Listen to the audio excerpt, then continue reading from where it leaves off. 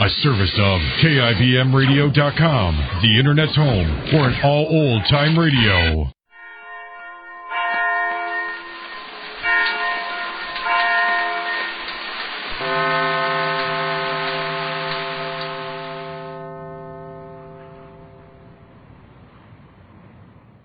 Well, the Aces visited some new friends last night, Mr. and Mrs. Marsh, who live in great luxury around the corner. Jane was so impressed with their riches and their French maid Nannette that she has renamed Laura Laurette and hopes to make a French maid out of her. This episode takes place the following morning and is in alternating scenes between the Aces' bungalow and the Marshes' home. But first to the Aces, where we find Jane and Laurette. Listen. What do you mean you don't know if you care to go walking with Nannette? Here I went over there last night and had such a lovely talk with her and told her how you can't speak French very well and asked her to try to help you, and she was nice enough to say she would, and you say you don't know if you care to go walking with her. Well, it's behind me. But, ma'am, you see, I'm more on cooking and things like that more than on speaking French. Well, that's gratifying. After all I'm doing for you, that's gratifying for you. And she's such a sweet girl, too, so neat. I know, ma'am, and I asked her especially to be nice to you and when she could see you. And she said she goes walking every morning at 10 o'clock. And I'm willing to let you off of work to go walking for an hour, and you say you... Well, just give me 10 good reasons why you don't want to go. Well, ma'am, you see... Well, I haven't got time to listen to all of them now. You're going over there. Do you know where it is? Oh, yes, ma'am. And speak French to me. Oui, madame. Mercy. Well, if you know where it is, all you have to do is go around to the back door and ask for Nannette. Just tell her who you are. That's all. Well, that's it, ma'am. The way things have been going here the last few days, I don't know who I am. You don't know who you are? Well, I mean, ma'am, ever since you started calling me Laurette, and me talking French like this, if my mother ever heard me... Oh, Laurette, you're getting my ghost. You act like I'm asking you to do something terrible. I'm letting you off of work for an hour every morning, so you go walking with a nice girl and yes, you say... ma'am, but I don't know her, ma'am. Well, you can get acquainted. Nobody knows anybody till they meet them. How do you think people meet anybody? How do you think I met Mr. Ace? I've often wondered, ma'am. Well, I met him, of course. Somebody introduced me to him. And all you have to do is to go over and introduce yourself to Nannette. She knows you're coming, and she's glad to have somebody to walk with her every morning. She told me she was. And while you're walking, you can learn a few things in French. Because I can't have Mr. and Mrs. Marsh over here until everything is just right. They've got a French maid. Why can't I? It's bad enough that their home's so gorgeous, and I have to have them over here. Now, you go ahead. Just say Mrs. A sent you, Laura. Yes, ma'am. Laurette. Oh, oui, madame. Mercy. And tell her who you are, Laurette. Don't forget, Laurette. Oui, madame. Mercy.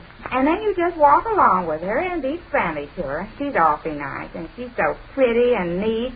And, I don't like those low-heel shoes you wear. My feet hurt, especially when I walk. Well, I guess they'll have to do. Yes, ma'am.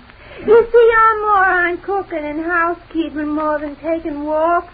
Well, you ought to be glad I'm letting you off of cooking and housekeeping for an hour every morning. Goodness, I think you'd be glad instead of humming and hawing around. Well, I'd be gladder if I was sure she knew I was coming. Well, I'm sure she does. She told me.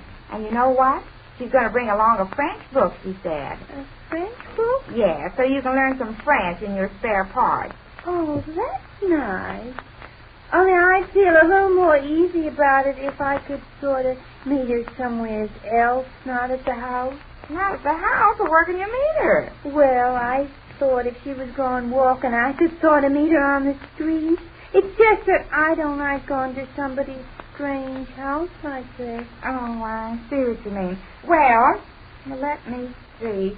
Well, I could call her for you if you want me to and tell her to meet you kind of halfway or something like that. Oh, yes, ma'am. That'd be nice. Well, all right, if it'll make you any happier. Now, let me see. I have that number written down here somewhere. Oh, thank you, ma'am. Oh, here it is. North 5402. North 5402.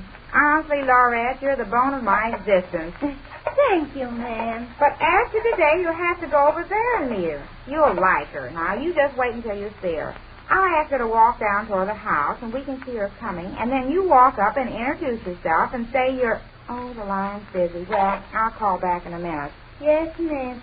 Shall I get dressed now? Oh, yes, and hurry. She says she walks every morning from 10 to 11. It's almost 10 now. Yes, ma'am. I'll hurry.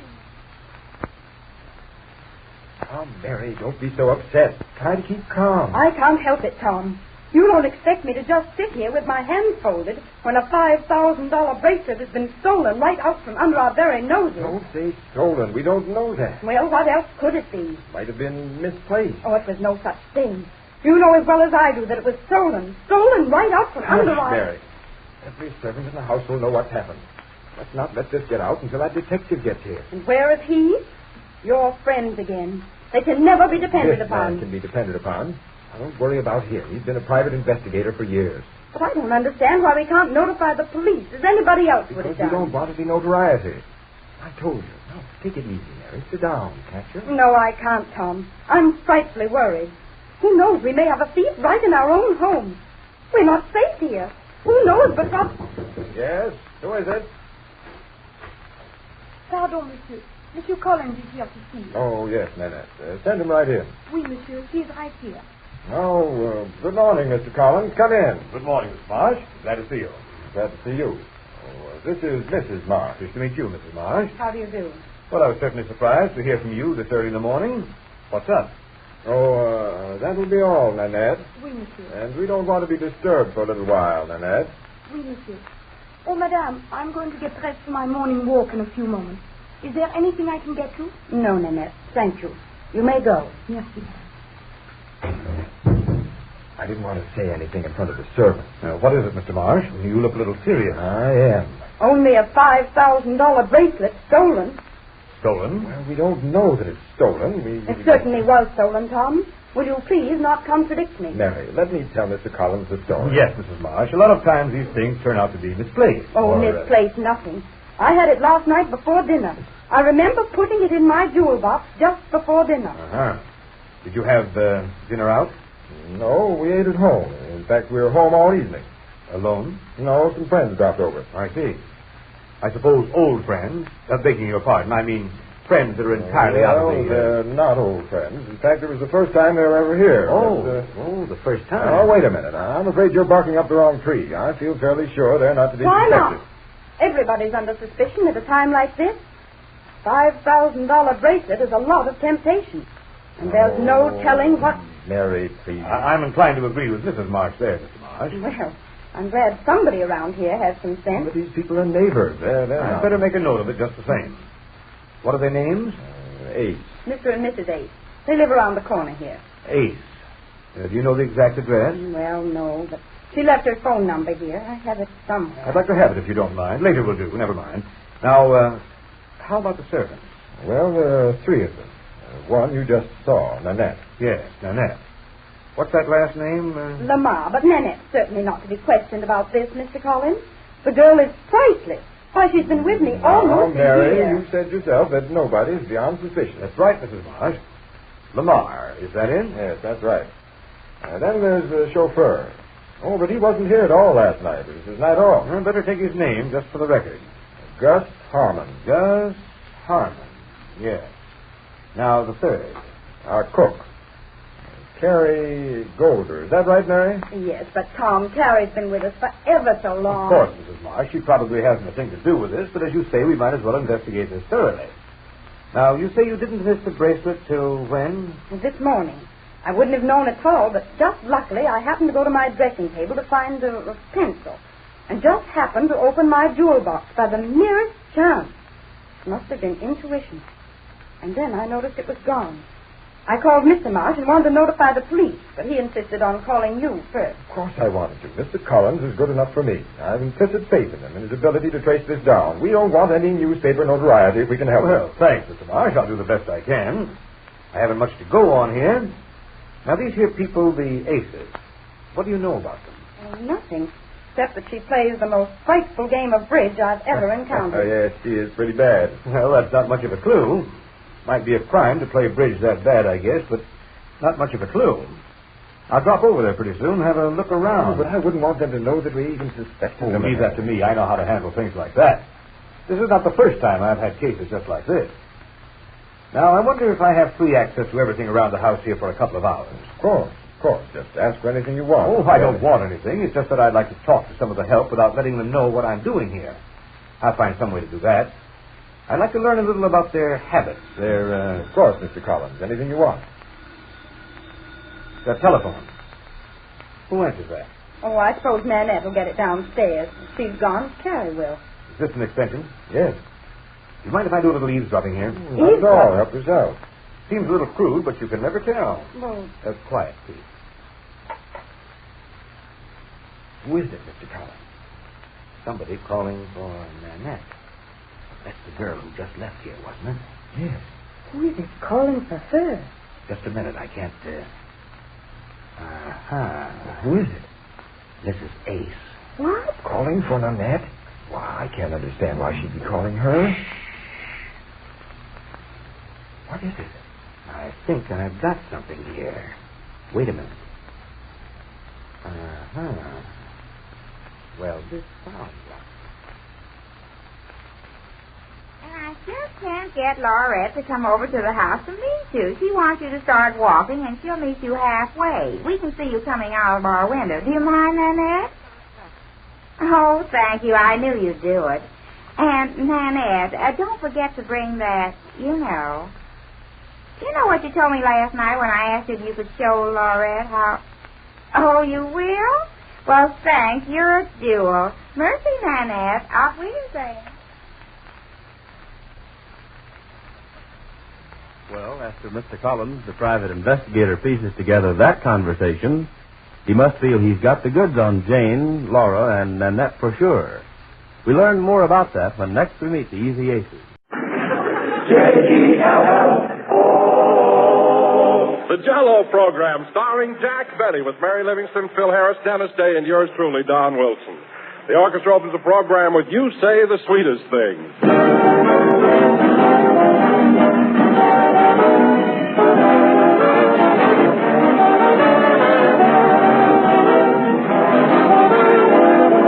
Ladies and gentlemen, during the holiday season just ahead, there's sure to be many guests dropping in at your house. And you've probably been doing a good deal of thinking about how to entertain them. Well, one of the best ways to make certain of showing your hospitality is to remember this very simple rule.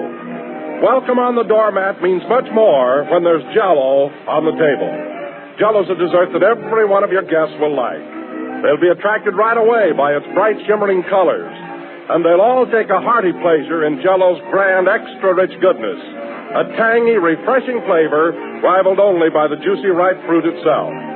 Yes, serving Jell-O is a subtle compliment to your visitors' taste. A gracious gesture that proves their enjoyment has been carefully considered. So why not get several packages of Jell-O tomorrow and be prepared for the holidays? Order all of Jell-O's 6 delicious flavors: strawberry, raspberry, cherry, orange, lemon, and lime. And be sure to look for the big red letters on the box. They spell Jell-O, and Jell-O spells a treat.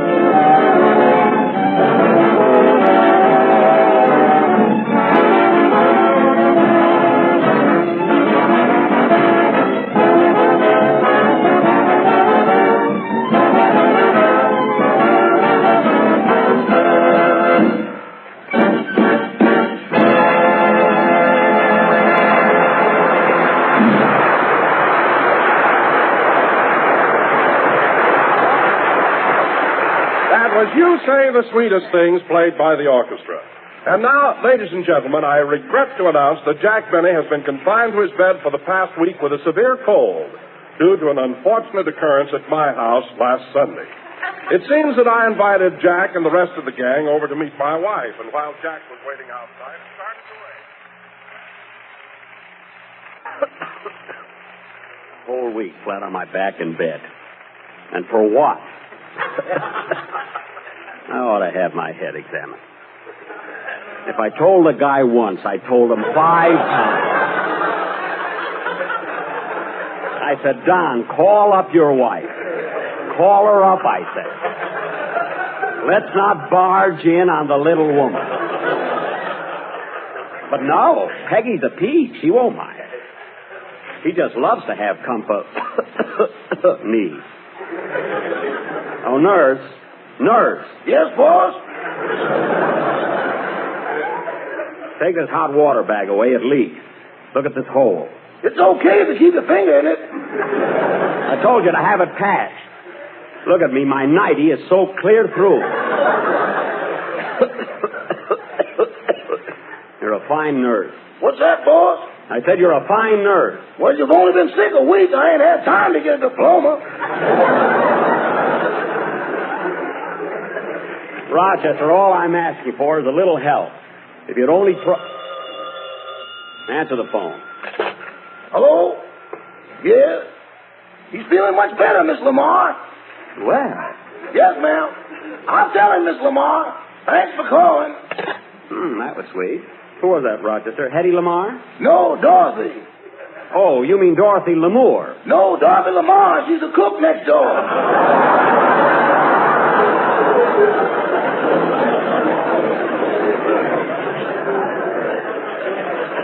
Oh, her. Oh. Well, she works for Ronald Coleman. Ronnie probably wants to know how I'm getting along. You'll make something out of it, won't you, boys? Well, that's undoubtedly what it was. Mary, I told you not to fuss around the kitchen. Now, Jack, you've got to eat this omelet I made for you. It'll do you good. I don't want an omelet. You've got to have something. Here. Oh, all right. Can't taste anything with this darn cold. Rochester, did Mr. Benny sleep well last night? No, Miss Livingston. He tossed and turned and kept talking in his sleep all the time. What'd he say? Said he was going to give me a raise. Well, I'm not. You mumble again tonight, and I'm going to stick a checkbook in your hand.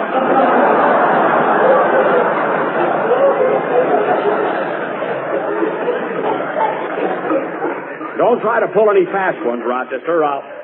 Mary, what did you put in this omelet? Vapor rub. You've got a cold, haven't you? Vapor rub? That stuff is to rub on. It's supposed to be used externally. All right. Put the omelet on your chest and leave me alone. You leave me alone. I never saw anybody so cranky. It's your own fault that you've got a cold.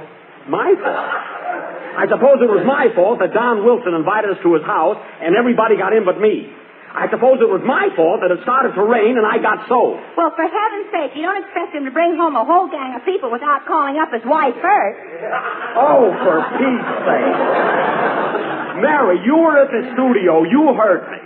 How many times did I say, Don, call up your wife? Call her up, I said. Let's not barge in on the little woman.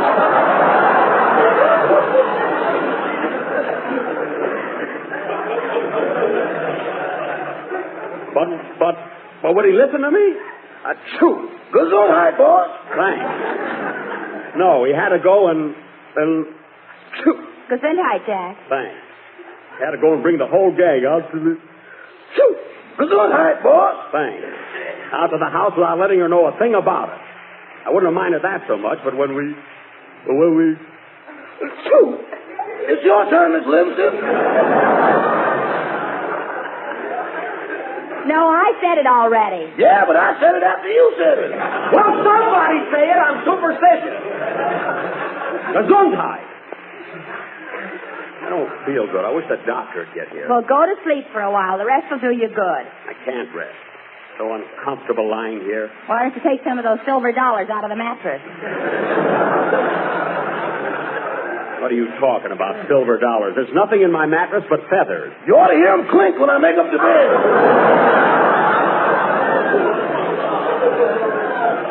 Now stop, both of you. I'm in no mood for nonsense. Come in. Oh, hello, Dennis. Hello, Mr. Benny. How do you feel? Not so hot.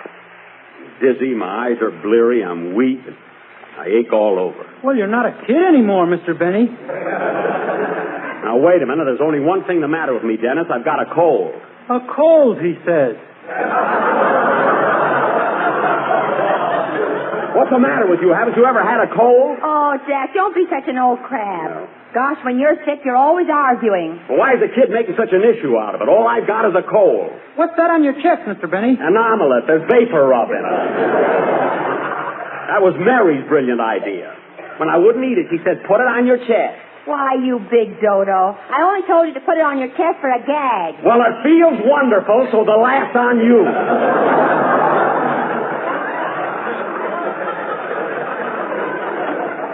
I guess that makes you the dodo. Rochester, give me a cigar out of the humidor. The humidor's empty, boss. Empty? There were 4 cigars in there this morning. Now, where are they? Did you take them, Miss Livingston? No, she didn't take them, Miss Livingston? Of course not. I'm smoking a pipe now. Mary. Now, Rochester, what happened to... Hey, wait a minute. Oh, Rochester. Yes, boss. What are those 4 things sticking out of your vest pocket? Those are brown fountain pens. Give me those cigars!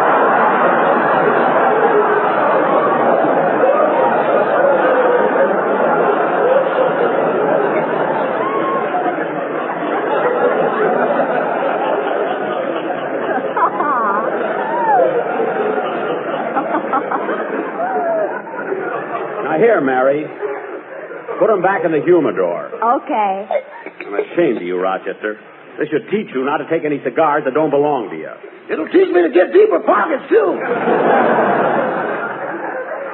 Can't trust anybody around here. Oh, Jack, why don't you take a nap and rest for a while? Told you I can't sleep. I'm too nervous. Well, close your eyes and relax. You'll be all right. Okay, my eyes are closed. Am I asleep? No.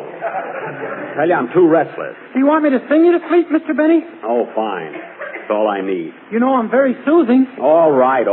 Sing me to sleep. Hope it's Rockabye Baby in the treetop. That always gets me. I think I was 6 months old. Go ahead. Sing, Dennis. Okay. Darn, this mattress is so lumpy. I think I'll take it to the bank Monday.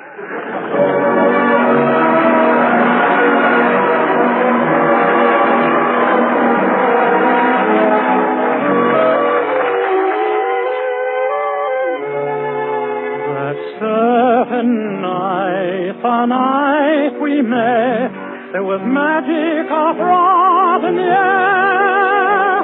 There were angels dining at the wrist, and a nightingale sang in Berkeley Square. When true lovers meet in Maytime, so the legends tell, songbirds sing, winter turns to spring. Every winding street in Mayfair falls beneath a spell. I know such enchantment can be, 'cause it happened one evening to me. I may be right, I may be wrong, but I'm perfectly willing to swear that when you turned and smiled at me, a nightingale sang in Berkeley Square. The moon that lingered over London town, poor puzzled moon, he wore a frown. How could he know we two were so in love? The whole darn world seemed upside down. The streets of town were paved with stars. Oh, what a romantic affair! And as we kissed and said good night, a nightingale sang in Berkeley Square. I know, 'cause I was there that night in Berkeley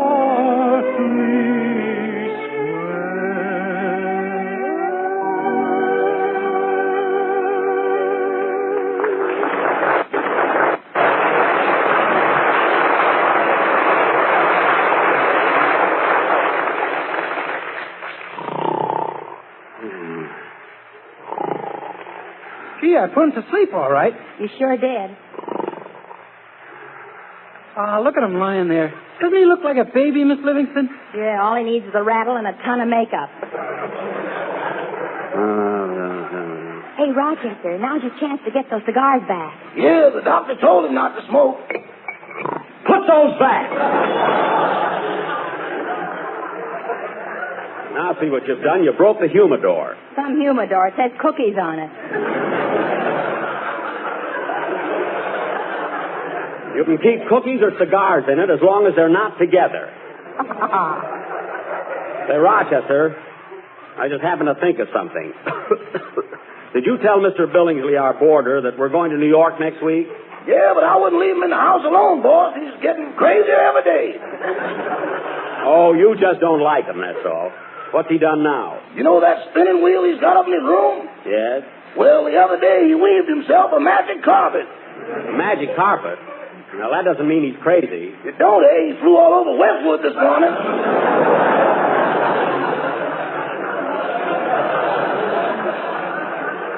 What? Not only that, but he brought back a cloud for his room. Oh, stop being ridiculous. A cloud, yes. Well, look who's here. Hello, Mary. Hiya, Jackson. How's the invalid? Not so good, Phil. Got a cold. A cold, he says. Now, Dennis, cut that out. Oh, Jack. Look what Phil brought you. Oh, why, you sentimental son of a gun, Phil. Thanks, Phil. Thanks for the flowers. These ain't for you. I thought you had a nurse. Well, I'll be darned. I'm sick in bed, and he brings flowers for the nurse. Ain't you got one? No, and if I did have a nurse, how would you know what she'd look like? Listen, Jackson, what have I got to lose? If the dame's pretty, I give her the flowers. Uh-huh. And if she's homely, you can have them, her, and so long, Jackson. Come back here. Certainly got that figured out, haven't you? Yeah, I wish the doctor'd get here. I've got chills again. Where's the thermometer, Rochester? I'll get it, boy. Answer the phone, Mary. Okay. Hello? Yes? He's feeling much better, Miss Colbert. Yes, thank you. I'll tell him you called. Goodbye. Well, who was that, Claudette Colbert? No, Minnie. Oh, Minnie Colbert. Oh, yeah, she's the cashier at the Vine Street Bowling Alley. You know, Phil, that girl kind of goes for me. You're welcome to her, brother. She's got legs like a piano. Well, she's behind the counter all day. Who sees her? Every fella that walks in that bowling alley is crazy about her. She has a beautiful face. And why do they keep score on it? Oh, quiet. I think every girl that likes me is homely. What's on your chest there, Jackson? An omelet. Give me the thermometer, Rochester. Here you are. Open your mouth. Say, Mary, has Don Wilson been over to see Jack? Not yet. He's probably scared after what happened. What's he scared about? It wasn't Don's fault. It wasn't Don's fault. If I told him once, I told him 5 times. Don't bark, you little lady. It wasn't Don's fault. Here, Rochester, what does the thermometer say? All right, what does it say? 19 more shopping days till Christmas.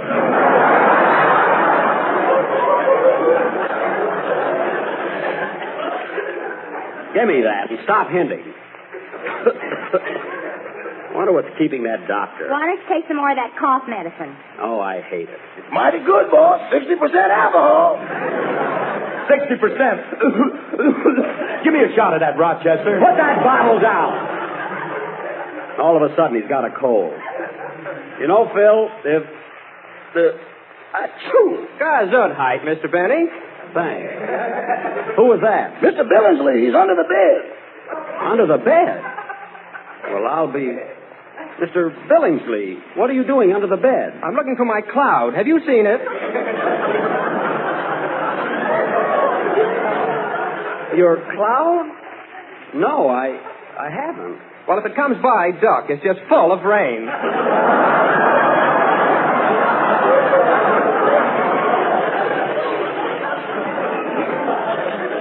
Oh, I will. I will.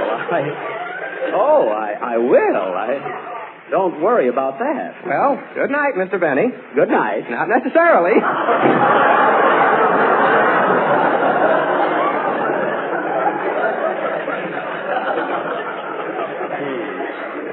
You know, I think Rochester was right about that guy. He frightens the tar out of me. Did he scare you too, Dennis? This is Rochester. I'm white.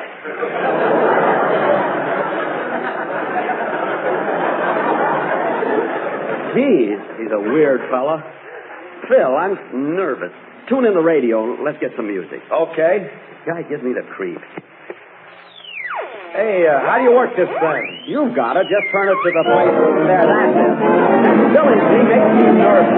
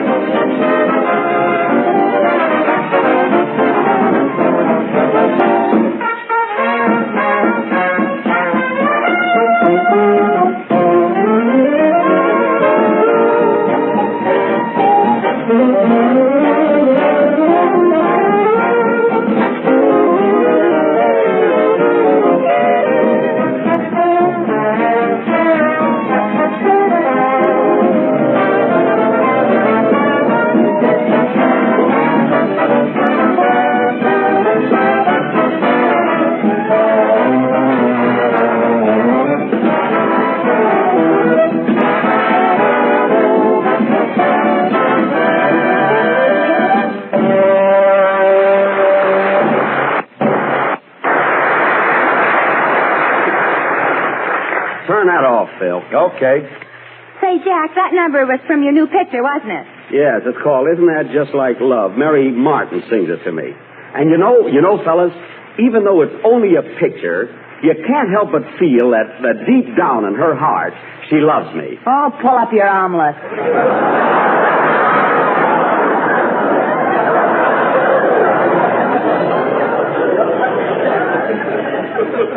Cold, anyway.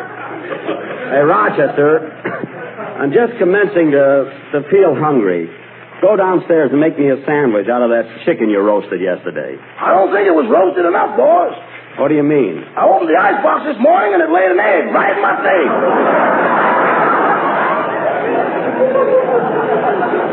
Stop that. You're just too lazy to go downstairs. Now get me a sandwich. Okay. The guy smokes my cigars, won't do any work, drinks my cough medicine.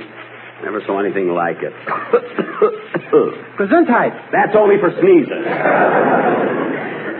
Doctor doesn't get here pretty soon. Look. That must be him now. Come in. Why, it's Don Wilson. Well, hello, everybody. Hi, Don. Well, Got a nerve to come here. Well, hello, Jack. You know, I'm awfully sorry about what happened last week, and I came over to apologize. How do you feel?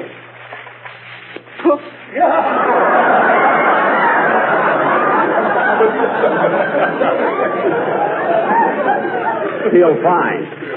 I'm glad you barged in. How's the little woman? Oh, Jackson, stop acting like a baby the way you're treating Don just because you caught a little cold. It's not only the cold, but when he left me standing in the rain, a stick-up man came along and I got hooked for $8.65. Don't forget you paid the cab fare, too. I included that.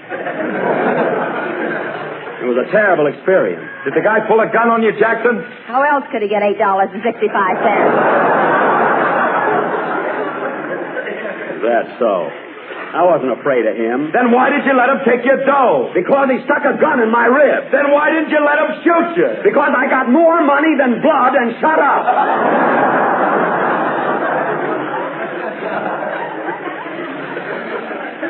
I hope you're happy, Mr. Wilson, for everything you... Gesundheit. Keep it.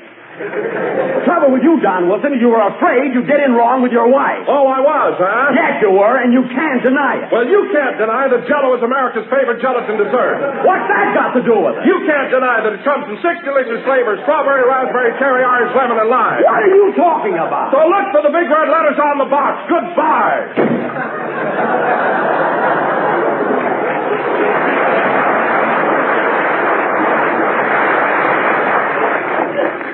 Well, I'm going to tell the sponsor on him he yelled about Jell-O. Oh, you always have to be a tattletale, don't you? Just believe in being loyal to our sponsor, that's all. The doctor's here, boss. Oh. Well, it's about time. Hello, Doc. Well, how's my little man this bright and cheery day?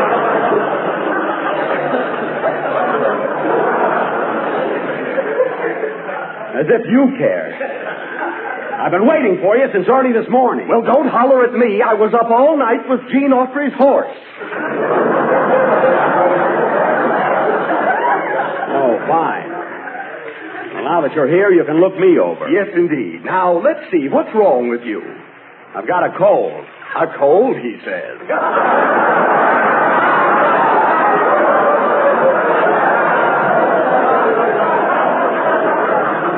Well, that's what I've got, a cold. I'm so weak I can hardly move. And look at my eyes. They're all bloodshot. Well, I think that little bit of red is beautiful with the blue. I don't care about the color scheme. I want my cold cured.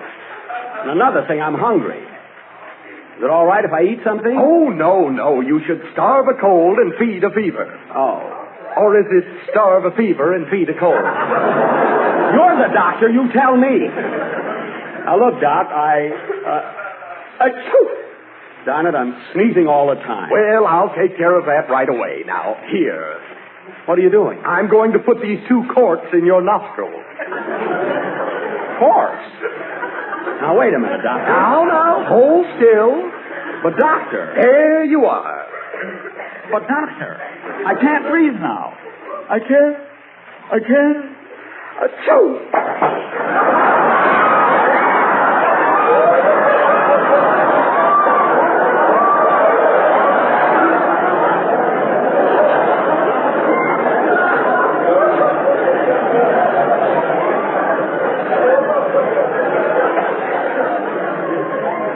You see what happened? I could have told you that.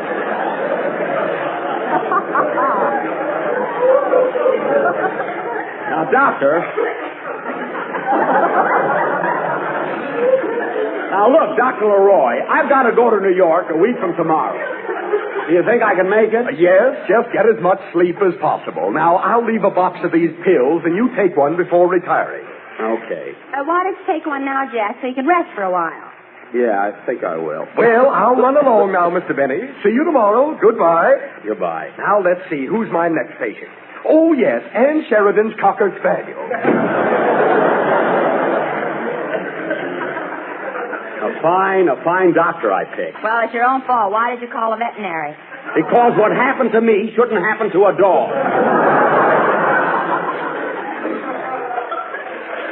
Now, we should all go home and let me get some sleep. Okay, Jackson, I'll give you a ring in the morning. Goodbye, Mr. Benny. I hope you'll feel better. Thanks, Ennis. So long, Mary. So long, Jack. See you tomorrow. Rochester. Rochester, if I get any calls, don't disturb me. No. Turn out the light. Okay, boss.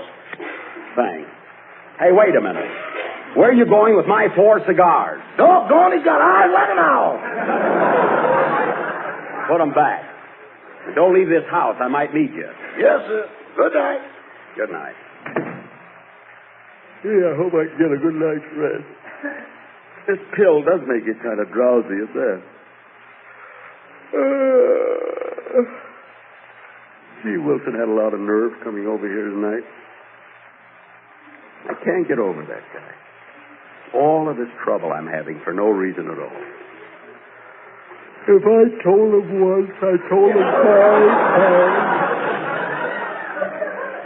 Call up your wife, the little woman, barging in.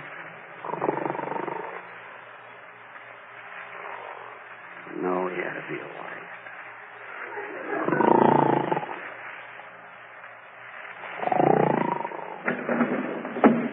What's that? Who's that at the window? All right, buddy. Stick him up.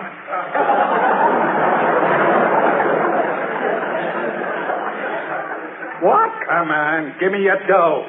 Why, you're the same guy that got me down Wilson's house. Remember, I was in the Rosebud. Never mind that. Hand over your dough. Gee, I gave you all the money I had in my shoe. Every cent of it. Remember? This time I want your mattress. Yikes! you don't. Hey, no. Give me that gun. I'll teach you to break into people's houses. No, don't shoot. Please, don't shoot. Take that.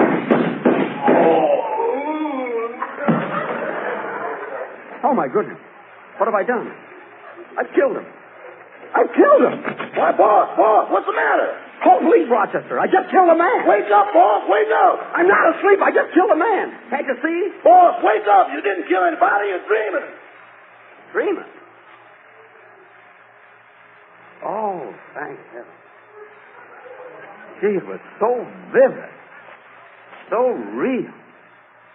You know, Rochester, you'd be proud of me if you had seen how brave I was just now. What are you talking about?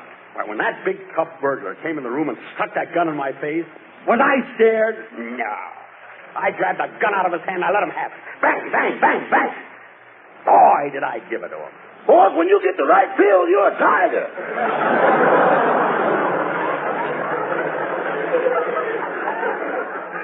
You said it. Well, I'm going back to sleep now, Rochester. If anything happens, I'll let you know. Good night. Good night, boss. What a man. Tomorrow, ladies and gentlemen, December the 2nd, 1940, is not a public holiday, not one of those historic dates that call for celebration. But just the same, there'll be plenty of celebration at your house, as tomorrow brings you your first taste of Jell-O's newest salad sensation. It's called Beauty Salad, and believe me, the name certainly fits. Nothing could look more intriguing or taste more delicious. And it's delightfully simple to make. Just prepare one package of raspberry Jell-O as you usually do and chill until slightly thickened. Fold in 1 banana diced and 1/4 cup of chopped nut meat. Then mold, and there's one of the grandest salads or desserts you ever tasted. If you haven't tried raspberry Jell-O lately, you'll find it even better than you remembered. Enjoy it tomorrow in this tempting Jell-O salad. A cheery combination of creamy bananas, crunchy nut meats, and crimson raspberry Jell-O. When it's time to get up, does it cause you much grief? Do you grumble and mumble and generally beef that you're good for just nothing? You've slept not a wink? And you know it's because you had coffee to drink? Then, my friends, take a tip from a fellow who knows. Switch to Sanka, the coffee that's minus the woes.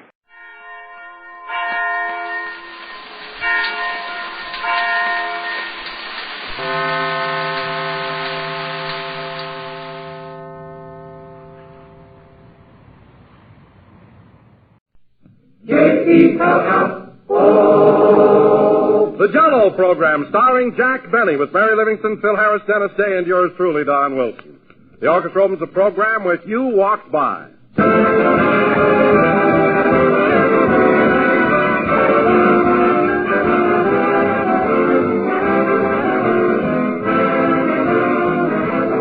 Friends, there's one statement I think explains better than any other just why those new Jell-O puddings are so popular everywhere. It's simply this. Jell-O puddings are made by the makers of Jell-O, so you know they're good. People know that when they see the name Jell-O, they can expect the best. And when they take their first taste of Jell-O puddings, they find those same expectations fulfilled to the last degree. Because Jell-O puddings, ladies and gentlemen, offer you the same high quality, the same delightful goodness, the same easy preparation and economy that has made Jell-O a 40-year favorite of the American family. Jell-O puddings are delicious puddings that take only a few ticks of the clock to make. Simply add milk, cook for about 5 minutes, and cool. And you're all ready to sit down to one of the grandest puddings anybody ever tasted. So try these rich, creamy Jell-O puddings real soon in all 3 flavors, chocolate, vanilla, and butterscotch. The very next time you ask your grocer for Jell-O, ask him for Jell-O puddings, too. You just can't imagine a finer treat than smooth, luscious Jell-O puddings.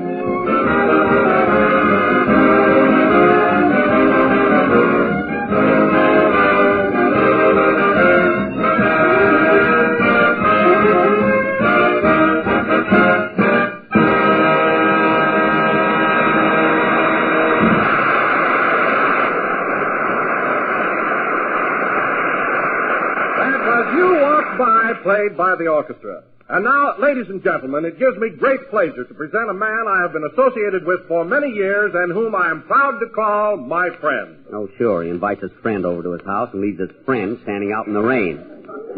A man whose generosity and forgiving nature permits him to harbor no grudge against anyone. Anyone but you. You don't have to give me that soft soap. I was in bed with a cold for a week. Now, Jack, please. I bring you a man who always... A man who? Get it over with, you big fat hypocrite.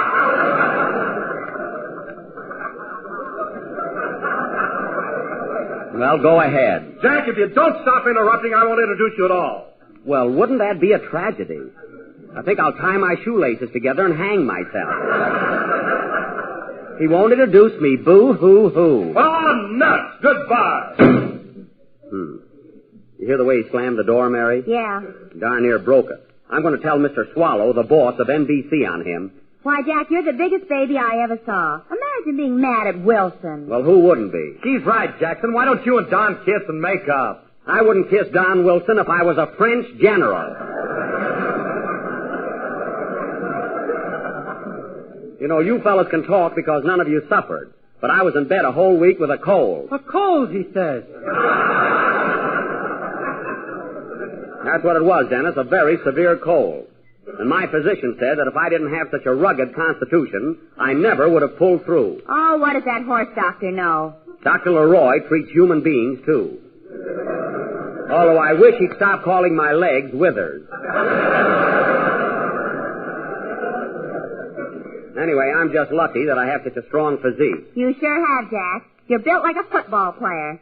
Oh, I wouldn't say that. All right, a football. Now, don't be silly, Mary, because I've got a wonderful build. I'll unbutton my shirt and show you. Don't bother. It's no bother. There. There you are. Get a load of that chest. What's that running through it, Benedict Canyon? Now, wait a minute, Phil, before you take a bow on that. You know all those physical culture magazines that you see on the newsstand? Well, just a few years ago, I used to pose for those muscle ads. Oh, don't give me that stuff. That's the truth. I used to pose for muscle ads, didn't I, Mary? Only your head. My body, too. What about that picture of me in a leopard skin where I was hanging from a trapeze by my teeth? Yeah, that was a swell set. What ever became of them? Oh, Mary, you're so funny. I'll bet you used to keep the girls in stitches at the May Company. You know, Mary, sometimes I wonder... Well, he's back again. Did you forget something, Mr. Wilson? No, I just came back to see if you'd calm down enough to get the show started. Calm down. You were the one that walked out, not me. Well, who wouldn't? You've been treating me as though the whole thing was my fault. Well, I'll be... Don, let's go back 2 weeks ago tonight. If you remember, we were all standing where we are right now, weren't we? I was standing over there by the piano. All right, the piano. Now, if you remember, Don, you said, I want you all to come over to the house and meet my wife. Is that right? Yes, but Phil, is that correct? Sure, but why... Now, Mary, you heard the entire conversation, didn't you? Oh, Jack, if you don't... You heard every word of it. Now, what did I say to Don Wilson when he invited us to his house? You said, call up your wife. That's exactly what I said. Call her up, you said. If I said it once, I said it 5 times. Let's not barge in on the little woman.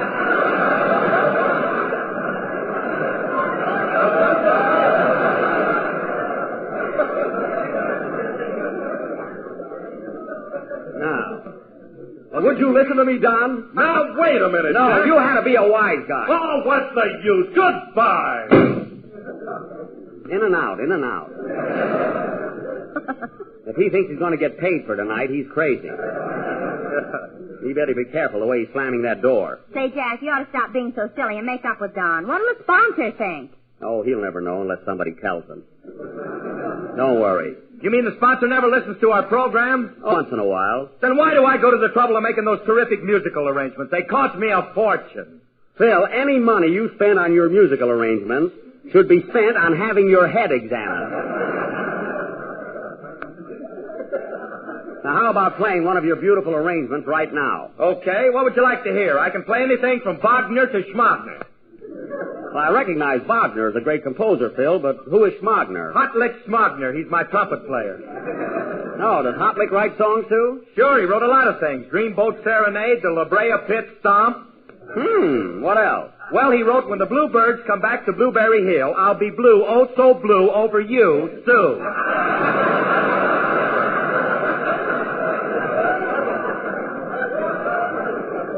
You went right through the chorus with that, didn't you?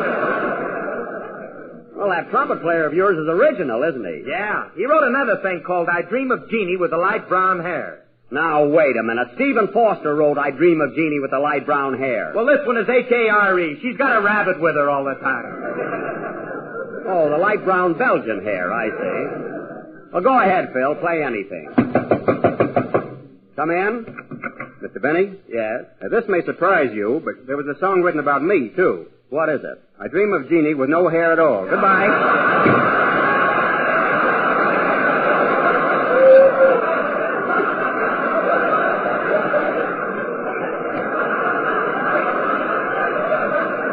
You know, I've seen an orange with a better pompadour than he's got. Play, Phil.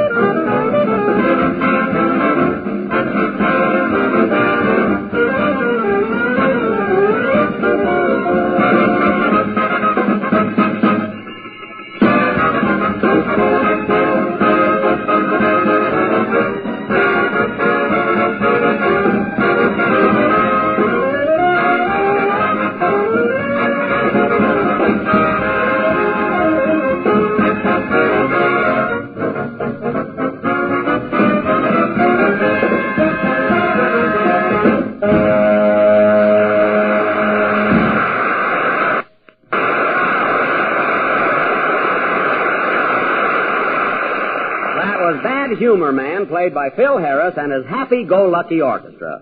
Happy meaning they're a bunch of jolly good fellows, go meaning they're always on the job, raring to go, and lucky meaning, boy, are they.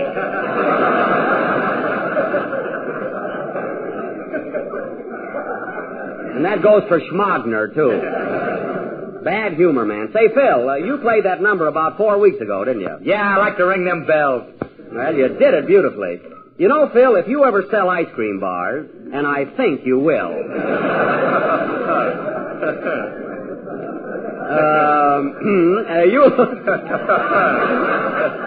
you'll be all set. And now, ladies and gentlemen, I have a very important announcement to make, and that is that next Sunday night, our broadcast will come to you from New York City. You know, fellas, we're leaving tomorrow. Oh, boy, New York, nightclubs, women. Dennis, your mother's going with you. Oh, boy, New York, the aquarium, Grant's tomb. That's more like it. You know, I'm thrilled myself. I always get a kick out of New York. I really dissipate there. Look who dissipates. Whether it's New York, Hollywood, or Waukegan. Then he's in bed by 10 o'clock. No, I am, eh? Well, what about last year when you, Phil Harris, and I went to the Stork Club? We stayed and stayed and stayed till the place closed. Sure, Phil wouldn't pick up the check either. That's so. Then poor Dennis walked in and you made him pay it. Well, that was a fine for catching him up so late. And besides, I straightened it out with Dennis later. He gave me 3 Peruvian stamps. How do I know they're worth $45?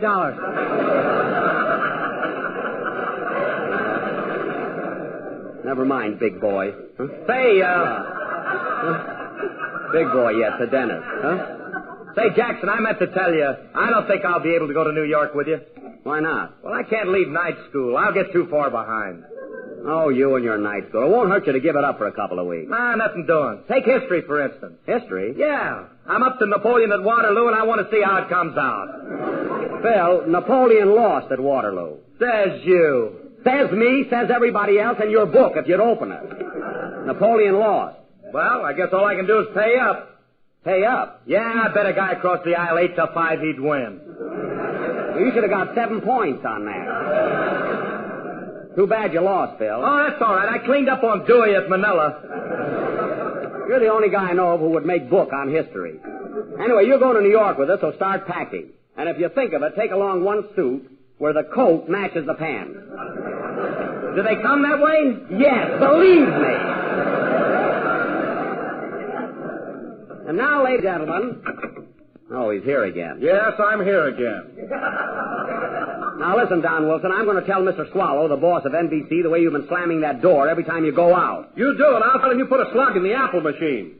Slug nothing. It was a buffalo nickel. It was a slug. It was a buffalo nickel. Then how come it said good for one beer on it? Because the buffalo was thirsty and shut up. Anyhow, you're nothing but a big fat tattletale. I resent that. Goodbye. There he goes again. Say, Jack, you better make up with Don or he won't go to New York with you. Who cares? He'd probably squash Dennis anyway. Squash Dennis? You mean you've got them in the same berth? I'm running this trip. Don is sharing a berth with Dennis. Phil, you're bunking with me. And Mary, you're going to have a berth all by yourself. That's mighty white of you.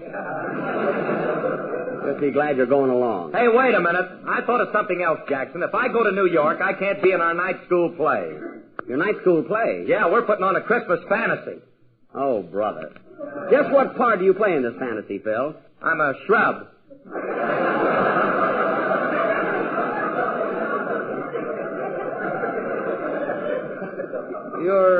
You're a what? I'm a shrub. A shrub. One of them little guys with wings. That's a terror.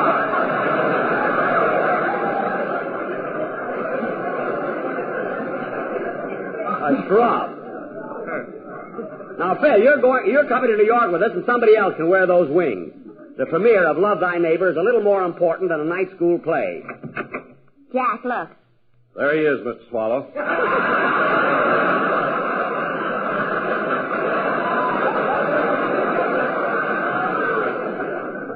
What? Well, I'll be... Oh, hello, Mr. Swallow. Listen, Jack, what's this I hear about you putting a slug in the apple machine?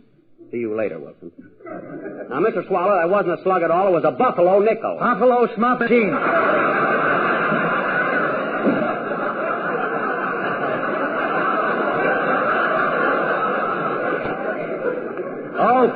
Okay. And another thing, Jack, I wish you wouldn't park your Maxwell in front of this nice new building. There's a parking lot next door. They refused it. They did not. All right, Mr. Swallow, I'll put it on a lot. I hope you're satisfied. Thank you. Goodbye. Goodbye. He thinks Bob Hope is the funniest guy in the world. That's why he's mad at me. That reminds me, I got a bone to pick with him, too. What do you sort Bob Hope for, Jackson? I know why. Never mind. He told Brenda and Cabina not to go out with Jack. I never asked those two dames for a date in my life, although Brenda's made several passes at me. And Kobe, too. Well, Mr. Wilson, I suppose you're proud of yourself. Now, if you haven't anything else to expose, you can go home to the little woman. Tattle to her, too. Well, before I go, I've got a job here, and I'm going to do it. All right, go ahead and do it. Ladies and gentlemen, the next time you're in the mood for attempting an appetizing dessert, why don't you go to your neighborhood grocer and ask him for a package of Jell-O? What do you think they're going to ask for, a girdle? Some surprise, a package of Jell-O. It's not only economical and easy to make, but comes in 6 delicious flavors. Strawberry, raspberry, cherry, lemon, lime. I know that, too. Another surprise. Quiet, you! Go on, you tattletale. So always look for the big red letters on the tattletale. Goodbye! Oh, boy, is he burned up.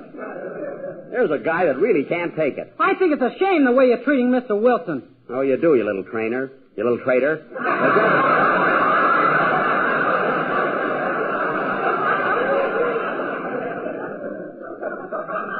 Those are my bifocals.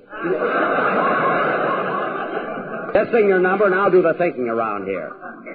Now, what's it going to be? One of Mr. Schmagner's latest songs. Oh, no, you're not. You sing what you're supposed to. Okay. Now, go ahead. I never thought that Wilson would turn out to be a stool picker.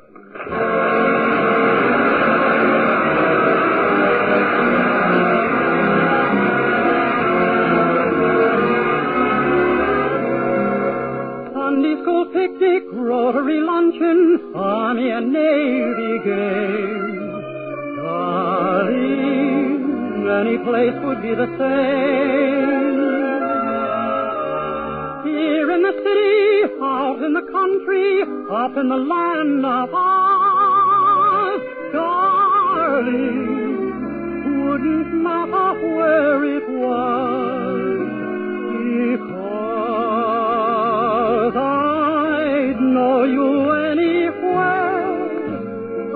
know that grin. I'd know you anywhere when you walked in. I would tingle with a single glance in your eyes, watching the stars dance in your eyes. Oh, you saw my vacant stare, you understood. I'd love you anywhere, honest I would. I was certain this would happen, strange as it seems. I'd know you anywhere from my dreams.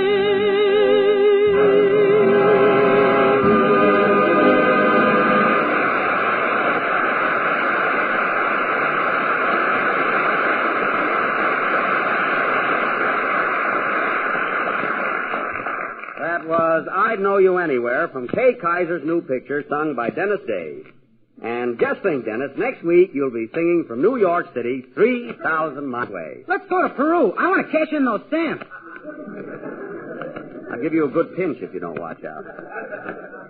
You know, it's pretty cold back east, Dennis, so I advise you to take along some warm underwear. You'll need them. Are you going to take long underwear with you, Mr. Benny? Take them. He's wearing them now. You're only guessing, Mary. The underwear I happen to have on only goes to my knees. Yeah, but when we hit Chicago, you'll roll them down.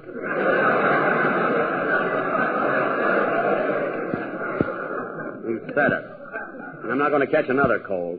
You saw what happened to me 2 weeks ago. Hey, Jackson, are you going to take your coonskin cap to New York?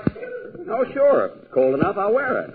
Even to the premiere? If it's cold enough.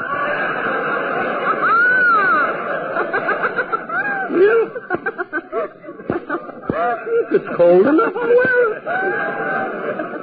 I can just see the sign in front of the theater. Love Thy Neighbor, starring Fred Allen and Kit Carson. Mary, in the first place, I don't look anything like Kit Carson. And in the second place, don't mention Fred Allen's name in connection with the picture. Stooges don't get billing. I don't blame you for being mad at him, Mr. Benny, after that gag he pulled about you Wednesday night. What was it? I heard it. Allen said you were so low you could read Light of a Hot Foot. Very amusing. Who laughed louder at the joke, Bill? Allen or the audience? Allen? I thought so. You know, Allen is the only comic in radio who can think of a joke, laugh at it, then run out in the middle of the broadcast and send himself a wire saying, even better than last week.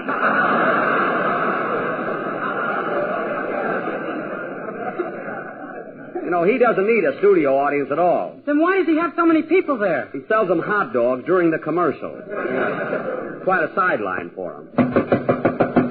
Come in. Hey, Jack, here comes your veterinary. Mary, I told you he's not just a vet. Hello, Doc. Well, well, and how's my little man this beautiful, beautiful day? Your little man is finesy-winesy. I told you, Doc, I don't need you anymore. My cold is cured. Now, don't be too sure. I am sure. I had a cold in my chest, and it's gone. Oh, that's silly. It must be around here someplace. Oh, go away, will you, Doc? I'm all cured, and I feel great. While he's here, Jack, why don't you let him look you over? Mary, I don't need a doctor anymore. Tell you, I feel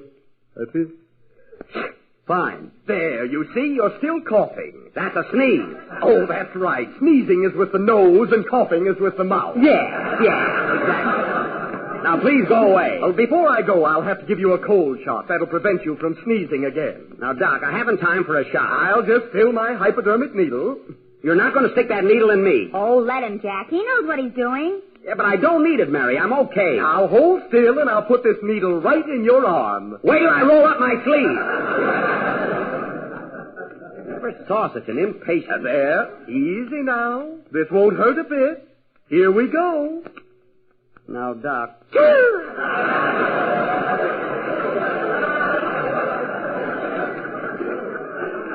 Ooh, my arm. There, that'll fix you up fine. Now, that didn't hurt, did it? Did too.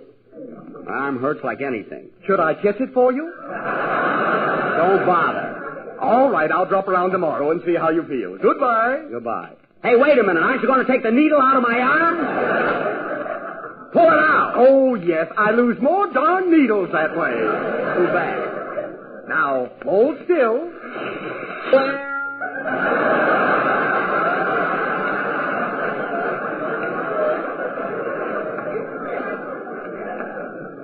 Oh. There we are. Goodbye, Mr. Benny. See you tomorrow. I don't need you anymore. That's what Errol Flynn said, and the next day his beagle hound had pups. You're an absent-minded doctor. Well, it's your own fault, Jack. Why don't you get a real physician? Listen, Mary, Dr. Leroy brought Carmichael through the measles so he can certainly take care of my little cold. He's just forgetful, that's all. Well, here comes malicious again. You find any more things to tattle to, Mr. Swallow? Now, Jack, let's stop acting like a couple of babies and make up. You're the baby, not me. See, after all, we've got to go to New York together, and I'm all broken up about this. Oh, yeah. Come on, Jack. This is the first fight we've ever had. Let's bury the hatchet and shake hands. Well, I'll make up with you on one condition. What's that? That the next time I say to you, Don, don't you think you ought to call up your wife? Call her up! That's all I ask. Oh, I will, Jack, I promise. Okay, Don, I forgive you. Now, fellas, we're all leaving from the Union Station tomorrow night.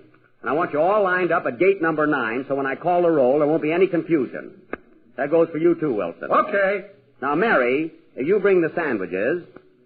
Dennis, you bring the potato salad. And Phil... I'll bring a jar of ants. We might as well make a picnic out of it. You bring a thermos bottle full of coffee. I'll take it. Hello? Hello, Mr. Benny. This is Rochester. What do you want? I've been packing for a trip to New York, and you know that tweed suit you want to take along? Yes? Remember you told me to press the pants? Uh-huh. Well, you got an odd coat now.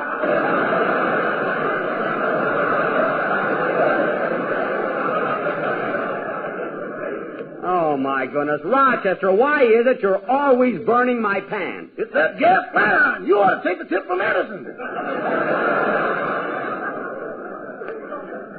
Never saw anyone so careless. Now, Rochester's going to be pretty cold in the east, so I want you to pack my big, heavy overcoat. That overcoat's pretty old, boss, and besides, we haven't got room in the trunk. It's not so old. And if the trunk is full, wrap up the coat and send it parcel post. Parcel post? Yes. There's enough more in it to fly airmail.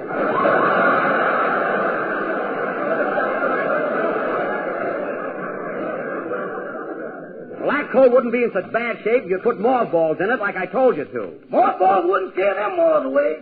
They would, too. I threw a handful in there, and what they didn't eat, they juggled.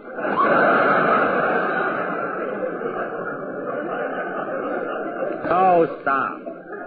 Now, Rochester, one more thing. When we get to New York, I'm going to hit all the hot spots. You know, I'll be stepping out a lot. Stepping out, he says. Well, I will be.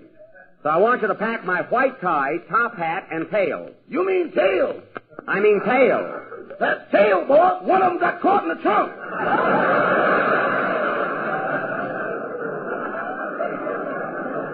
Well, pack it anyway. I can have it fixed in New York. If we go through Waukegan, my father can fix it.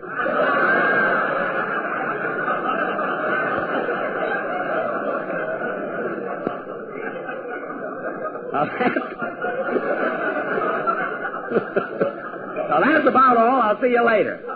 Goodbye, Rochester. Goodbye. Wait a minute. Here's something else, Rochester. Be sure and pack my coonskin cap. I'll need that. I meant to tell you, boss, I'm having a little trouble with that coonskin. What's wrong? Well, for one thing, I can't catch it. Now, goodbye. Goodbye. I like to travel just once without trouble. Now, where was I? Oh, yes. Now, listen, fellas, remember, everybody be at the station tomorrow night on time. And so we don't have any duplications. Mary, you bring the Cosmopolitan. Phil, you bring the Esquire. Dennis, you bring the Red Book. Wilson, you bring the American Magazine, and I'll get Liberty and the Saturday Evening Post.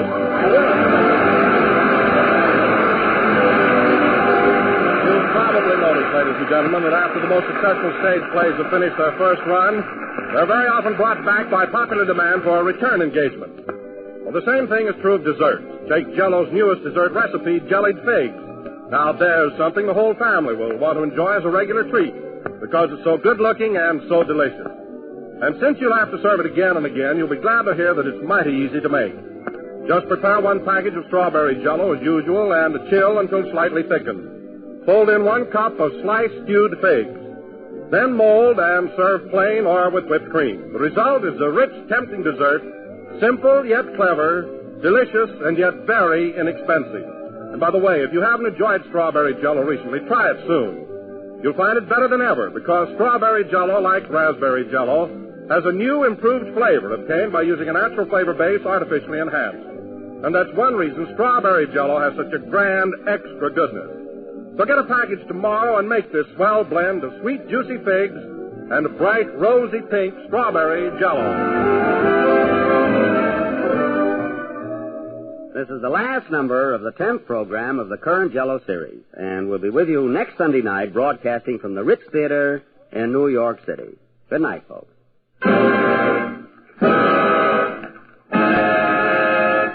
J-E-L-L-O.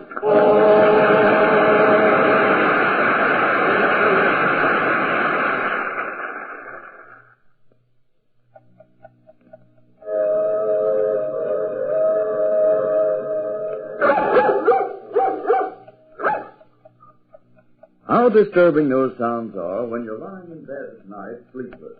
And how often you are sleepless because you drank ordinary coffee instead of Sanka coffee. Sanka coffee has the sleep-disturbing caffeine taken out, and it's wonderfully mellow and fragrant. It's real coffee. So drink Sanka, and you'll never lose a wink of sleep. Sanka Coffee presents We the People over another network every Tuesday evening. This is the National Broadcasting Company.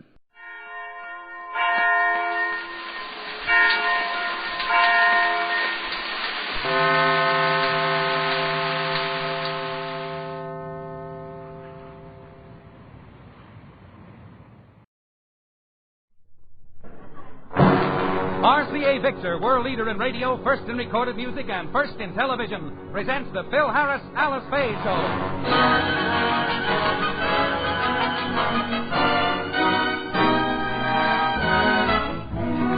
For your enjoyment, here is the Phil Harris Alice Faye Show, written by Ray Singer and Dick Chevrolet, with Elliot Lewis, Walter Tetley, Robert North, Janine Roos, Ann Whitfield, Walter Sharp in his music, yours truly, Bill Foreman, and starring Alice Faye and Phil Harris.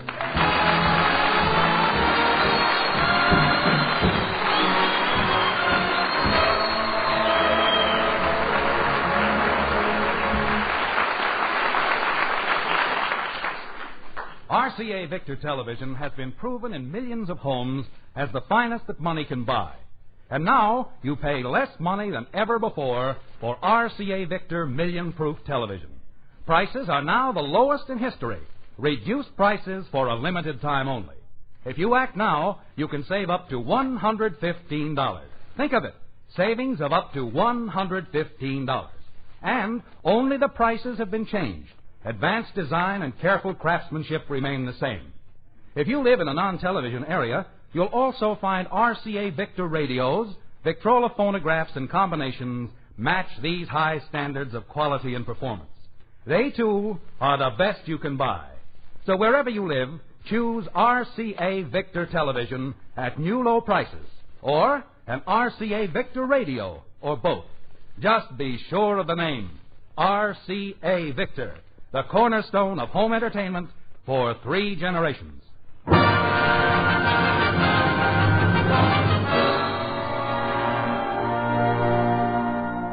At the end of last May, when Phil started his summer vacation, he felt it was a good time to get himself back into physical shape. Alice, now that my vacation has started, I'm going to get a lot of exercise. Oh, take it easy, Phil. You're not as young as you used to be.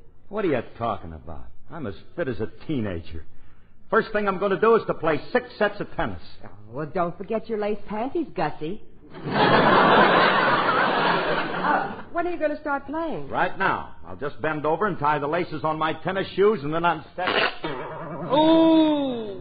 Well, Phil, what happened? I think I snapped my second Millineck.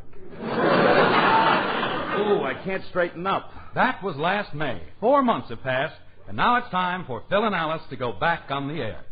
Oh, Phil, how long are you going to stay bent over double like that? You've been in bed all summer, and I'm getting tired of seeing you lie there with your head and feet on the same pillow.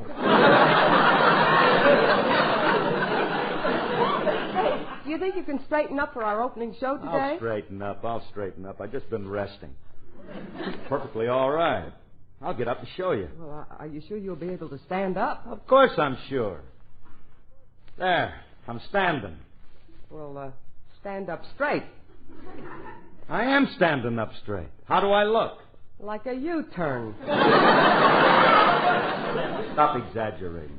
Oh, I'm exaggerating. Then why is your chin resting on the floor? I'm biting a loose thread off of the carpet and shut up. Daddy, you won't be able to go to the studio bent over like that. You won't be able to walk. I know, but it's our first show of the season and I gotta get there. There must be some way I can get out the studio. I know how we can get you down, Daddy. How? You grab hold of your ankles and we'll roll you down like a hook. Phyllis, aren't you a little young to start rolling men?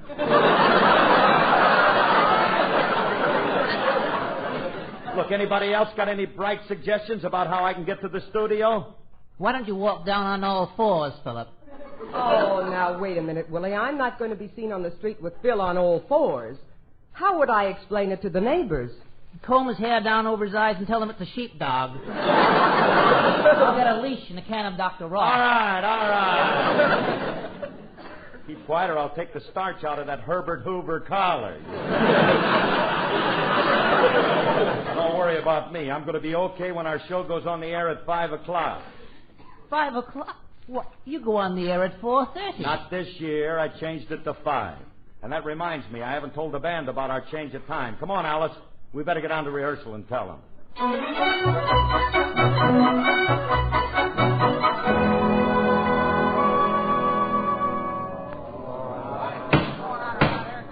All right, fellas, quiet down. Quiet down. Hey, I want to say something before we start. What do you want, Remley? As concert master of this organization,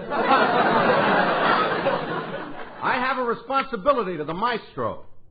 We haven't been playing together all summer, so I think we ought to practice a little before Curly gets here. This is an important day. The beginning of a new season. I want you to play your best. Okay, we're ready to start playing. Good. Let's cut the cards and see who deals.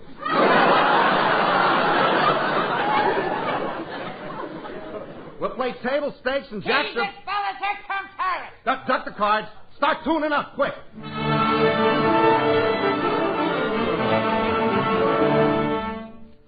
Gentlemen, I'm proud of you. That was the finest rendition I've ever heard of Come On to My House. Oh, but Phil, they were only tuning up. That's as close as they'll ever get to the melody. Gentlemen, I want to welcome you all back. It's good to see you again.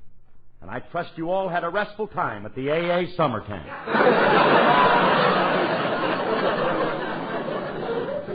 And I'm sure you did because I know the Automobile Association has some very nice places. How about you, Remley? Did you have a nice summer? It's hard to say. Why, you got a cork in your mouth? What do you mean? Why is it hard to say? Well, remember that party we had after the last show in May? Yeah? Do you remember when you took me home, put me to bed? What about it? When I woke up the next morning, it was August. Oh, that's too bad. You missed the grape season. All right, gentlemen.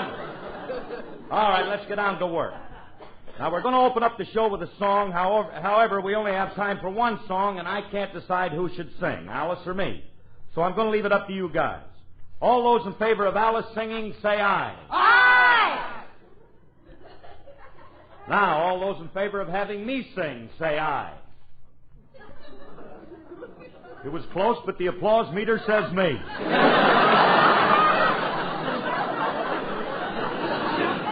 Guy that ran that Mrs. America contest last month? Don't be a sore loser. Gentlemen, my introduction, please.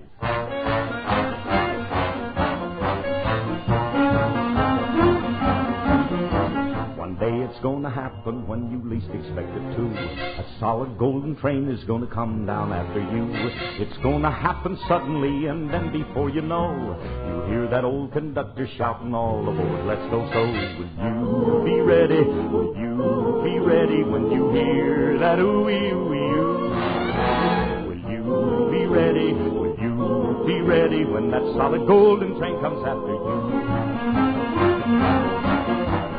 Find yourself a Pullman car, then stretch out in a berth. You're lying there and thinking of the life you led on earth. You're wondering if you're heading up above or down below, and if your friends are glad or if they're sad to see you go. Will you be ready? Will you be ready when you hear that ooh? Will you be ready? Will you be ready when that solid golden train comes after you? Train comes to a stop, then disappears beneath your feet. And all at once you're standing right in front of old St. Pete. He reads your record to you by the time that he's through. It's pretty clear to see the old boy's got a lot on you. So will you be ready? Will you be ready when you hear that Will you be ready? Will you be ready when that solid golden train comes after you? Nothing you have ever done that he has overlooked. Unless somehow you get a break, you know your goose is cooked. You make a solemn promise it won't happen anymore. He shakes his head and says, my son, I've heard that one before. So when you're out carousing with the devil in your soul, you may throw 7s and 11s every time you roll. But don't think 'cause you're winning, you'll be lucky right on through. 'Cause one day that old golden train is coming after you. So will you be ready? Will you be ready when you hear that ooh-wee, ooh-wee, ooh? You be ready. Will you be ready when that solid golden train comes after you?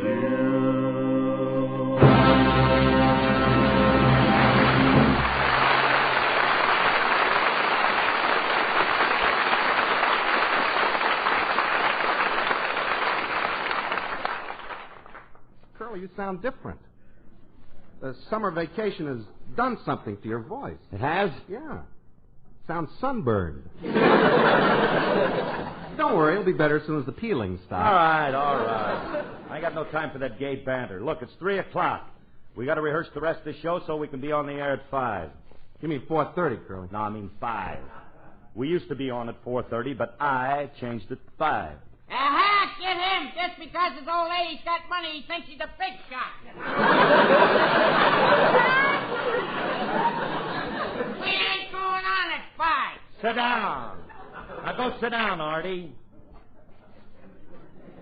What difference does it make to you guys if we go on at 4:30 or 5? It makes a lot of difference, Curly.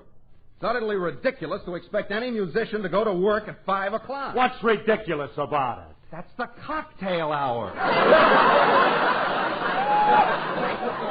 I never heard of anything so Wait a minute, Alice. Just a minute now. The kid's got a point. I never thought of that. But it's too late to change it now. We got to go on at 5. I'm sorry, Curly. We just can't do it. Wait a minute. Will you look at it my way, Remley? Now, look, it may be the cocktail hour here, but when it's 5 o'clock in Los Angeles, it's 8 o'clock in New York. So you'll really be working at 8 o'clock. That's even worse. Why? That's the B&B hour. Is there any non-drinking hours when you fellas are available for playing? Offhand, I can't think of any. Will you keep quiet? Now, look, both our sponsor, RCA, and NBC approved the new time, and nothing's going to change it. I'm starting to sing at 5 o'clock. Okay, but we're going to start playing at 4:30. You sing fast, you might catch up with it. What are you guys trying to do, ruin me? It's not us, Curly, it's the union. The band is contracted to play at 4:30, and they won't let us play at any other time. I'll talk to the union representative and straighten them out. Well, I don't think he'll talk to you, Curly, on account of his phobia. What phobia? He hates Indian band leaders who are married to blonde movie stars. What's he got against Vincent Lopez? Union or no union, I'm going on the air at 5 o'clock. Well, then you'll have to go on without the band. Oh, Phil, this is a problem for the sponsor. Yeah, I guess you're right, Alice. Maybe Mr. Scott can't figure out a way. Come on, honey, let's get over to his house. Wait a minute, Remley. Wait a minute. What's the matter? You're going to come along, too. Hey, Artie, you call the union representative and have him meet us at Mr. Scott's house.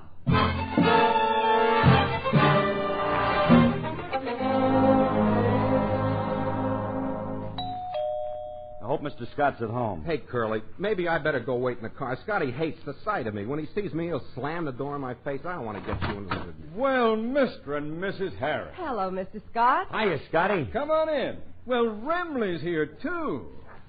Come in, Francis. Come in. Huh? Come in. It's good to see you again, boy. I haven't seen you all summer, and I want you to know I missed you. I must say I've never seen you looking better, and I'm glad you came over. If this is a touch, get lost. I'm broke. Remley, I don't need your money. I'm just trying to be a nice person. Don't try. You'll never make it.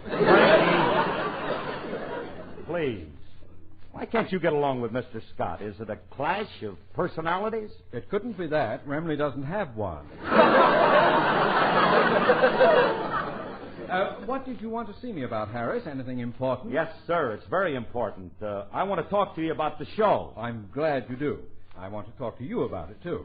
Have you made any improvements on it this year?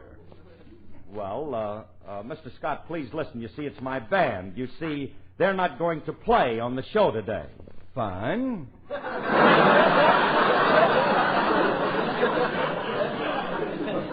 That's a step in the right direction. Mr. Scott, you don't understand. If they don't play, I won't be able to sing. Oh, this gets better as it goes along.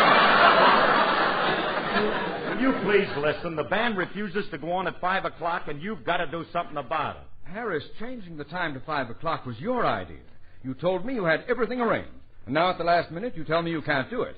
What are you trying to do? Sabotage our show? No, sir. Are you unhappy with us as a sponsor? Are you ashamed of being associated with the RCA Victor family? Oh, no, sir. I love all 3 brothers of the RCA Victor family. What 3 brothers? Rodney, Clyde, and Abner. By the way, is Abner still active in the firm? No, he had a long-playing ulcer, and we transferred... Oh, keep quiet! That isn't what RCA stands for. Don't you people even know who you're working for? Of course we do, Scotty. Curly's a little mixed up, but not me. I'm proud of the company I work for, and I love the product you make. You do, Remley? Certainly. I wouldn't think of having pancakes without RCA syrup.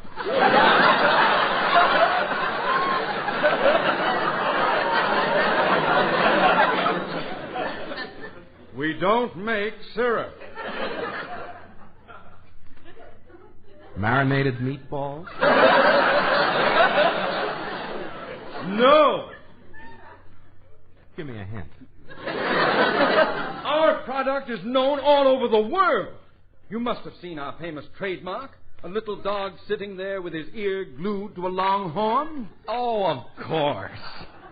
You make ear trumpets for deaf dogs.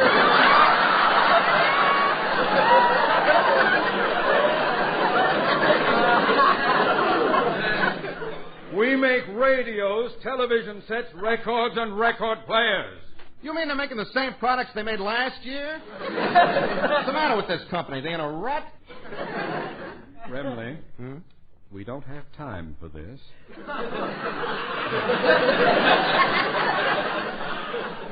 Harris, why won't the musicians go on at 5 o'clock? Their contract calls for them to play at 4:30, and they say the union won't let them go on at any other time. That's ridiculous. We never had trouble with the musicians' union before. I'll just call Petrillo and settle the whole thing. Now, won't do you any good. He ain't the head of our new union. What new union? I forgot to tell you, Curly. During the summer, me and the rest of the boys joined a new group. What's this new group? Well, it's known as the Amalgamated Federation of Musicians Who Don't Have to Know How to Play a Note as long as they pay their dues on time guild. Sort of a protective association. It sounds like a racket to me. Mr. Scott, I resent your implication. I'll have you know our group is a fine organization, and our representative is a gentleman of the highest caliber. That must be him now. Come in. Mr. Scott, you'll find our representative a wonderful person to do business with. He's reasonable, tolerant, and fair-minded. Don't nobody move. I got you covered.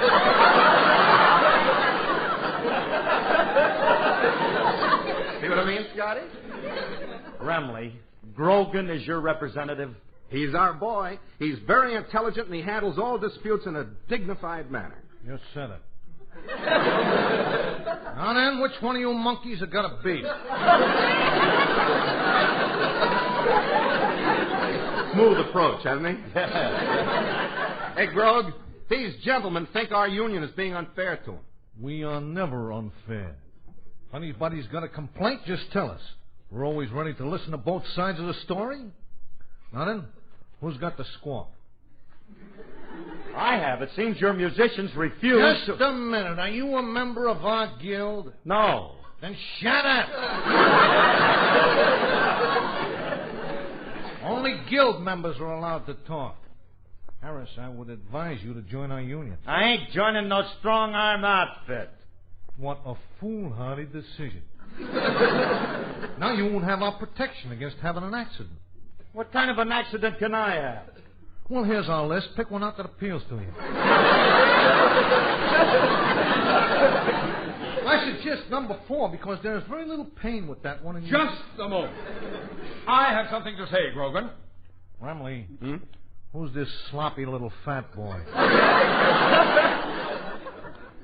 He's our sloppy little sponsor. Now, Mr. Grogan, this is a very simple problem. We changed the time of our show, and we want your musicians to start at 5. Now, wait a minute. Our contract calls for us to play at 4:30. Now, gentlemen, this is a simple problem to solve. And I got a solution that will make both sides happy. Remley? Sir? From now on, you guys start at 5 and you play backwards till you get to 4:30. I have spoken. But you ain't said nothing.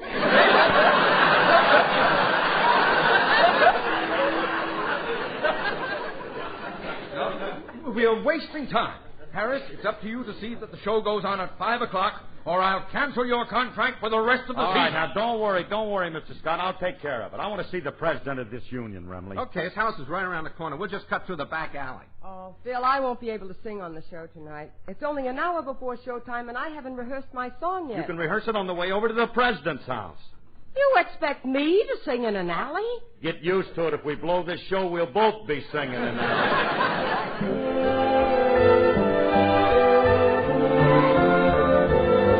Getting to know you, getting to know all about you, getting to like you, getting to hope you like me,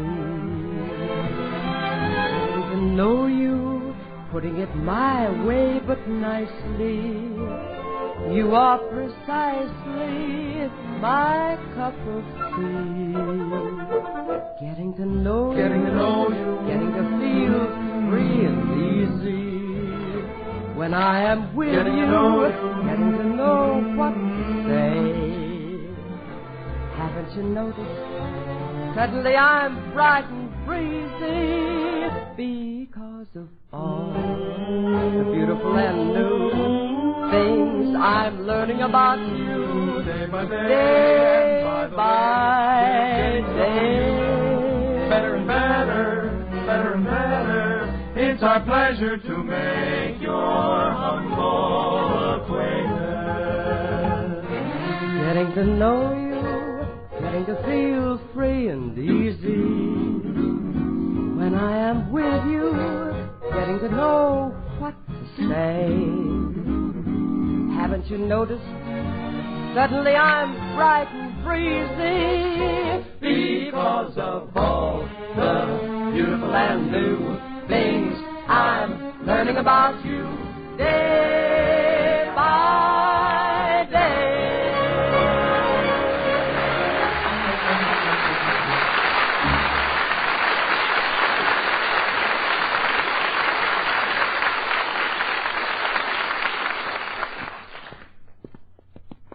Well, here's the president's house, Curly. I hope he's home. Hey, Rem, this house looks familiar. Seems I've been here before. Who is your president, anyway? What's on your mind, Max? I'm dead. Julius, are you the president of the Musicians Protective Guild? That's right, and I hereby fine you $200. What for? Give me the money. I'll think of something later. I wouldn't give you nothing. What's the idea of organizing my band behind my back? They belong to a legitimate union. Your guild is nothing but a racket. How dare you? I'll have you know our guild is a noble institution.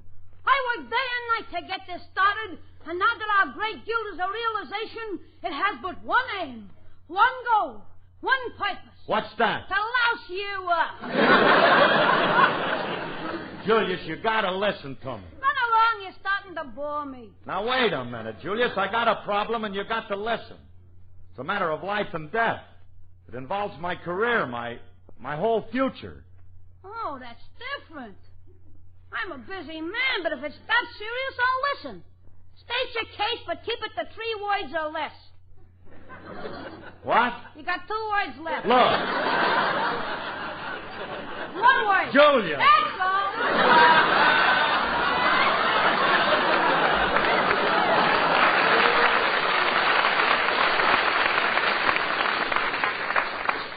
Sorry, I can't help Will you listen, kid? You gotta help me. Now, the time of our show has been changed, and we want you to let the band play at 5 o'clock instead of 4:30. I see. And if I gave my permission to let them play at 5, that would solve your problem and make everything easy for you, wouldn't it? That's right. What do you say, kid? Let's do it the hard way.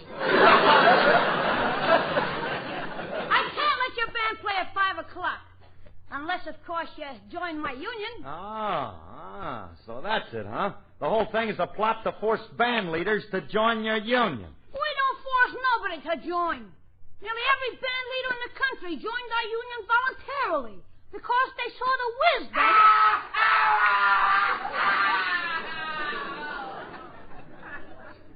That scream. That came from the cellar. Who you got down there? Harry James. I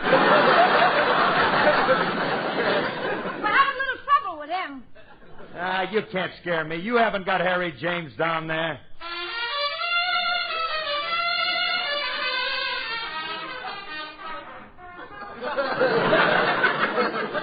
What was that? Harry, it's tough playing a trumpet with 10 broken fingers. Okay, all right, you got me. Now, if I join your union, can I play at 5? Sure. Okay, then I'll join. Come on, Alice. We got to get on Not over there. so fast. First, you got to pay the initiation fee. It ain't much. Just enough to cover postage when we mail your union card. Okay, how much is it? $50,000. Who you got licking your stamps, Barbara Hutton? Are you crazy or something? I ain't paying no $50,000 to get into it. Oh, Phil, don't argue over a few pennies. Give him the $50,000. Don't be silly. I don't carry that kind of money around with me. Julius, all I got is $8. I'll take it. You haven't got any money on you, Curly. How do you know? Artie picked your pocket during rehearsal. He couldn't find a quarter. I hide it when I get around you guys. I got it stashed in my shoe. Stop stalling and get the dough. All right. Just give me a chance to bend over and untie. Ow. Any want for tennis? All right. There goes my back again. Now I won't be able to do the show today. Oh, yes, you will. Pick him up, Frankie. But I won't be able to sing my song. Oh, don't worry, Phil. We'll get Jackie Robinson to take your place. He can do anything. Yeah.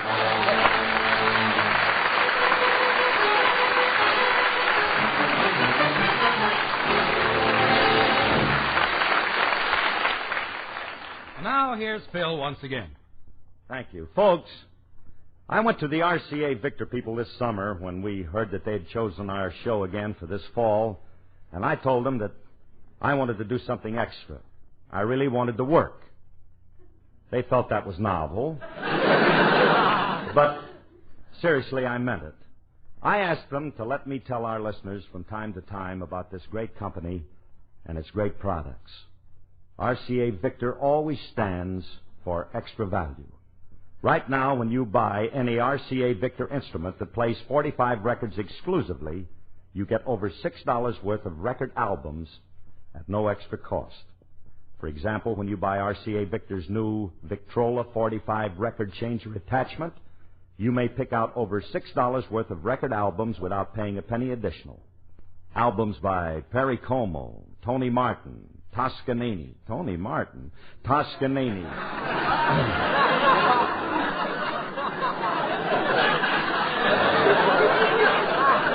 25 hit albums of great music to choose from.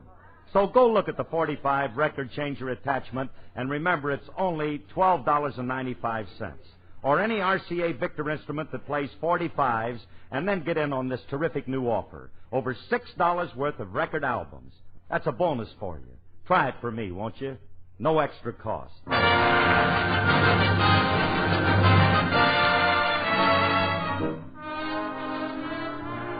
Good night, everybody. We're very happy to be back with RCA. And now that we got it all settled about the new time, we hope you'll be listening each week. Remember, we'll be with you each week directly following the big show. Alice, would you like to say something? Good night, darlings. That should have been my line. Remember, whether you're buying a television set, a radio, a Victrola phonograph, or... Next, it's the Theater Guild and Main Street on NBC.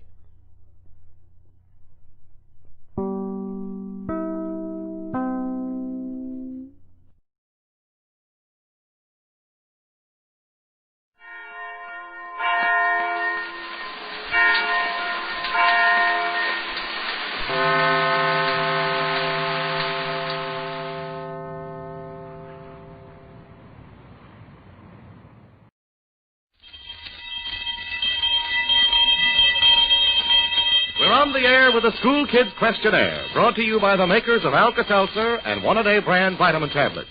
And here they are, the Quiz Kids with Jack Benny as our special guest.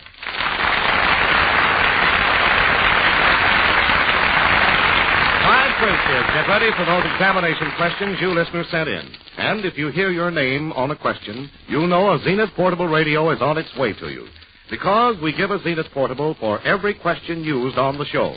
You just mail your questions to Quiz Kids, Chicago. We may rewrite them, and we must be sole judges in case of similarity. And now, with the rules and regulations taken care of, we'll get on with the quiz under the tutelage of our chief quizzer himself, Joe Kelly.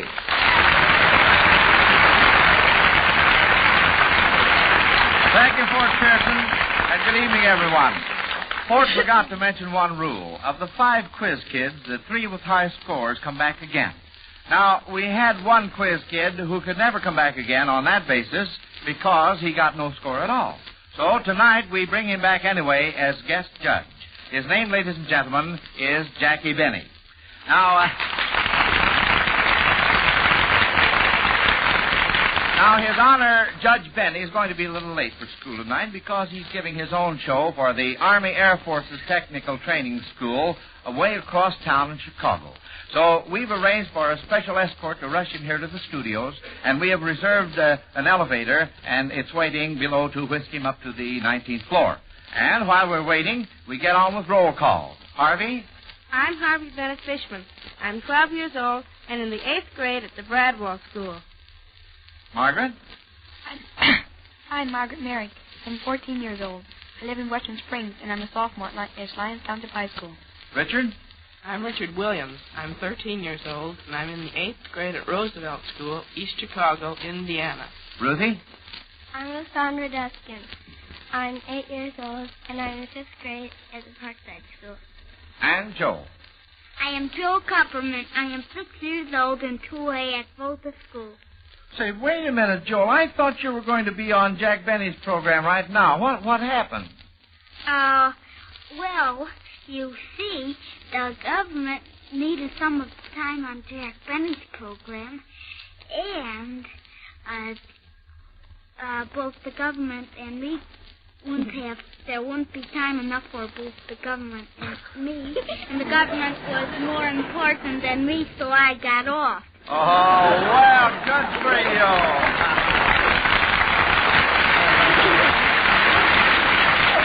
Well, Now, that's a splendid way to look at it, Joel, and I really admire you. You really are a true little American gentleman. Meantime, Fort Pearson will take over in the mathematics department. Well, here's the answer to one family problem, Joel. You can add to your comfort and subtract plenty from your miseries if you try Alka-Seltzer when you're bothered with a headache or a touch of acid indigestion. In addition, you'll find Alka-Seltzer soothing when you have an upset stomach, simple neuralgia, or muscular aches and pains. And what's more, you can divide the small cost of Alka-Seltzer by the number of times it may prove helpful. And you'll find the price isn't even a fraction of the comfort it can bring. And that's exactly why the folks who praise Alka-Seltzer are multiplying day by day. Well, that's all for me, Joel. That's the quiz kid take over. All right, Fort. Well, children, your first question is from Phil P. Greenwood of Brentwood, Maryland. If you were in a hurry to drain the water out of your bathtub, would it drain quicker if you continued to sit in the tub after pulling the plug, or if you climbed right out? Richard? If you sat in the tub, it would drain quicker because the depth of the water would be greater, and so the pressure varies directly as the depth of the water, and it'd be deeper, so it'd go out quicker. That's right, Richard, my boy. Good for you. Well, now, let's see. Harvey has his hand up. Harvey? Well, I agree with Richard, and there's another reason, too.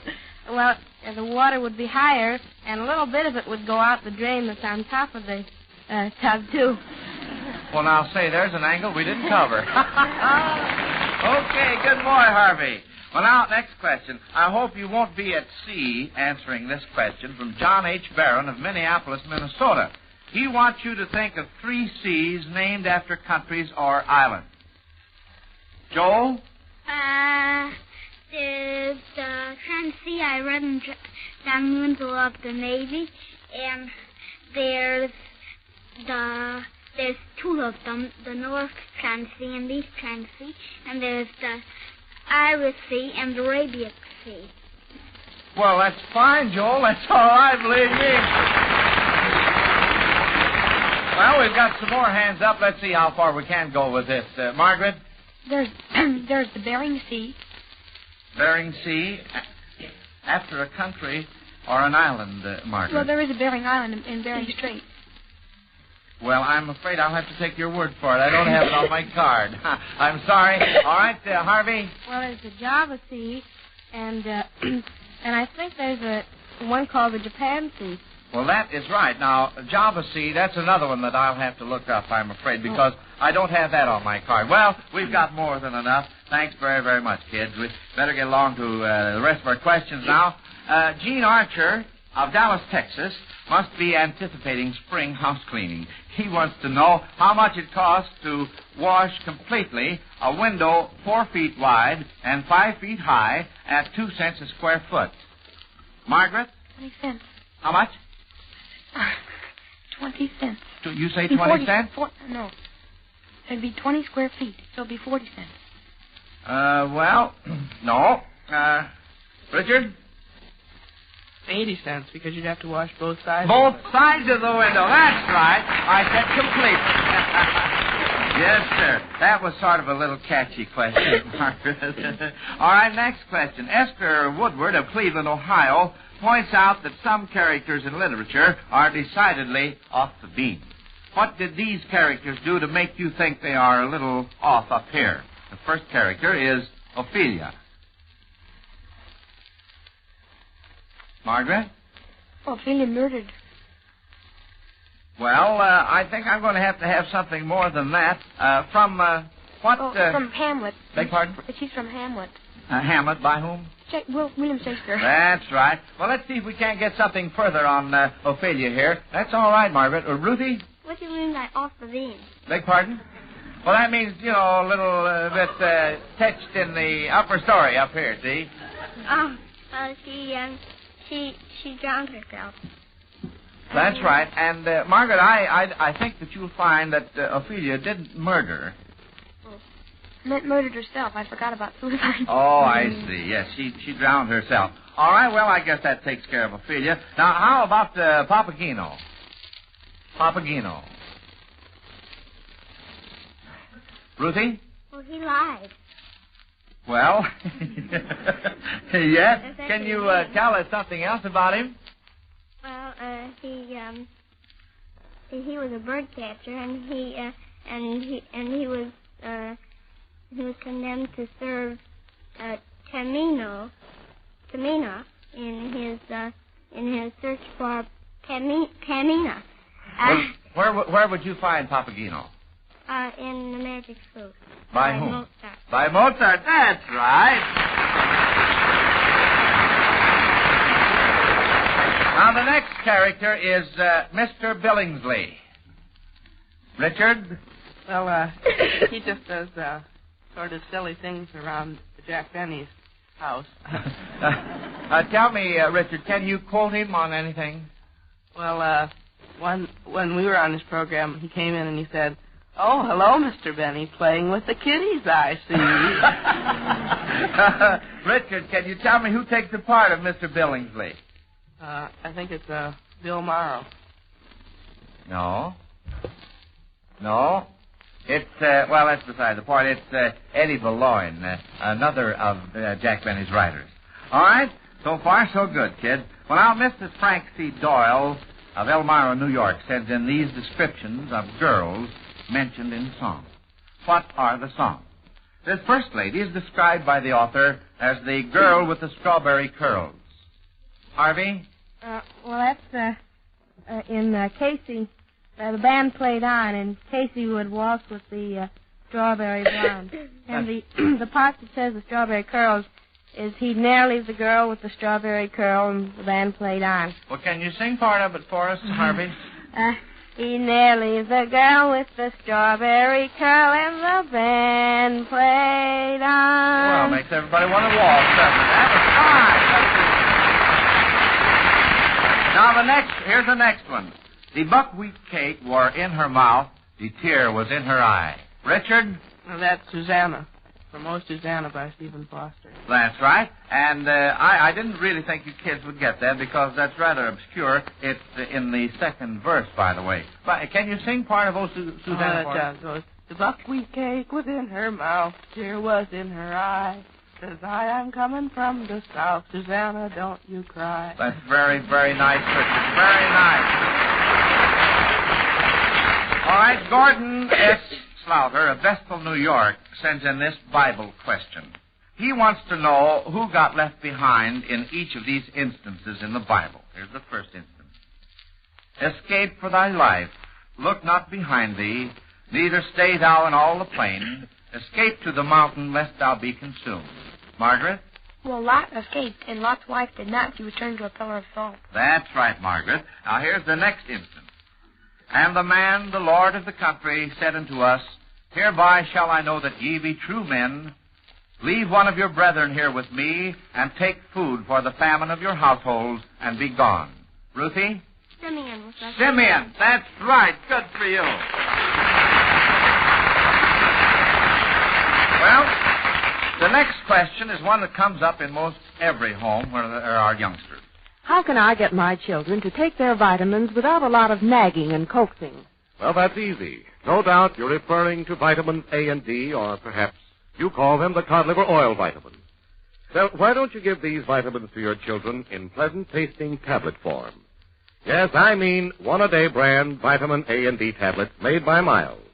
Each of these easy-to-take tablets actually contains even more than a normal daily supply of vitamins A and D. And these one-a-day tablets are so pleasant-tasting, the children can chew them like candy. And, of course, Mother, from your point of view, you avoid not only the coaxing and nagging, but also there's no sticky spoons to wash, no greasy stains on clothes or tablecloth.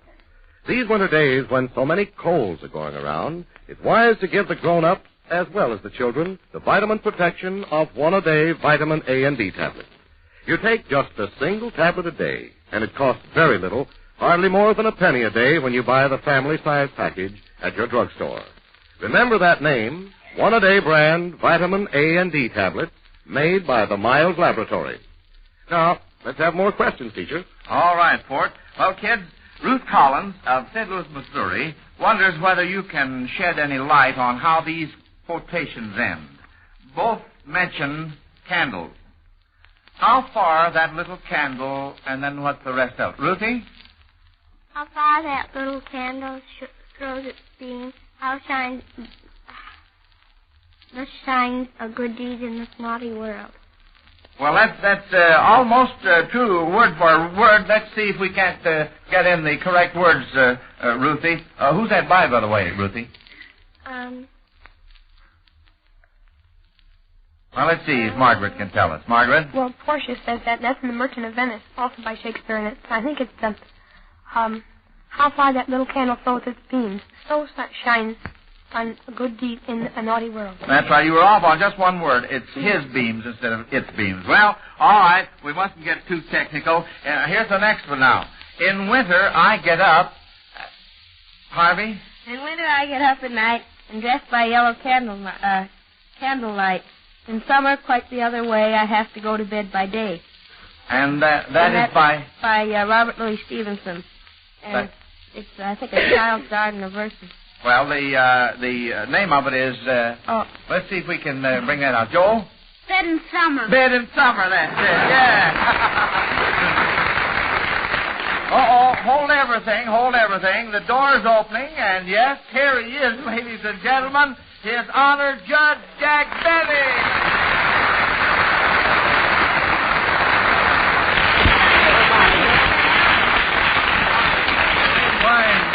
Can I talk to you here? I don't know. Through here? Well, all right, over there. No, really, I hate to butt in on this thing like that. I'm sorry I'm late, but you see, I have my own program every Sunday night at 6 o'clock in Chicago, and I just got through with my own, and I had to run back to my hotel at the Stockyards Plaza, and then I had trouble coming. You know how crowded the cabs are now. You can't get any cabs or anything, so I finally got in a streetcar, and I had an argument with the conductor there. I just happened to ask him if they make rates for actors, and they said no, and had a little trouble there. Where do you want me to sit? Right over here, Judge. Yes, but listen, you didn't need to go to all that bother. Ordinarily, our judges don't go in for white wigs, you know.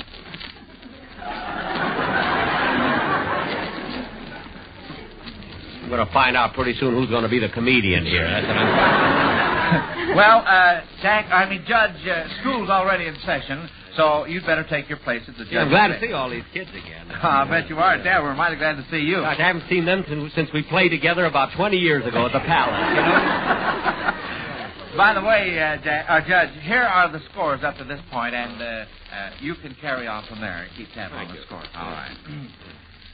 Now, let's see. Pardon me while I put on my glasses. I'm at that trombone age, you know, where you get this thing. Well, that's all right. That's all right, Jack. Don't apologize. Now, here's our next question here. Here's a surprising question from Joe Hefner of Hamburg, New York. Really? Oh, yeah. This is for the children. Yeah. Now, who was the last Democratic president to serve only one term? The last Democratic president to serve only one term. Margaret? I think it was Calvin Coolidge. No. Oh, no. No, it wasn't Coolidge. No, it wasn't, no. I'm glad you're listening. Was he president at all? Oh, he was. He was, yes. Oh, Judge, please. After all. All right, let's see what Harvey has to say. Was it Buchanan? Well, now I'm asking you. Yes, Buchanan. That's just who it was. James Buchanan. You really knew that. I was hoping he'd get it. Yes, I did. I thought very good. All right, now, who was the last Republican president to serve 2 full terms? Fred Allen. No. Now, Judge. I'm sorry. No, okay. Harvey? That was Ulysses Simpson. No, I think Ulysses Simpson Grant. You think? Yeah. Are you sure? Yeah. Well, I am too. That's what it was. Yeah, that's the answer. Now then, here's a math question from Frank Clark of Philadelphia, Pennsylvania. Assume that the world is 25,000 miles in circumference. If you walk around the world at the equator, you wouldn't lose your head, but it would go faster than your feet. Approximately, how much farther would the top of your head travel than the soles of your feet? You are 5 1/2 feet tall. Would you mind repeating that? Judge, I don't think it's necessary. We have some hands up, pardon me. I think I'll call on Richard. Well, Joel is smaller than I am, so why don't you let him answer it? Uh-huh. That's a nice gesture, Richard. It looks to me we're going to be so polite around here tonight we won't get this question answered at all. So we'll let Joel try it, and then we'll check with you, Richard. All right, Joel. 5 feet 1.5 inches times 2 would equal 10 feet and 3 inches. That's 10 1/4 times 3 1/7. 10 times 3 1/7 equals 41 3/7. And 1/4 of 3 1/7 equal 11/14 plus 31 3/7 equal 31 32 3/14 feet. Well, now, let's check with Richard on that. Richard? Well, either I misunderstood or Joel did. I thought you said that you were supposed to be 5 1/2 feet tall. Yeah, that's right. But he figured it for 5 feet and 1 1/2 inches. Oh, I see. Well, I'll tell you what, let's start all over again. I'm sorry. You see, I was right in asking you to repeat the question.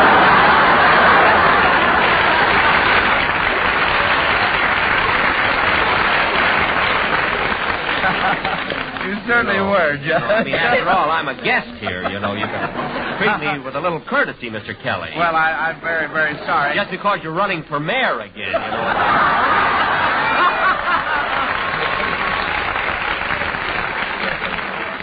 I'm sure Edward J. thanks you very, very much for that plug. They asked me to come over here. I'm not getting paid for this, you know. Well, I'll tell you, let's start all over again. Joel, do you think you've got it right now? 5 1/2 feet tall. Well, 5 1/2 times 2 equals 11 times 3 1/7 equals 34 4/7. 34 4/7 is right. Good for you.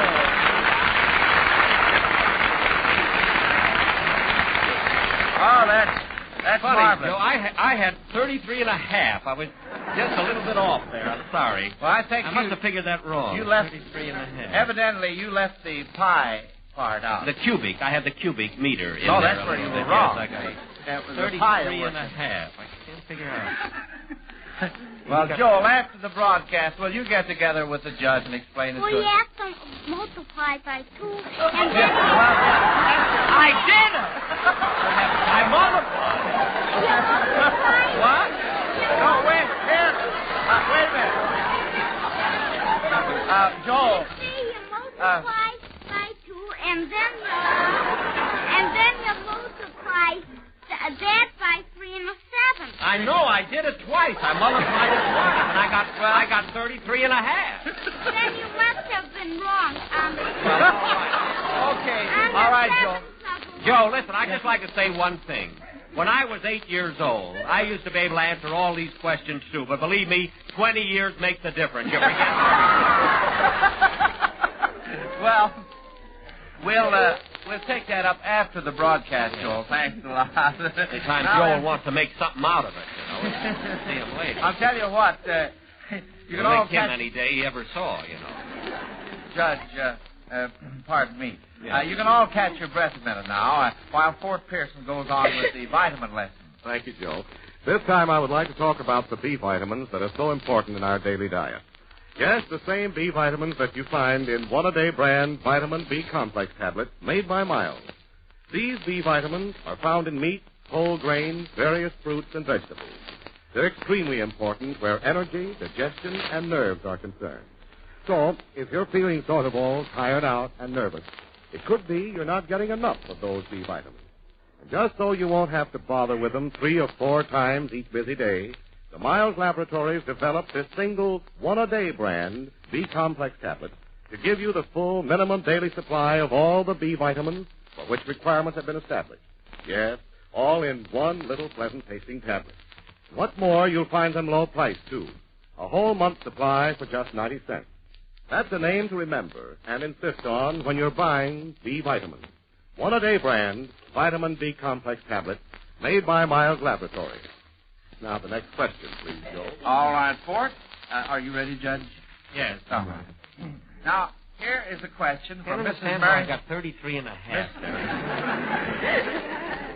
Here is a question from Mrs. Marion P. Miller of New Orleans about famous Allens. I want you to identify them. The first one is Ethan Allen.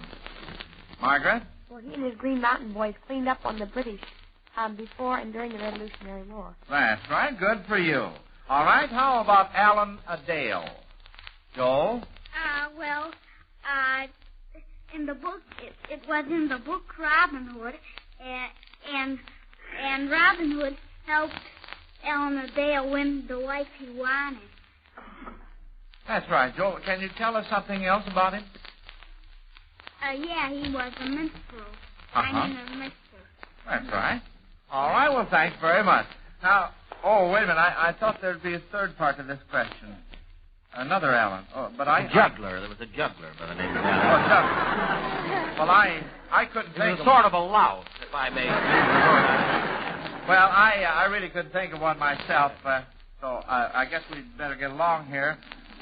Now, we're going to have some fun with this question from Arlene Erickson of Bellingham, Washington. She wants you to make up some sentences or expressions using the names of popular brands of soap. Punning is permitted. All right, now let's have some sentences or expressions using the names of popular brands of soap. Margaret? If I had my way, I would bury him. Uh-huh. Well, we're back to Allen again. Yeah.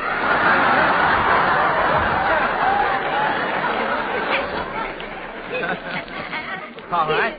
Very good, Margaret. All right, any more? Ruthie? You mean the names of the soap? Yes, you can use the name of the soap. You're my sweetheart. Ruthie, that was cute. That was a doozer. Yes, sir, that's all right. Any more? All right, Joel? I was just going to say that the one Margaret said was not a real verse. It was blank verse. Blank verse. How about that, Judge? Judge? Blank verse? Yes. Well, I can't agree with Joel. Oh, you can't? No. Well, all right, then. I think we'd... Not until we get that other argument settled about 33 and a half before I agree with him on this. All right. Well, I'm for Joel. I don't understand how I got 33 and a half for that thing. All right, Margaret? Well, you could say, it's a blackout. Lux, turn off the light. Yeah, you could. That's all right. Harvey? Well, it doesn't have to be any particular brand of soap. We'll use Palm Olive. Palm Olive for the phosphorescent skin. Well, that's all right, too. I think Ruthie's really caught on the idea. Now, Ruthie? There's an ivory statue over there. An ivory statue. Well, that's all right. Very good. By the way, Judge, yes? I said punning is permitted. Would you like to participate in this? Well, I don't know. I come in contact with soap so little, Quite. Well, okay. Let's get along. There's a bell. Yes, sir. The bell saved me. You certainly did. Yes, that was the last bell. School time's up. And now it's time for His Honor Judge Benny to demonstrate his jurisprudence. My what? Well, Jack, you do have the scores ready. Oh, the score. Oh, yeah. Well, don't rush me. I'm double-checking. Let's see. 5, 5 is 55. Carry over the square peg into the round root. Still got 33 and a half. Look, Kelly, you're not going to put me in a spot like this. Well, what do you mean, Jack? You're here as a judge, and you're supposed to add the scores and decide which 3 of the 5 quiz kids come back next week. Oh, I am. Well, listen, Mr. Kelly, the quiz kids are all friends of mine, and the way my scores come out, all 5 of them tied for first place, and they all come back next week.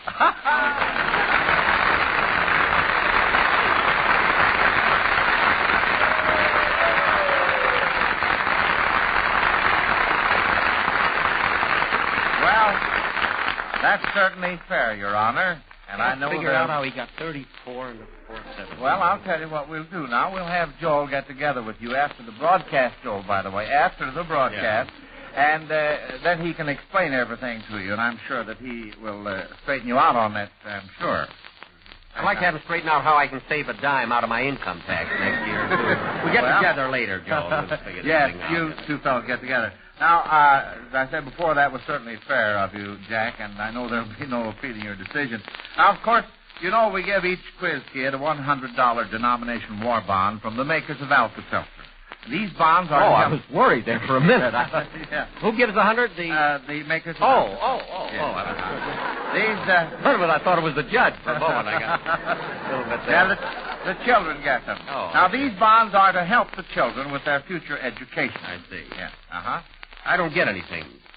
No bonds or anything. No, that's just for the children. I just come over here for nothing.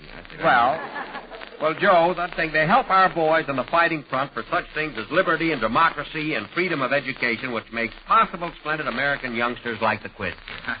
Thank you very much, Jack. And thank you very, very much for lending us your judicial presence tonight. Yeah. Well, school's over. This is Joe Kelly dismissing the Quiz Kids class until this same time next Sunday. Good night, kids. Good night, Mr. Kelly. Good night, Judge Benny. Good night, teacher. Listen to the Quiz Kids every Sunday at this same time. Jack Benny appeared on the Quiz Kids program through the courtesy of the General Foods Corporation. This is Fort Pearson speaking. This program came to you from Chicago. This is the Blue Network.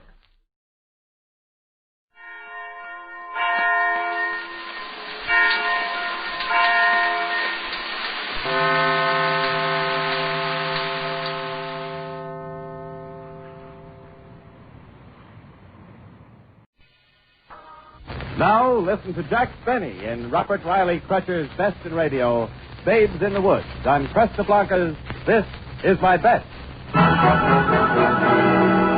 This is My Best, America's greatest stars in the world's best stories. Presented each week by Shenley's Cresta Blanca wine. Wine of friendly nature, pride of the vintner's art, symbol of hospitality, compliment to honored guests. A wine to serve proudly, saying, "This is my best. This is Cresta Blanca." C-R-E-S-T-A, B-L-A-N-C-A. Cresta Blanca. Cresta Blanca.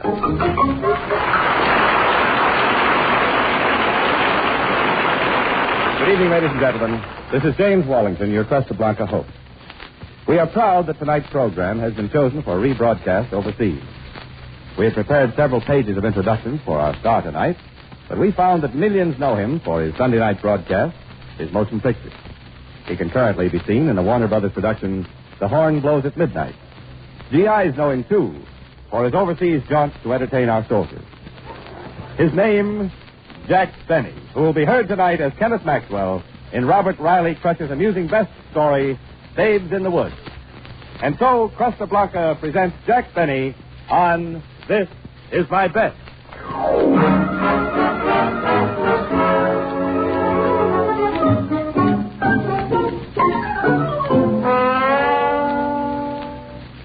If you live in Hollywood and saw the movie trade papers this morning, you probably noticed the following items. Kenneth Maxwell, Academy Award winner for the best screenplay of 1944, trains east today for the Broadway production of his new play, Babes in the Woods, which Maxwell will produce and direct. Sandra Starling, star of his last two pictures, accompanies him to New York, where they will wed. Well, I know them both, and I wish them all the luck in the world. He'll need it. Why? That's what I want to know. Why?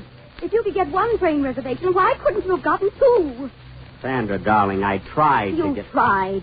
Didn't you tell him we were engaged, that we were going to be married as soon as we got to New York? Yes. I would like to be there for my own wedding. Dearest, I was hopeless without you. If the ticket agent had only seen how beautiful and lovely you are, he would have given us anything. Oh, well, I suppose I should have gone with you. You really think he would have done it for me? They'll call you the moment there's a reservation available. Meanwhile, I can get some very important business and production problems out of the way. Excuse me a minute. How do you do, Mr. Maxwell? I understand you are producing a play. Yes. Strange as it may seem, I happen to be at liberty at the moment. I've had 40 years' experience as a juvenile. Surely you've seen my picture, Rose of the South. I seem to recall the aroma. I'm very sorry, but I'm not casting my play until I get to New York. Good day. Dinner is served. I beg your pardon? Dinner is served. I also do butler parts, Mr. Maxwell. So do I. Mr. Maxwell is not at home. Ken, here's a long-distance call from New York. Thank you, dear. Hello? Yes? The which? The Cute and Clever Kitties Dramatic School? Yes, I got all your wires, but I don't want any cute and clever kitties. What? I know my play is called Babes in the Woods, but they're not that kind of babes. Not that kind of woods, either. Madam, I'm sorry. I'm late for my train. Goodbye. Really, Ken, you'll have to do something before I get to New York. I simply will not have my honeymoon cluttered up with these frustrated hands. Darling, don't give it another thought. The moment I arrive at the Grand Central Station, I'll have everything under control.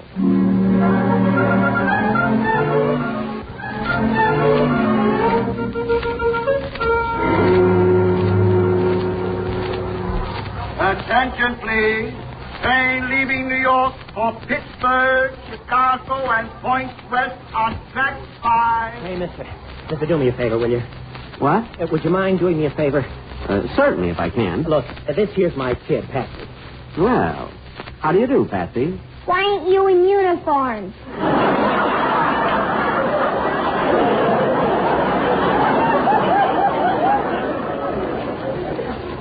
A lovely child. She's smart, all right, too smart. You see, it's like this. I'm in defense work. I'm a key man, and I'm being shipped to the West Coast, and I got to get on that train. You see, mister, I got nobody to leave her with, so I put her in a home. Well, look, You know, a boarding house for kids, see? But she comes down here to say goodbye, and now I got no time to take her back. Mister, I want you should put her in a cab and send her back home. Here, I'll give you the dough. No, never mind. I'll be glad to do it. Oh, that's swell of you. I wrote the address on a ration book and put it in her purse. Thanks a lot. So long, Patsy. Be a good kid. Okay, goodbye. Well, so long, Patsy. I'll find a nice, pretty yellow cab for you. And then you can go for a wonderful ride. Won't that be grand? No. What's the name of this home where you're staying? I won't tell you. I'll get you something nice. What would you like? A baby brother.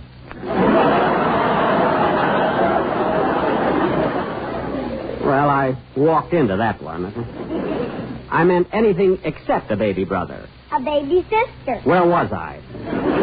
Oh, yeah. Tell me the name of your home, dear. No, I don't like it there. I won't go back, and you can't make me. You ain't my daddy. You shouldn't say I ain't your daddy. You know better than that. Now, let me see your address on your ration book. Here, give me your purse. No, let go of my purse. Let go of my purse. People are staring. Give me back my purse. Give me back my purse. Hey, what's going on here? Oh, hello, officer. Hello. Did you try to snatch that kid's purse?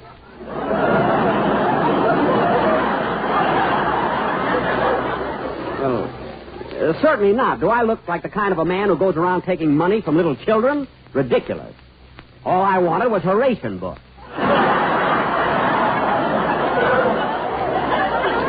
That's all. Her ration book, is it? Well, maybe you'd like to come down to the station and try our canned goods. It's perfectly all right. You see, she's my little girl. Come, dear. Taxi! Here's one. I don't want to ride in this taxi cab. I want to ride in that one with a pretty girl driving it. You're going to ride in this cab whether you like it or... Hey, she is pretty, isn't she? I mean, of course, if it'll make you happy. Taxi? Yes, sir. Where to? Here's $5. I want you to take this charming young lady to, you'll find the address in her purse. Goodbye, Patsy. Remember what your daddy told you. Be a good girl. Daddy, don't leave me. Don't send me back to the orphan's home. Oh, please don't, Daddy. Hey, just a minute, you. What's this orphan's home routine? Oh, she's not my child. No? No. And why is she calling you Daddy? I don't know. Patsy, what's the matter? You know I'm not your daddy. Uh-huh. But you said I shouldn't say you ain't my daddy. That's right. You shouldn't say I ain't. But the point is, I ain't. I mean, where's that address? I don't want to go back there. Where is it? I tore it off and ate it. You what?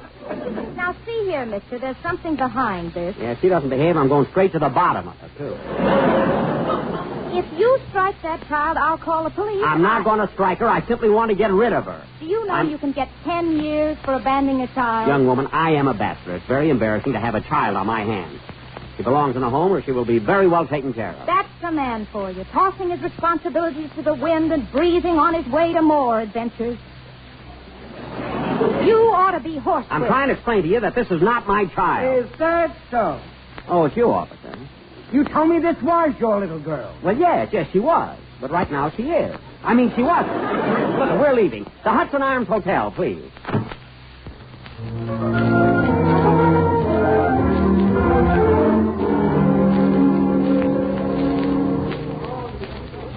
I'm sleepy. Well, as soon as we get up to my apartment, you can take a nap while I do some telephoning. Yes, sir? I'm Kenneth Maxwell. You have my reservation for a suite. Oh, yes, Mr. Maxwell, the bridal suite, but, But what? But you didn't mention that you had a child.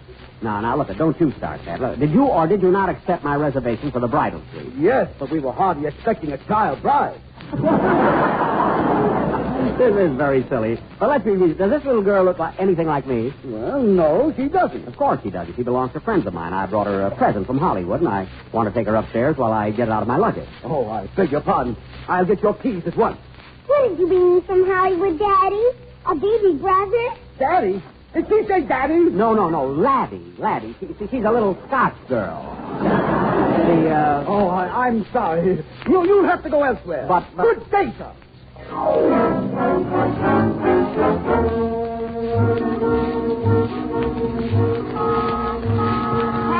Oh, you again. I knew they wouldn't take the kids. Where do you want to be turned down next? Let's try the Park Plaza. And this time, will you please keep Patsy in the cab until I get the room? Oh, no. You're not deserting any kid in my cab. And I can tell you right now they won't take kids at the Park Plaza. There must be some place in town that'll accept children. Yes, the maternity ward, but they won't accept you.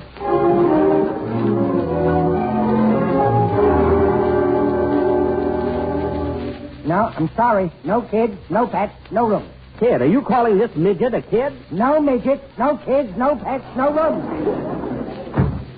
Midnight. We've covered every place in town. What are you supposed to do with children these days? Refuse delivery? I'm sleepy. When are we going, Daddy? Bye. I don't know, Patsy. It seems there's a Seeley covering everything but us. Look, maybe I'm a sucker, but, well, I work all night, and you can take the kid to my apartment. Oh, that's wonderful. I'm exhausted. I'm not doing it for you, you baby abandoner. I'm doing it for your poor little child.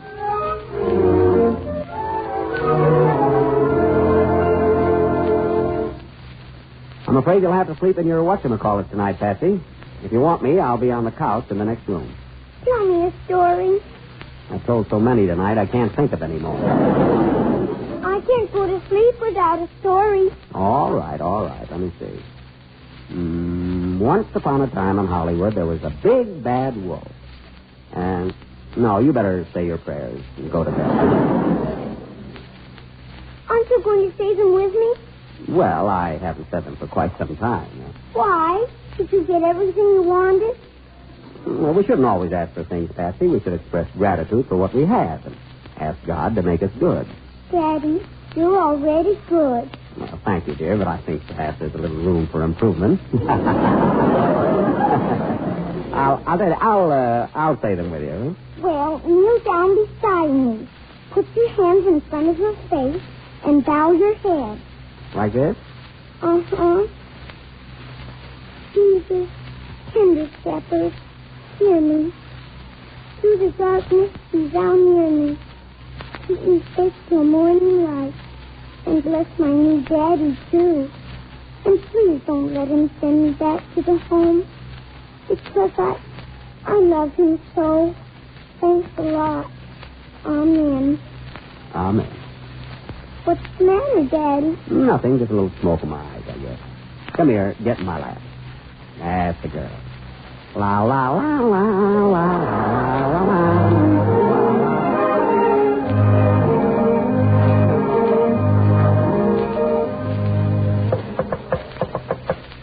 o'clock. Wake up. I'm going to give you a nice hot bath, darling, and then... Thank you, dear, but I've already had one.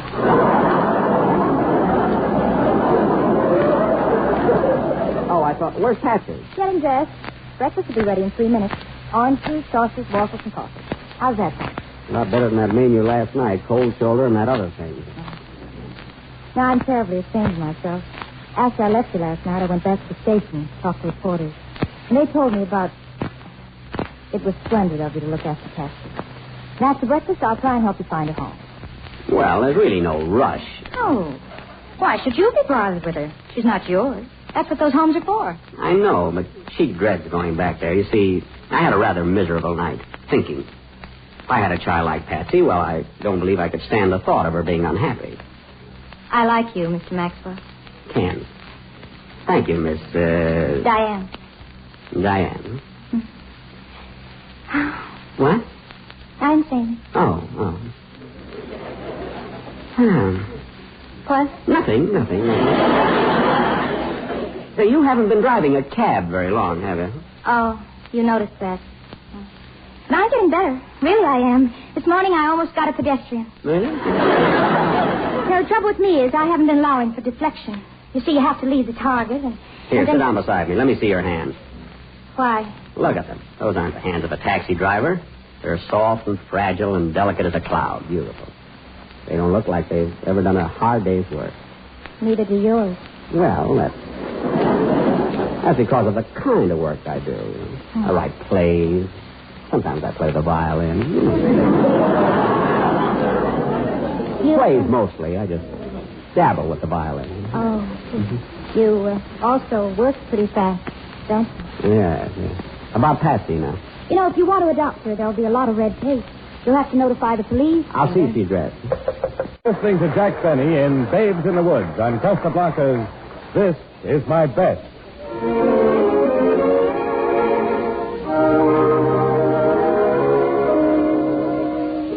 The jolly but unlooked-for guest full often proves to be the best. How very true that is. But haven't you noticed that often the informal dinner party created on the spur of the moment is usually a great success? It is especially true if the hostess is prepared with some extra charming touch to make the unlooked-for guest feel that special preparations have been made for his enjoyment. That extra charming touch may be a fine wine, such as Costa Blanca California Sauterne, served with the dinner. For this excellent Sauterne lends a gay, a friendly note to even the most informal meal. Alive with golden highlights, it has a delicate aroma all its own. Served with dinner, Costa Blanca Sauterne is a compliment to your guests and always adds extra zest to fine food. It is especially delightful when served well chilled.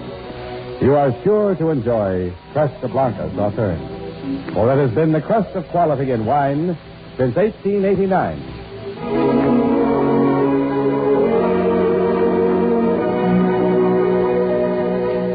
Now, This Is My Best brings you the second act of Babes in the Woods, starring Jack Benny.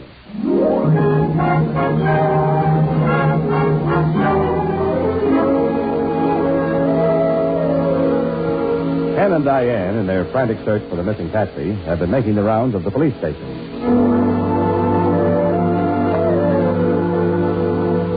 No, mister, no. Can't you understand English? We haven't got your little girl. We've got burglars, pickpockets, firebugs, panhandlers, forgers, card sharps, cracksmen, shoplifters, counterfeiters, vagrants, yakes, and bunco men, but we haven't got your kid. Well, I'll leave my phone number. And don't forget her description. Soft, dark hair that falls down around her shoulders. Blue eyes with long, curly lashes. A cute little nose and lusciously formed lips. Yes, mister. I'll notify you as soon as we pick up Hetty Lamar. Come on, Diane. There's a chance, just a chance, she went back to the house.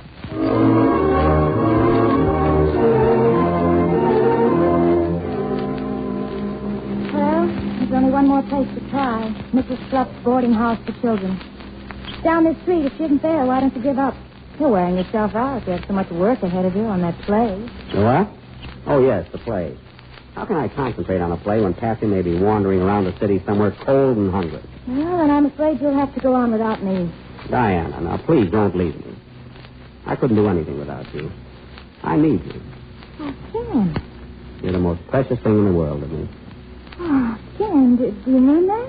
Of course I mean it. I'd be helpless without a taxi cab. Oh. In that case, I'll turn on the meter. Did I say something to hurt you? No. Oh. Well, you looked at me just... Your eyes were so cold. Were they? Oh, they're usually very soft and warm and exciting. They are? Diane. Yes. I don't know just how to say it. Since I've known you, Yes? Well, what I'm trying to put into words, is that Yes? Well, you're the only... Here's Mrs. Schlupp.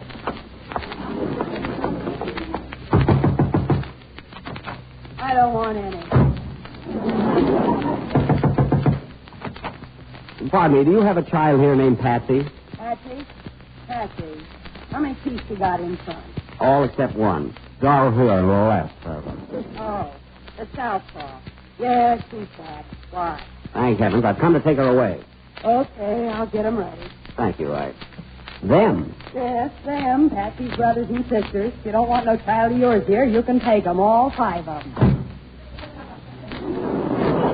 5? 5? Diane!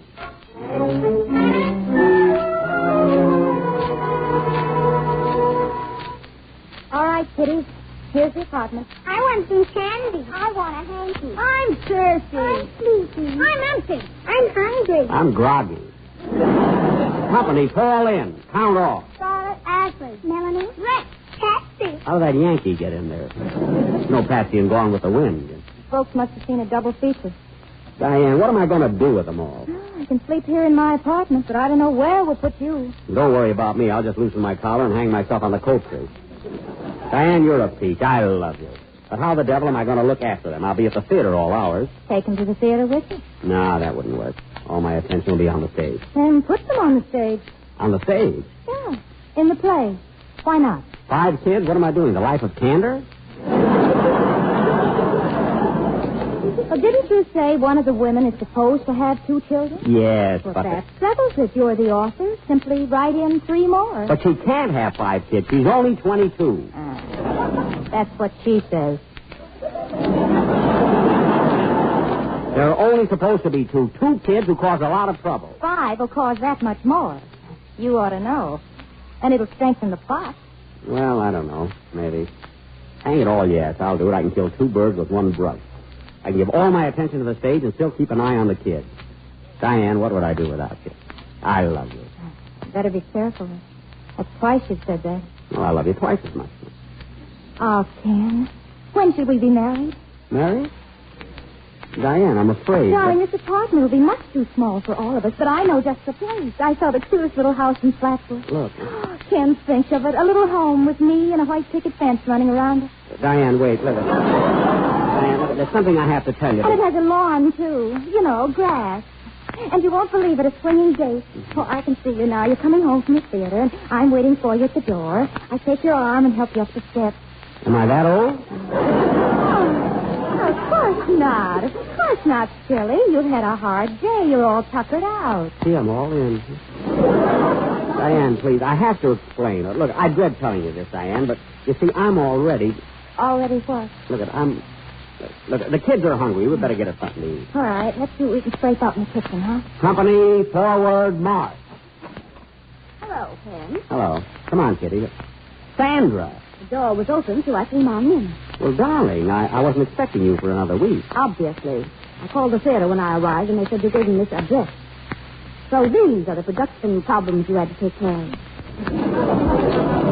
5 of them.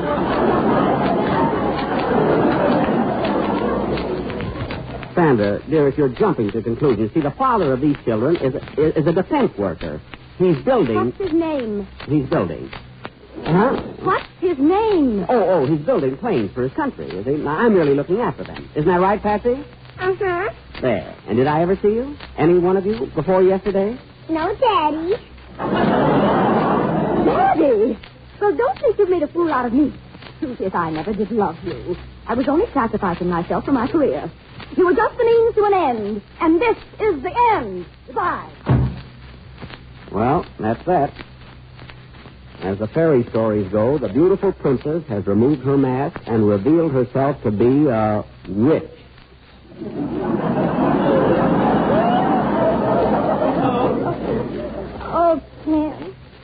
didn't know about her. It's all my fault. Ah, nonsense. I'm glad it happened. I wasn't in love with her. I've known that ever since I've known you. You mustn't say that. It's true, Diane. Will you marry an adoring bachelor with 5 kids? But... You know, an offer like this doesn't come every day.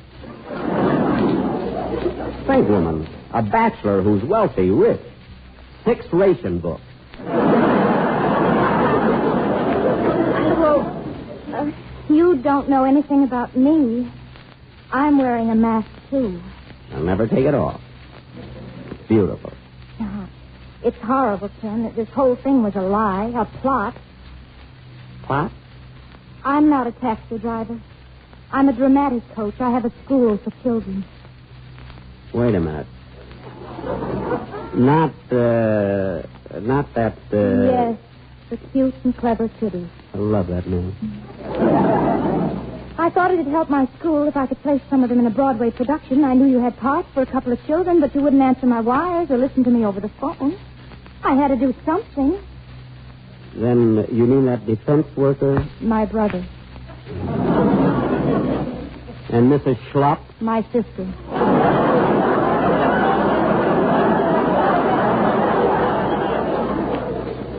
I see. In other words, you deliberately... Yes. I plotted everything. But I didn't dream it would go so far. I didn't know you'd fall in love with me. And I didn't know I'd fall in love with you. Now, Diane, wait a minute. Now, look, you can't escape things by running away. All right. I'll stay and face it.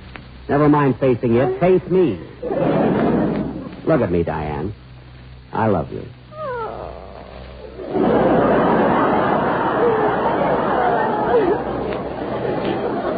You know, it was really a very clever idea. In fact, it was a brilliant idea. Yes, it was. And I can't even take the credit for that.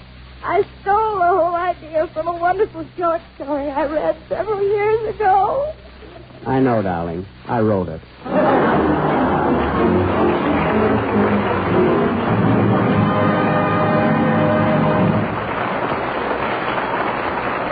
Bentley's Casablanca wine joins our audience here in Hollywood in applauding Jack Benny for his performance in Babes in the Woods. Casablanca wine has enjoyed bringing you This Is My Best during the past season, and we hope you have been entertained by these programs.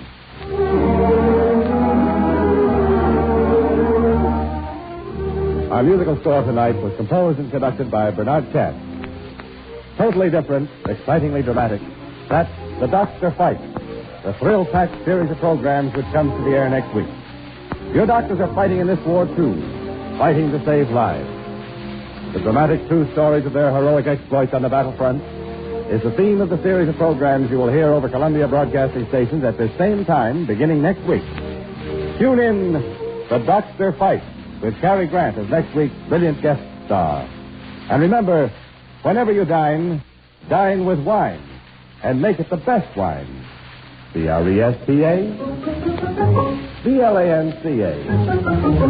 Brespa, Blanca.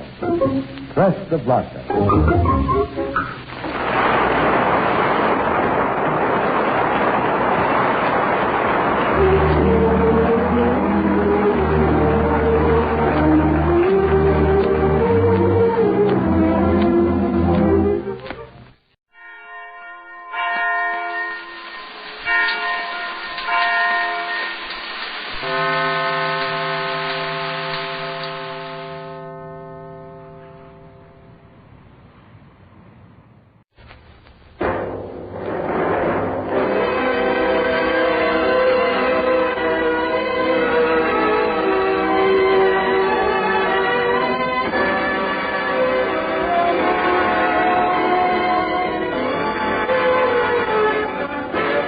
Ladies and gentlemen, Dennis Day.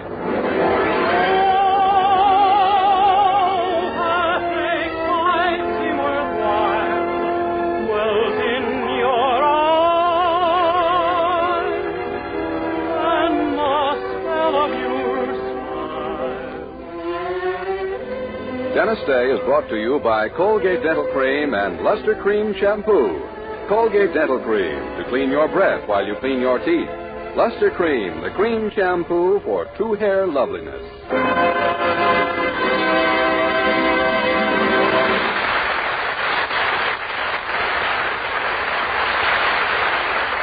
Dennis Day Show with Barbara Eiler, Bea Benaderet, Dink Trout, John Brown, Charles Dant in the orchestra, and yours truly, Vern Smith, is written by Frank Galen and stars our popular young singer in A Day in the Life of Dennis Day. Here's Dennis to sing A Feudin' and a Fightin'.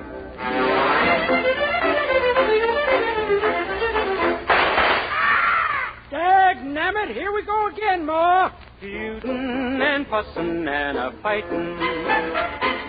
Sometimes it gets to be excitin'. Don't like them ornery neighbors down by the creek. We'll be plumb out of neighbors next week. Grandma, poor old Grandma, why'd I have to shoot poor Grandma? She lies neath the clover. Someone caught her bending over, picking up a daisy, feuding and fussing and a fighting. Taking my heart, I love you. This is a wrong that needs a righting.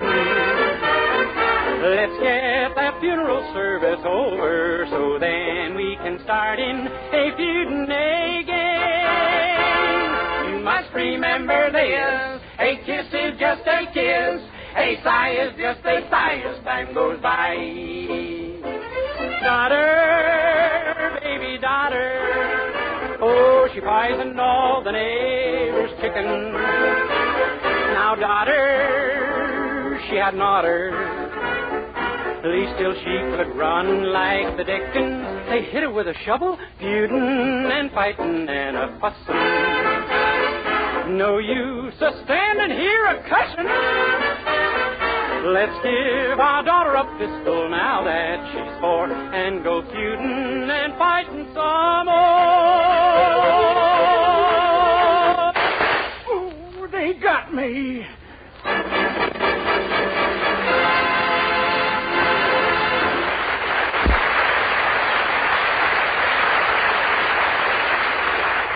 Famous beauty authority Kay Dumas sends all women her secret of true hair loveliness.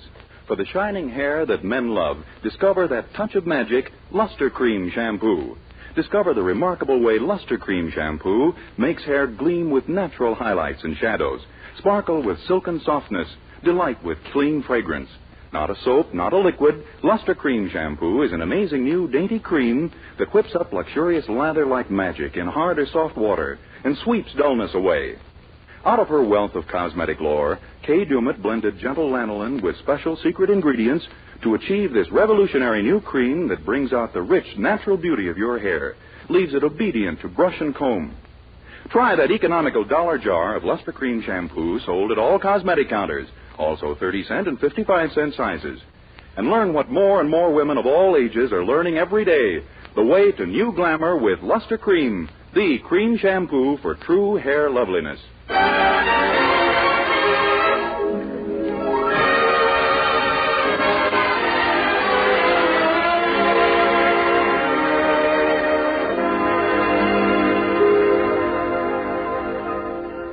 And now, once again, we bring you A Day in the Life of Dennis Day, the story of a lovable young boy and his uphill struggle to become average.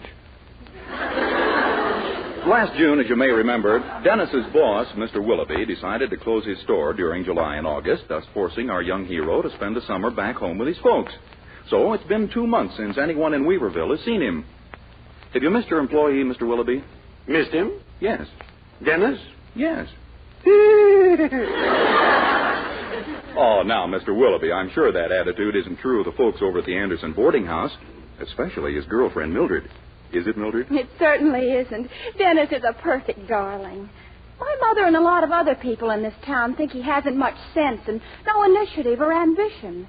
Well, they're the ones who never tried loving him and are just willing to sit back and rely on evidence. Oh, I take it then that your mother doesn't quite approve of your boyfriend. Is that right, Mrs. Anderson? Let's put it this way. I'm a woman who has always followed the policy of live and let live. But in Dennis's case, I'm willing to make an exception. Oh, my. I'm sure your husband doesn't feel that way, Mrs. Anderson. Do you, Mr. Anderson? Do you, Herbert? I can express my opinion in just 2 words. The same 2 words I express all my opinions with. Yes, Poopsie.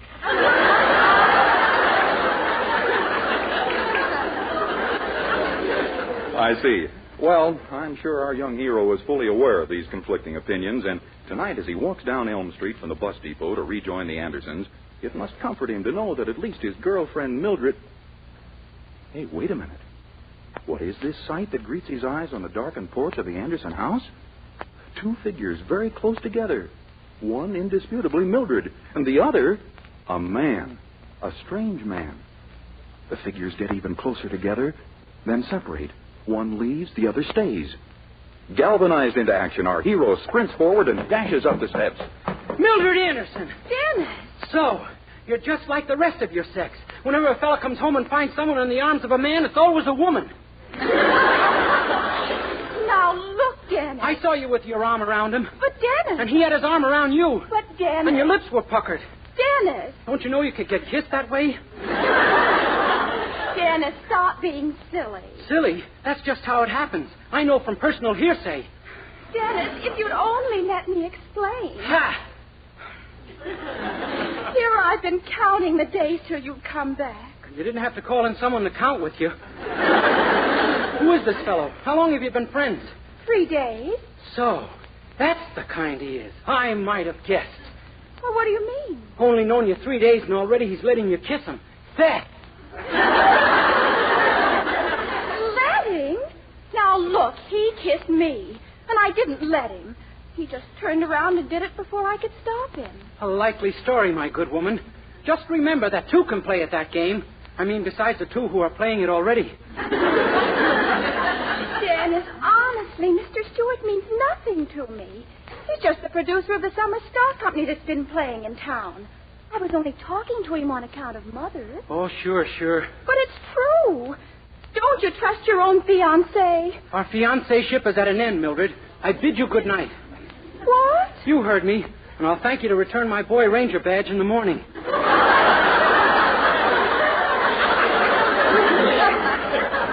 Dennis, you can't mean that. All I can say is that it's a lucky thing I found this out before we were married. Otherwise, it would have been a lot more difficult to break our engagement. But, Dennis, I told you the truth. I have spoken, Mildred.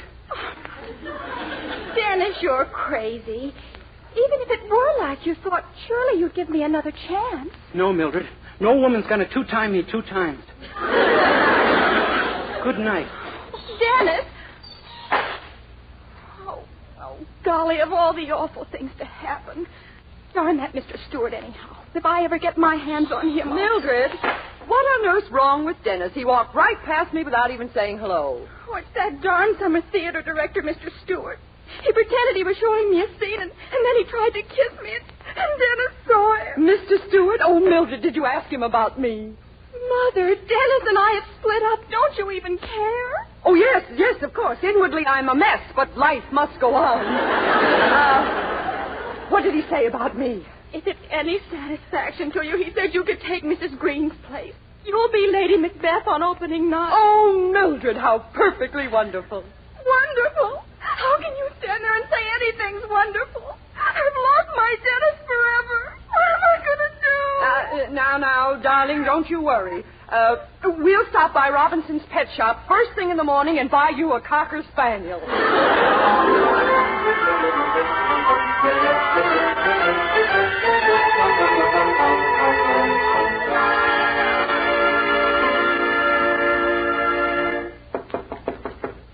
Dennis, it's me, Herbert Anderson. Oh, come in, Mr. Anderson. I just thought I'd drop in and welcome you to... Why, Dennis, you haven't even unpacked. I'm not going to, Mr. Anderson. I'm leaving this place. Leaving? Why? Mr. Anderson, suppose you came home suddenly one night and found someone kissing your wife. Someone with a will of iron, you mean? Yes, sir. Well, that's what happened to me. Really? Well, still, I don't see why you should leave just because you caught someone kissing my wife. It wasn't your wife. It was Mildred. Mildred? You caught Mildred doing a thing like that? Yes, sir. Hugging and kissing a man in cold blood. I feel pretty bad, Mr. Anderson. I was looking forward to marriage. It's kind of hard to give up my dreams. Yes, I know, Dennis. And I'm truly sorry. Is there anything I can do? No, sir. It's nice of you, but I want Mildred or nothing.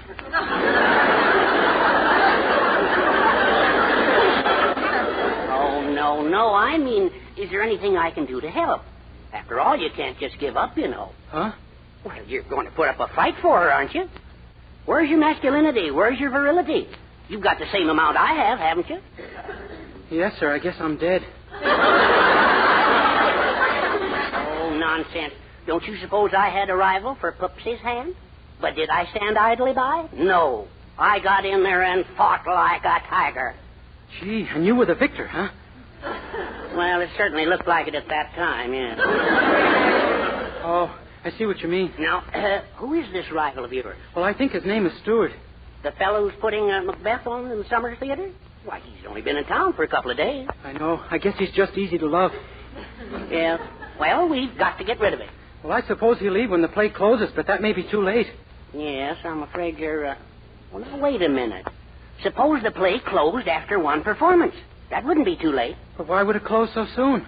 Well, what if the Critic and the Daily Bugle gave the show a terrible panning? But suppose the critic likes the play. He wouldn't if we had our own critic doing the job. Huh?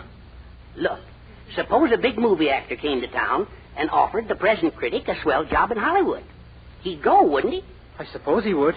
Then there's your answer. That's my answer? Sure. Maybe I'd better hear the question again. Well, don't you see, Dennis? Now, look, you're good at imitations. You can impersonate the star. We'll bundle you up in a muffler, you can wear dark glasses, and the critic will be fooled by the voice. Gee, and then when we've got him out of town, I could write the criticism myself. Say, it might work at that. Of course. Now, what movie star can you be? Well, how about... Come on, Nellie. What's the matter? You crazy or something? Oh, no. Somebody who's more dramatic. Oh, well, maybe... Racing with the moon, high above the midnight blue. No, not that dramatic. No. Besides, they aren't real actors. Now, couldn't you be a real picture star? How about Betty Grable? Dennis, all we have to work with is a muffler and dark glasses. Yeah, that's right. I was thinking of wearing a bathing suit, but he might spot me. Very possible. Now, I'll tell you what you do.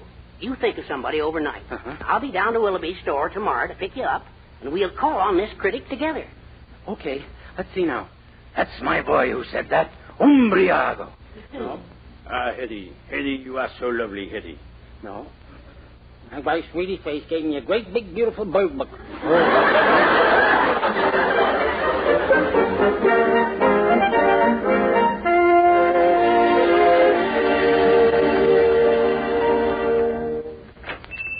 Morning, Mr. Willoughby. Good morning, Dennis. Well, here I am. Did you remember this is the day I was to come back to work? Certainly. Can't you see I'm wearing a black tie?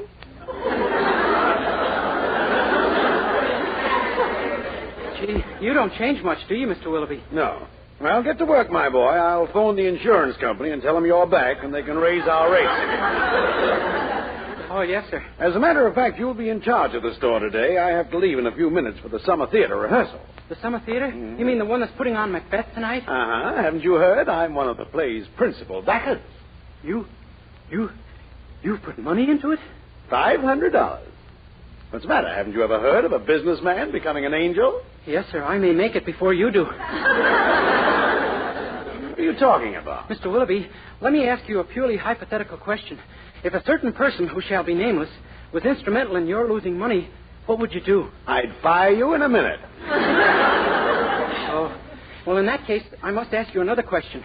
If you had to choose between love and your career, which would you take? Love? Sure, love. You know, what men feel for horses, dogs, and women and stuff like that. What would I know about love? I've been married for 15 years. Oh, I see. But I guess if I were young and free and had to choose, I'd take love. You would? Certainly. Any red-blooded man would. How about one in whom the white corpuscles dominate? That kind, too. Oh, I'm glad to hear you say that, Mr. Willoughby. I guess you and I think the same way. That's about the nastiest crack I've ever heard.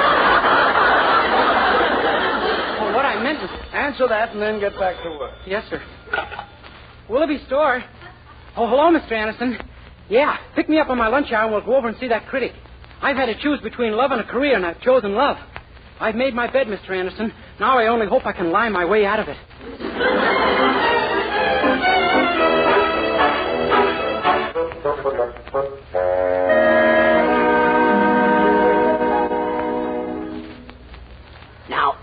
nervous, Dennis. There's nothing to worry about. Just remember, you're a big Hollywood star. Okay, I'm ready. Good.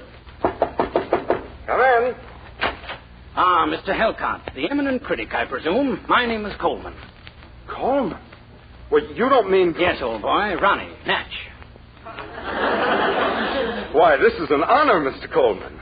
I'd never have recognized you with that muffler over your face. Well, Mr. Coleman's got a bad head cold. Yes, old boy, I can hardly get my nose open to talk through it. Oh, I see. Well, this certainly is a thrill for a modest, unassuming, and extremely talented critic like myself. I've always been a great admirer of yours, Mr. Coleman. Splendid. You have frightfully good taste, old man. Yes. And I just loved the late George Apley. Oh, we all did, old boy. All Hollywood turned out for the funeral.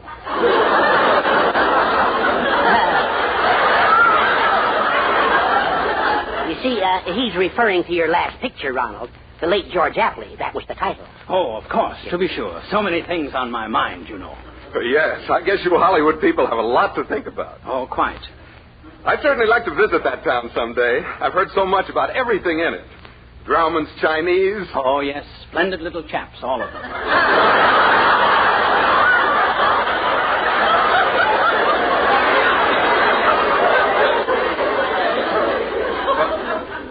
But isn't Grauman's Chinese a theater? Well, Mr. Coleman doesn't get around. Oh, yes. Family problems all the time, you know. I was saying to my wife just before I left. Hortense, I said... Hortense? Yes, my wife. Grand girl. We're married. But isn't your wife's name Benita? Oh, to be sure. Always getting her confused with the maid.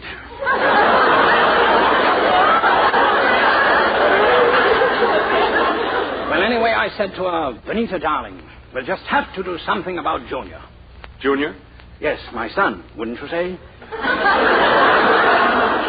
I don't think so. You don't have a son, Ronald, remember? Oh. Well, I said to Benita, I said, darling, we'll just have to do something about Junior. Referring, I hope, to my daughter. But you don't have a daughter either. By Jove, you're quite right. And it's no wonder. No wonder what? No wonder we never did anything about Junior. Ronald, I feel that the interview is getting out of hand. Oh, really? Yes, I think we'd better get to the business that brought us here. Oh, quite, yes. Well, you see, Mr. Helcott, we've been reading your reviews in the local paper for some time. No! Really, Mr. Coleman? Yes. Yes, and we feel that you belong either in Hollywood or New York. I belong in Hollywood or New York? Whichever is farther. I beg your pardon? What Mr. Coleman means is, wouldn't you like to go? Oh, of course. Goodbye, old man, and Godspeed. But I don't understand. We have a job for you in Hollywood. A job? You'll be... Oh, for a moment I thought you wanted me to work.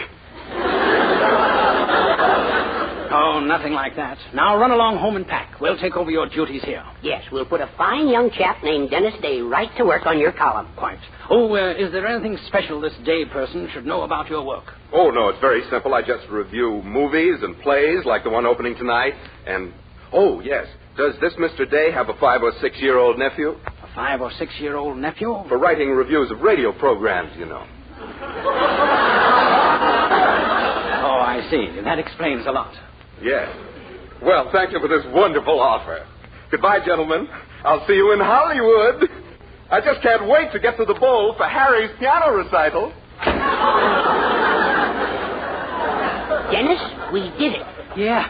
Can you imagine? And just wait till my review of Macbeth appears. There'll never be another performance by that company. Your rival is as good as out of town right now. We'll... Uh-oh. Do you suppose that fellow changed his mind about going? Gee, I don't know. Come in. Mr. Helcott, I brought your tickets, but... Why, Herbert Anderson and Dennis. Where's Mr. Helcott? Well, I'm the critic here now, Mr. Willoughby. I did like you told me. I chose love. What are you talking about? Mr. Helcott has left town, Homer. Dennis is taking his place. Dennis is... Why, that means he'll review my play. My boy. My dear, dear boy. No use, Mr. Willoughby. It's no use. Yours was not the love I chose. Why, Dennis, what do you mean? You know how a good play can get 4 bells? Yeah? Yours won't even get a door buzzer. You mean you're going to pan my play? You can't. When the play is over tonight, just don't bother sweeping out the place for tomorrow, that's all. Oh, so that's your attitude, is it? Well, I'll fix you. You'll never get into that theater tonight. I'll have guards posted at every door just to watch for you. But you can't I do that. can, huh? I can and I will. Goodbye. Gee, what are we going to do now, Mr. Anderson? Do? Why, sit right down at that desk and start reviewing the play. But I haven't seen the play. I can't write up something I don't know anything about, can I? My boy, you keep forgetting you're a critic. Now, go to work on your criticism, and don't be subtle. Well, all right. Let's see now. Last night at the Weaverville Summer Theater, an audience of first-nighters was practically nauseated by the most horrible production ever to smell up a playhouse. Too subtle? No, I think they'll know what you mean. Good. Now let's see if I can think up something nasty.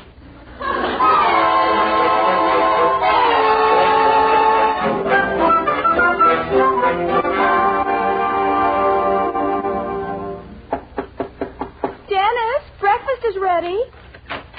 Hi, Mildred. My, don't you look pretty this morning. Why, Dennis, aren't you mad at me anymore? You mean over that silly Mr. Stewart? What for? I took care of him. See the morning paper? Why, no. Well, I got myself appointed dramatic critic on it yesterday. And after what I said about that play, he'll never show his face around here again. Smart, huh? Dennis, you mean you panned the play? You bet. And every actor and actress in it.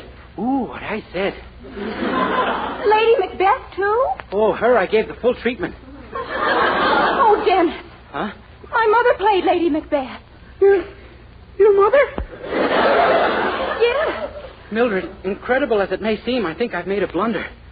Boy, will I hear from your mother when she reads that review. Dennis Day. I've heard from her.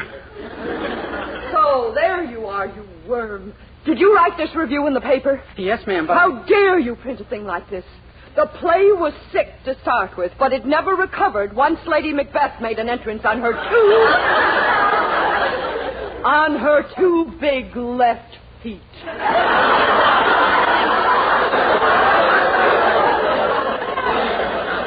Just a simple mistake in counting, Mrs. Anderson. And what about your next line? That when I got on the stage, something unfortunate happened to the lights. They stayed on. Oh, Mother, I'm sure he didn't mean that the way it sounds. Stop making excuses for him. This time he's gone too far. This time I'm going to... Mr. Willoughby. I want to see you. You better hurry. Mrs. Anderson and I are having a little discussion from which I may never recover. Mr. Willoughby, do you realize what this boy has done? Well, certainly I do. He's made our play. What? 10 minutes after that paper hit the street, our box office was swamped with calls. The play's a sellout. Dennis, you're a doll. Gee, I lead the most uncertain life. But I don't understand. After that frightful review... That's what did it. All we needed was a good panning. They panned Avy's Irish Rose, didn't they? And Tobacco Road? Ha ha! We may run 10 years. Oh, Dennis, I'm so proud of you. Yeah, me too. Gee, can you imagine? Being panned by a critic turns out to be even better than being banned in Boston.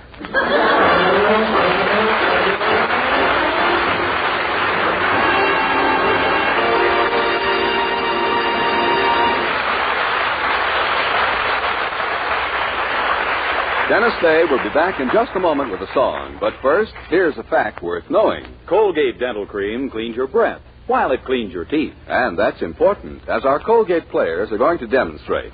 Scene, a beach, where a smooth-looking bathing beauty is having a pretty grim time.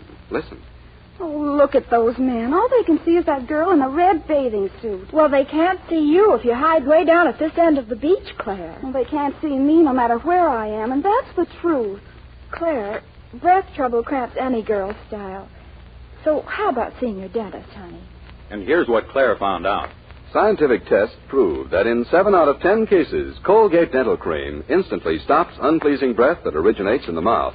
And Colgate's safe polishing agent brings out the natural sparkle of your teeth, cleans them thoroughly and safely. Yes, Colgate Dental Cream cleans your breath while it cleans your teeth. And Colgate Dental Cream is famous for its wonderful wake-up flavor, too.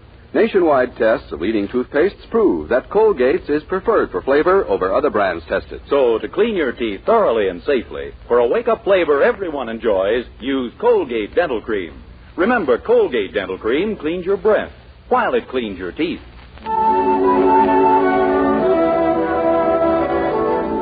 With Charles Dant and the orchestra, here's Dennis to sing Peg of My Heart. Peg of my heart, I love you. We'll never part. I love you, dear little girl, sweet little girl. Sweeter than the rose of Erin are your winning smiles endearing. Peg o' my heart, your glances with Irish art entrance us. Come be my own, come make your home in my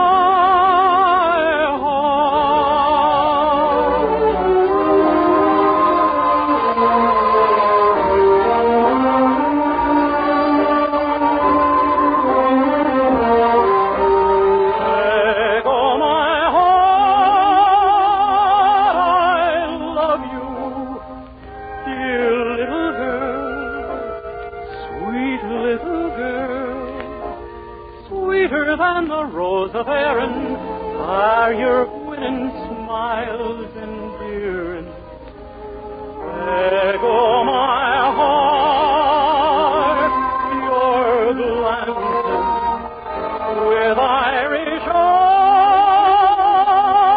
entrance us. Come be my own, come make your home in my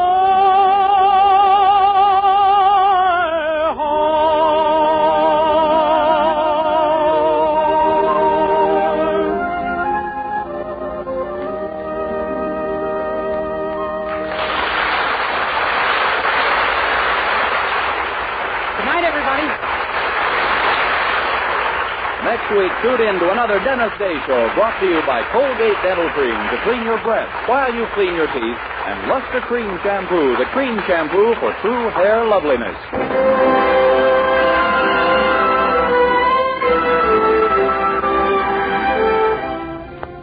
Remember, doctors prove the Palmolive plan brings 2 out of 3 women lovelier complexions in 14 days. And this beauty plan with Palmolive soap was tested on women with all types of skin. Dry, oily, even skin that was not clear. Yes, 36 doctors proved the 14-day Palmolive plan improves all types of skin, brings fresher, brighter, younger-looking complexions.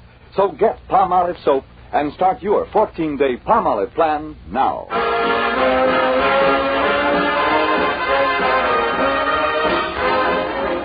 This is Vern Smith reminding you that Judy Canova's vacation is over and she'll be back on the air this Saturday night. So if it's laughter you're after, be sure to tune in the Judy Canova Show this Saturday night over most of these same stations.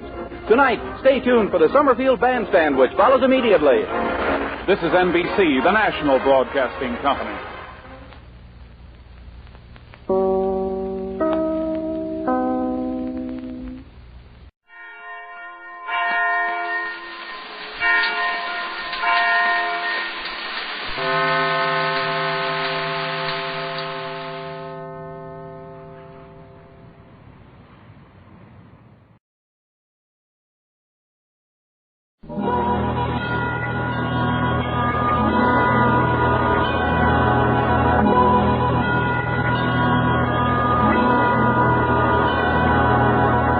The Halls of Ivy, starring Mr. and Mrs. Ronald Colman.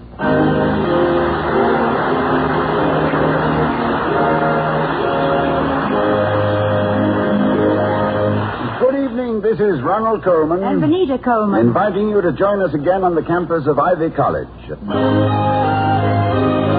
now, the Halls of Ivy.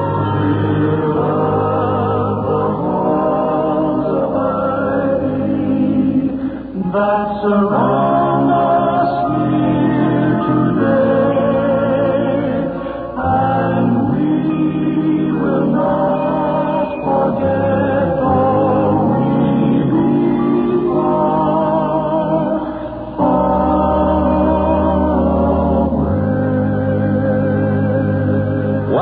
and to Ivy College, that is, in the town of Ivy, USA. Dr. William Todhunter Hall, president of Ivy, starts this week on his vacation, accompanied, need we say, by his charming wife, Victoria. And here in his administration building office, metaphorically putting up the shutters, cutting off the utilities, and stopping the milk delivery for the summer, we find Dr. Hall and his secretary, the indispensable Miss Goodson. Well, let's finish up, Miss Goodson, before we have another influx of bon voyage visitors and footloose professors. Now, is there anything else? Before I shoulder my knapsack and wander off through bog and fen? There are 2 letters to sign, Dr. Hall. Only 2? That's splendid. For me to get through the college year as a 2-letter man is quite an achievement. Which 2 are they? One of them is a personal note to Mr. Wolfe of Business Administration, who left us to go with an advertising agency in New York. And at 3 times the salary we could get him, I'm happy to say. With his energy and personality, he'll make a fine... what is the term? Huckster. Oh, yes. Probably from the Middle English word huckle, meaning haunch. Because destiny seems to have shaped his ends for an executive chair. And the other letter? To Professor Alvin Weingand of the English Department, congratulating him on his new publication called What's a Good Word? Ah, yes, a real contribution to the living language. Professor Weingand advocates a positive approach to popular usage. My mother always took a negative approach. She used to tell me always to remember that the only word which occurs naturally in the English alphabet is N-O. No. I salute Mother Goodson. All right, now I'll sign the letters. Where is my fountain pen? It's being repaired, sir, at that little side street shop in Ivy. Oh. You always say that while the proprietor may be slow, you rather like his nibs. One priceless witticism for a $1 repair job. It takes 3 weeks. Now, let me see. The Wolf letter. There we are. And the Weingand letter. That's that. And now what, Miss Goodson? That's all, sir. You're through. I'll take care of anything else that needs doing. Your traveler's checks, road maps, and motor club material are in this envelope.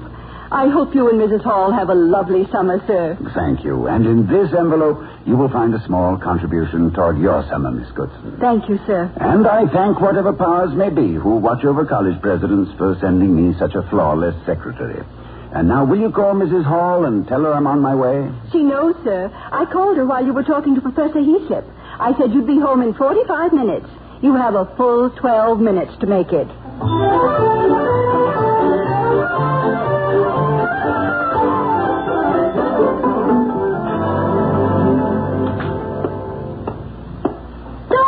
Oh, you're home. Uh-huh. I hope you folded your overalls neatly and left your lunch bucket in the locker and punched the time clock right in the nose. Yes, I even had Miss Goodson disconnect the electric clock in my office, thus saving the college at least 11 cents in electricity over the summer. This is an idea from far left field, but a stop clock somehow reminds me of Mr. Willman. It does? Why? Because even a stopped clock is right twice a day in spite of itself. Well, the observation isn't original with me, of course, but, speaking of time, aren't you home rather earlier than you'd hoped? Yes, and we'd have finished much sooner, except for several professors who dropped in to wish a happy summer. Oh, when Miss Goodson called, she said you were deep in conversation with Professor Heaslip. Deep is the proper term. 40 fathoms at least. Heaslip, as you know, fancies himself a Shakespearean scholar.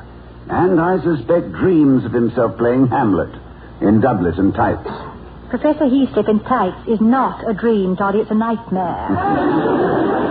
Yes, and it's regrettable that with a voice like Sir Henry Irving, he should have a figure like Sidney Greenstreet. Well, I'd have said Lou Costello, but between Greenstreet and Costello, you can split the difference. And also the tights. For Heaslip has a new parlor game. Designed, I think, for literary show-offs and intellectual snobs. I did quite well at it. Well, go ahead, snob darling, and show off for me. What's the game? Well, I don't know that it has a name as yet, but it might be called Here's Your Hat and Quote. Or Block That Reference.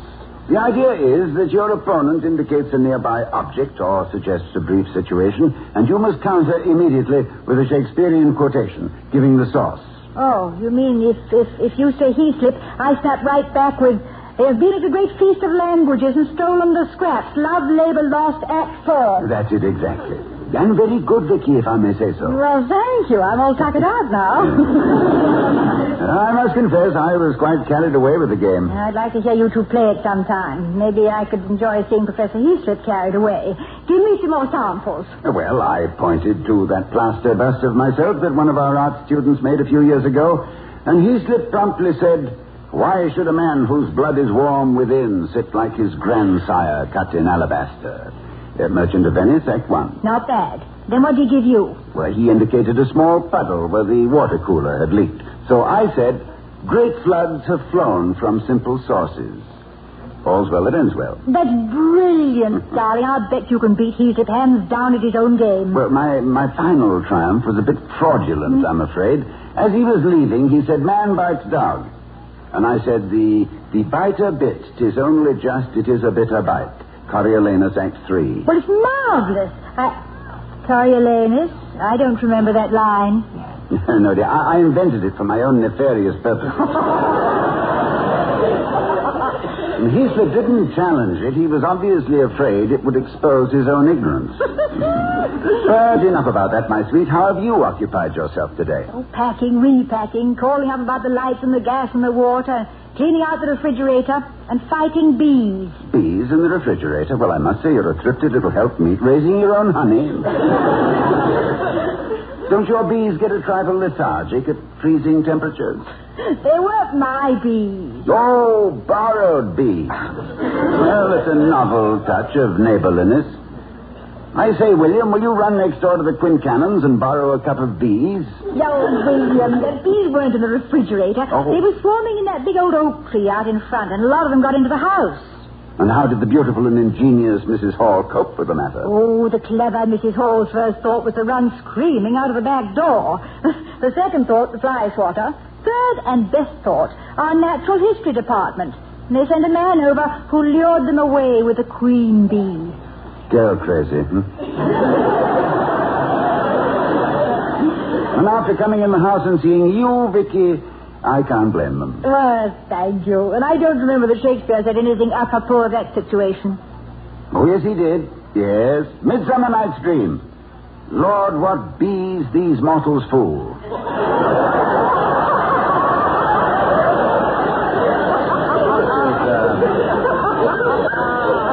You see, there's a slight transposition necessary to understand. But yeah, you explain it to me sometime. Excuse me, darling. Dr. Hall speaking. Hello, Professor Warren. Well, thank you, Joe. Well, I was a little hurt. A parade of professors through my office this afternoon, and no Joe Warren. But what are your plans, Professor? You are, and you got your license this afternoon. Good for you. Well, thank you for calling, and we'll see you next fall. Bye, Joe. Professor Warren, you got a license? But not marriage? No, dear, fishing. Oh, he says he's going up into some remote part of Canada for the summer. I wonder why... What's the matter, darling? It's just occurred to me that... Oh, well, they're probably busy packing, too. Although it does seem that one or two of them might have... but maybe they tried, and I was too involved with Heaslip. Still... William, what on earth are you trying to say? Who might have tried to do what? Well, Vicky, do you realize that not a single student has called on me or telephoned to say goodbye or good luck? Oh, Toddy, I don't really think that means anything. Did any of them call here while I was gone? No, but... Well, that's even stranger. They consider you practically one of them. I, being the president, might be considered too aloof to be the object of such intimacies, although I have tried to maintain a really now, don't you think it odd? Well, yes. Oh, but darling, maybe they don't realize we're leaving today. Oh, Vicky, I mentioned it in chapel yesterday morning.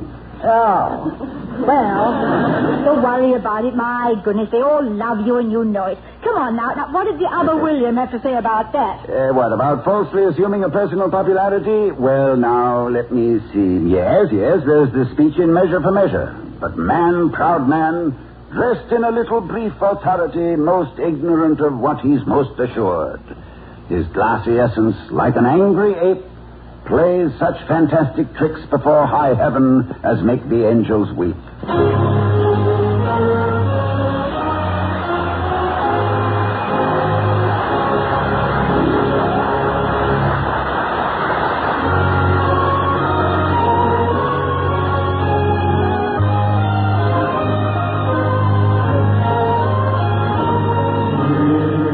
The Voice of America is bringing you this presentation of The Halls of Ivy, starring Mr. and Mrs. Ronald Collins.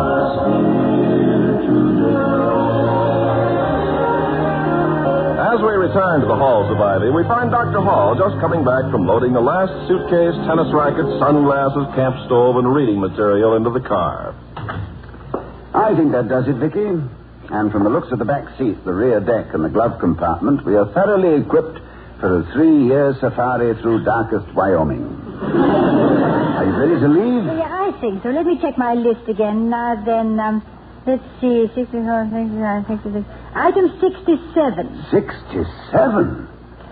What, may I ask, is the total number of your memoranda? Well, in round numbers, 88. Those are about the roundest numbers I could think of, so I...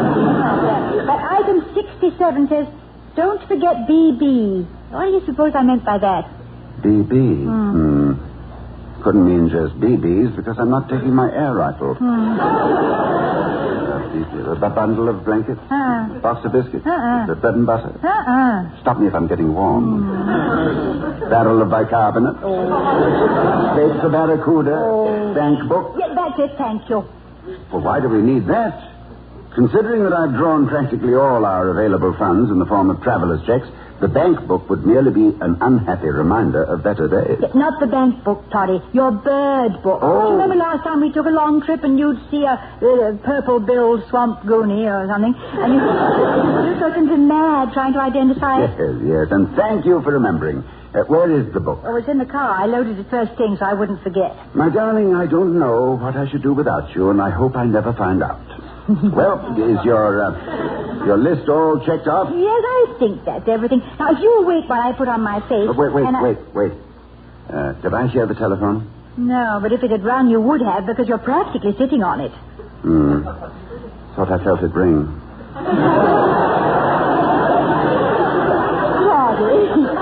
You're not so worrying about not hearing from the students. Well, no, not worrying exactly, but I do think it's strange that none of them called. Well, there's probably some very simple explanation, but we're both such complicated characters we can't think of it. Well, last year, for instance, we were besieged by youngsters and their friendly farewells. William. I can't think what I may have done or not done. I've chided them now and then, yes, but I've also consulted them, William, helped them, Georgie, advised them, darling, and to leave for the summer without a... yes, Vicky? Look, I won't consider spending the summer with a college president who's brooding about not being played off the campus with a string quartet. Oh, my love, it's not that. And I don't want to have you running out of gasoline because you forgot to fill the tank because you were wondering why the senior class didn't line up on the front porch to kiss us goodbye. All right, and if you're referring to the time we, or I rather, ran out of gasoline in our little rented English car in Devon, was it Devon? Oh, yes. What a lovely day it was to run out of petrol. But then you always thought of the nicest things to do. I still remember the red sandstone cliffs and the surf and the seagulls scolding us for the intrusion.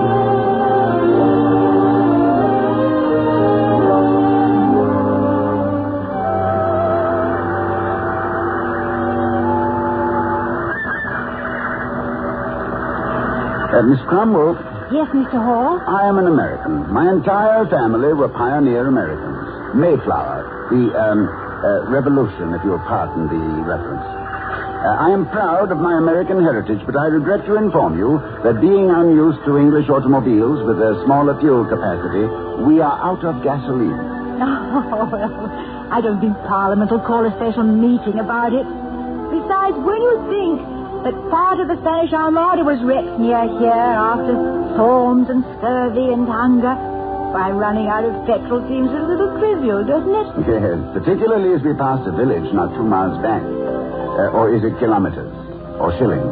Oh, well. Let's just call it a brisk walk. May I come with you? May you? Oh, but I warn you, with you the walk will not be brisk.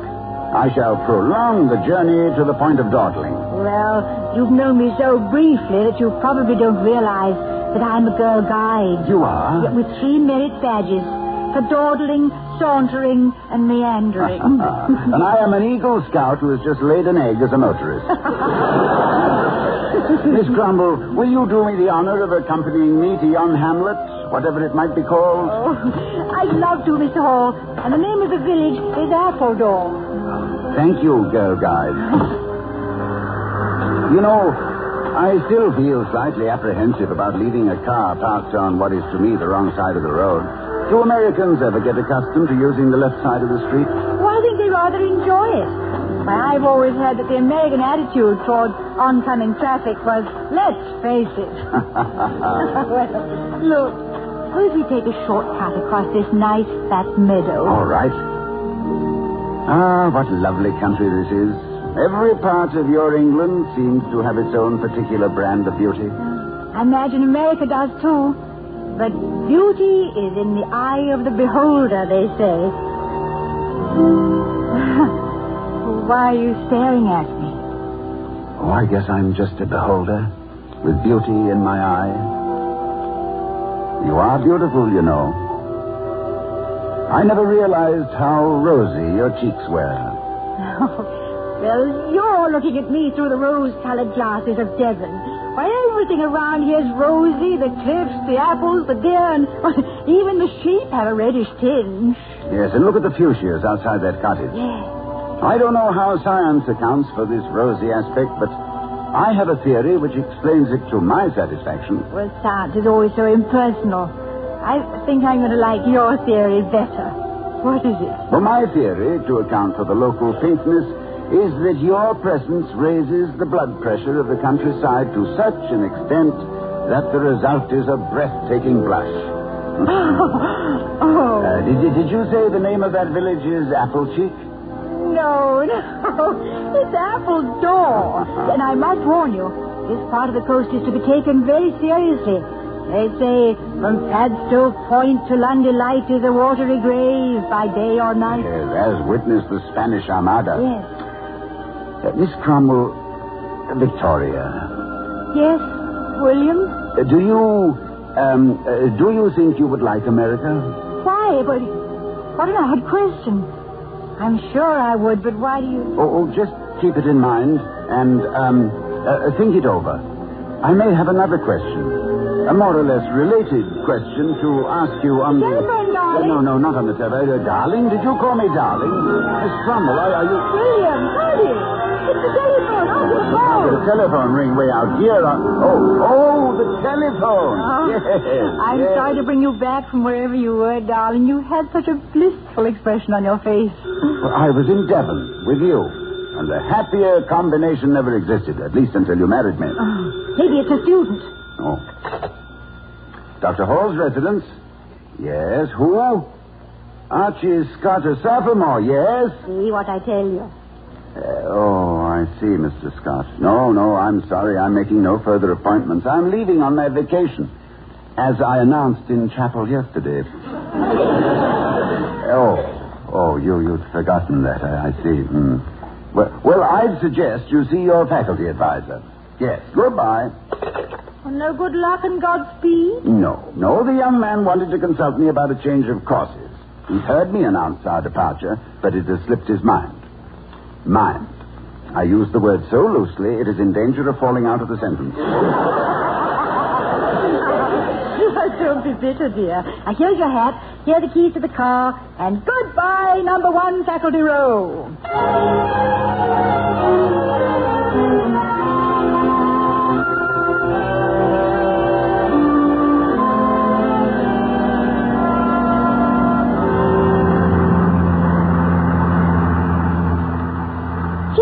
Toddy, we're on our way. Now, wave goodbye to Wellman Hall.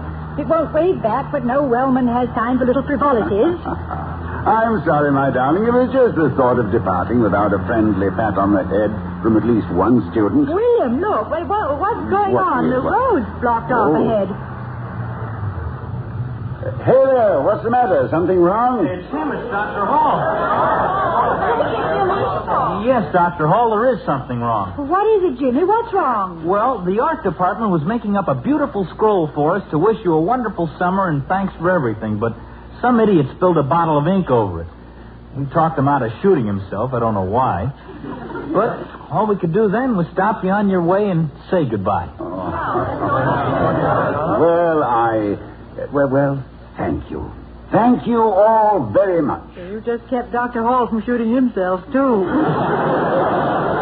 Well, I haven't got a speech ready, Dr. Hall and Mrs. Hall, but speaking for everybody in this academy of yours, I can say we wish you a wonderfully happy vacation, and if you've got room for it among your luggage, you're taking the affectionate regards of everybody with you. Take care of yourselves because we'll need you in September. May we sing you on your way, sir? Oh, you may indeed. And thank you again. Not too good now, or we may decide to stay.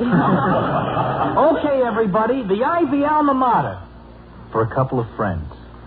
Oh, we love the halls of ivy that surround us here today,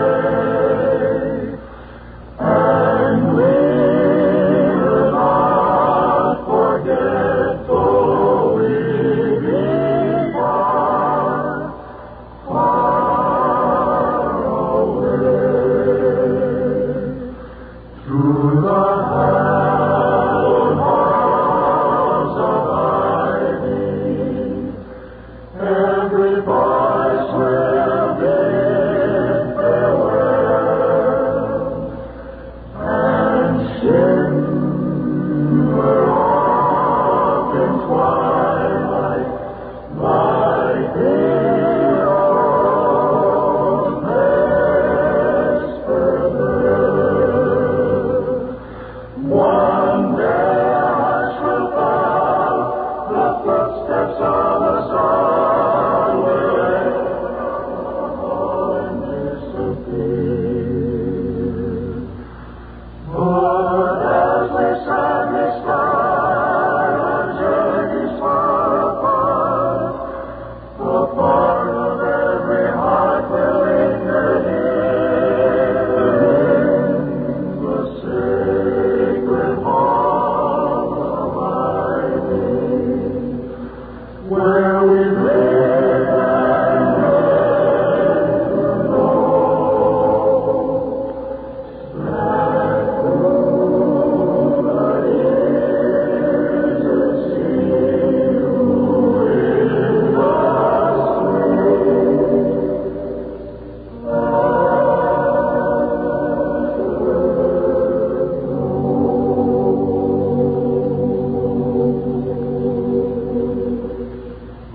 William, didn't Shakespeare have a word about this? Oh, yes, my love. In The Tempest, remember?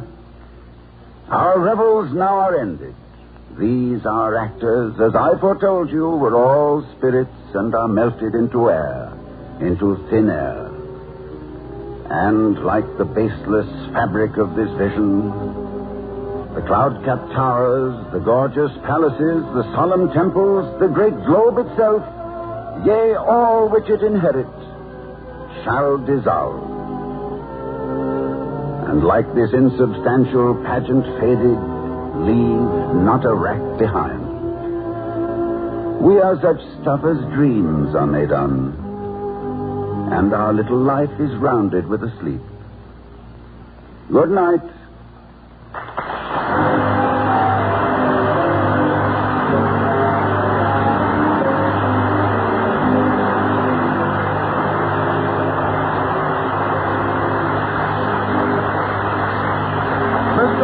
Played by Lee Patrick, and Jimmy was Gil Stratton Jr. Tonight's script was written by Don Quinn. Music was composed and conducted by Henry Russell. Ken Carpenter speaking. Oh, we love the halls of ivy that surround us here today. This production of The Halls of Ivy was broadcast with an actual audience present in the studio.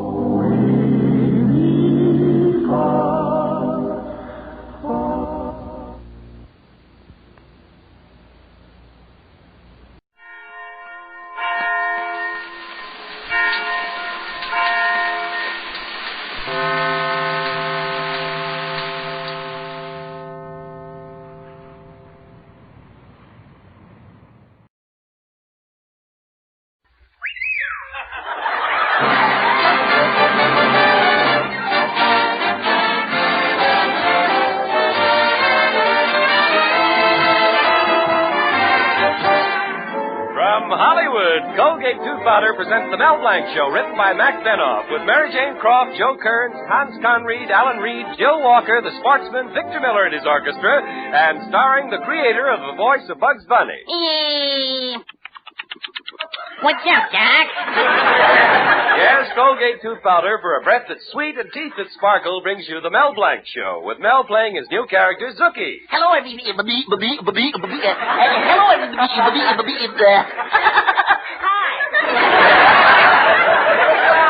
Starring himself in person, Mel Blanc. Hi, folks. Ugga, ugga, boo, ugga, boo, boo, ugga.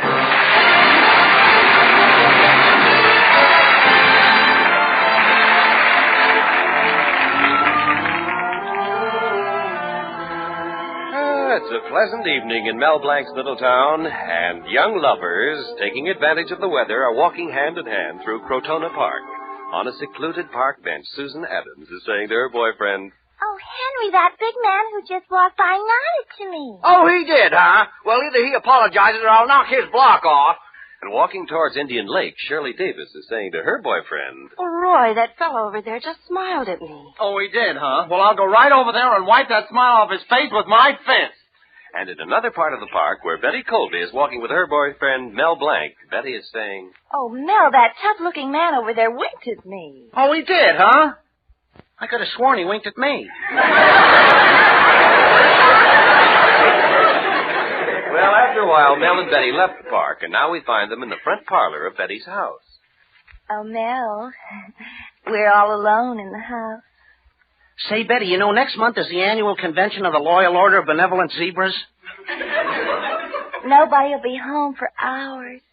The Grand Caliph is coming to town tomorrow. And your father wants to be head of the entertainment committee. Mel, kiss me. And if I can help your father, Huh? What'd you say, Betty? I said, kiss me. Betty, you haven't heard a word I said. Yes, I have, and I know all about it because the Grand Caliph is coming to our house for dinner tomorrow. Father's been talking about nothing but the convention. Gosh, we had a big convention last year. What a parade. 2 big brass bands followed by 3,000 members, all dressed like zebras. Were there many people watching? Well, I don't know, Betty. The part of the zebra I was didn't get a chance to look out.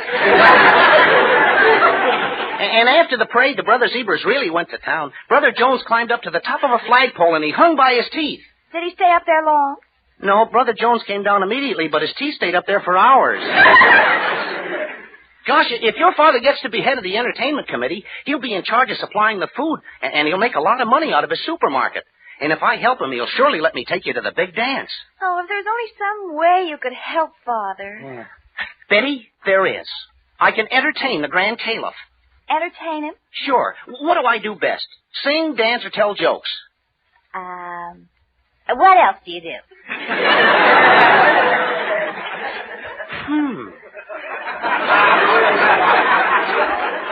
Well, I'm a great juggler. Here, I'll take these 3 dishes and show you. Now, watch this. Now you'll break them. Oh, Betty, where's your confidence? Betty, where's your broom? Oh, there must be something I can do. Oh, there's somebody at the door. Come in. Hello, hello. Oh, it's Professor Potchnick, the piano teacher. Hello, Professor. I know that 2 is company and 3 is a crowd. Yes, that's right. But as long as you got such a big room, I'll stay. I thought I would drop in for a minute. I was just giving lessons to that little kid next door. Oh, yes. How is he playing, Professor? Terrible. He's got an upright piano, but when he plays, it's a downright shame. I told him to hit Do, he hit Ray. I told him to hit Ray, he hit Fa. I told him to hit me, and he did, right in the eye. Say, Professor, Mr. Colby is trying to get the job of supply entertainment for the Zebra convention. Can you help him out? Oh, can I help him? Mel, you are talking to a man who was born in a trunk. Oh, you mean you were on the stage? No, my father owned the luggage company. But later on, I did go on the stage. Was I good? You know how in Europe they kiss the performers? I was so good, an old lady ran up on the stage and bit me. Oh, what did you do on the stage, Professor? Oh, I was part of a dance team, Sonia and Max. 15 minutes of Charleston. I will never forget how I met Sonia. I danced with her on the back porch. Boy, was I hot. Send me daddy. Yeah, man. Send me daddy. Beat me daddy. Send me daddy. After I got out of the hospital, Hey, wait a minute. How did you get in the hospital? Her daddy sent me. And then I married her and we broke up. She was double-crossing me. Well, how'd you find out? All night long, she is whispering in her sleep, Max, Max. But Max is your name. I know, but she is whispering, Max. Max just left. I'll meet you in 15 minutes, Joe. But my heart pines to go to her. She's in Mexico now, dancing under the name of Popocatépetl. Popocatépetl? Well, that's a volcano with fire inside. I told her not to eat that Mexican food. Say, Mel, I got a wonderful idea for you to be a comedian. Oh, gosh, Professor, I can't be a comedian. Look, why don't you and Mr. Colby become a team like Abbott and Costello, Amos and Andy, the Brooklyn Dodgers? The Brooklyn Dodgers? That ain't a team. See? Already you're a comedian. Say, that's a good idea. I know a lot of old jokes, too. And I'd do anything to take Betty to the zebra dance. Well, quite a crowd here tonight. Hello, everybody. Hello, Mr. Colby. Hello, Mr. Colby. Hey, Mel, try what I told you. All right. Mr. Colby, who was that lady I saw you with last night? It's none of your business. My social life is strictly personal. Well, don't get mad, Mr. Colby. That's a joke. I've got an idea that'll cinch the entertainment job for you when the Grand Caliph gets here. You're going to be a comedian. But I can't be a comedian. You and I will be a team, like Abbott and Costello, Amos and Andy, the Brooklyn Dodgers. The Brooklyn Dodgers, that's a baseball club. See, already you're a comedian.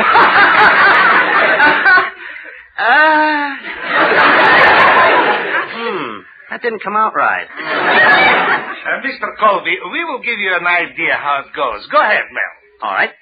I got a chicken that lays 7 eggs in 5 days. 7 eggs in 5 days? What for? So she can get the weekend off.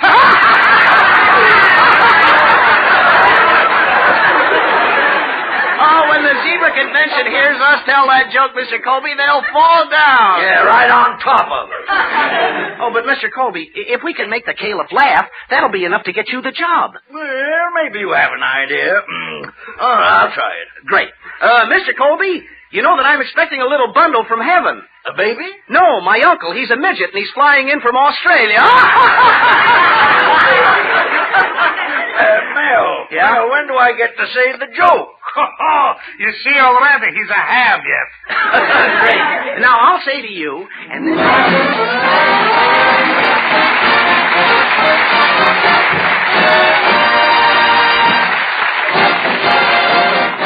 Use Colgate tooth powder, keep smiling just right. Use it each morning and use it each night. It cleans your teeth, makes breath so sweet.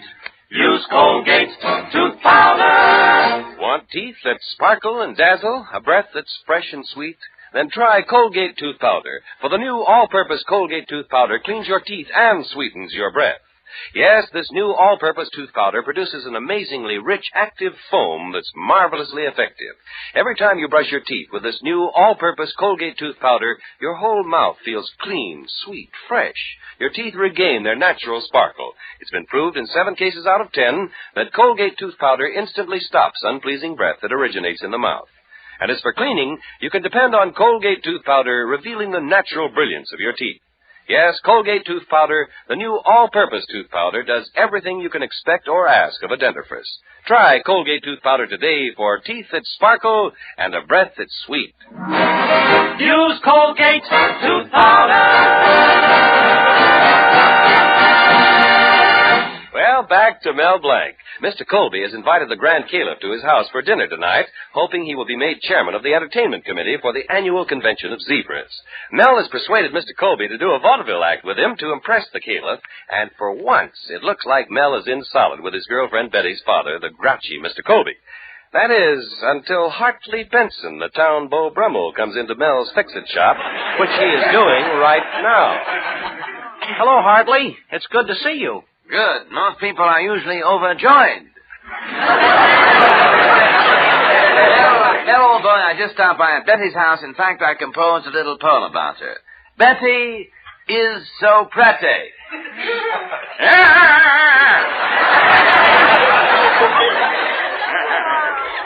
What were you doing at Betty's house? Well, I stopped by to pick up a book I loaned her. Oh, it's full of romantic passion and burning kisses. The story of a young man, handsome, dashing, a modern Casanova, each night pursued by another beautiful woman. Oh, sounds terrific. What's the name of the book? It's my diary. What's a book? Mel, old boy, you haven't lived until you've read December 25th, 1946. And her boyfriend was out playing Santa Claus. Oh, cut it out, Hartley. The way you talk, you think every woman in this town is crazy about you. Well, form your own conclusion, Mel. But I'm the only man in this town who is approved by good housekeeping.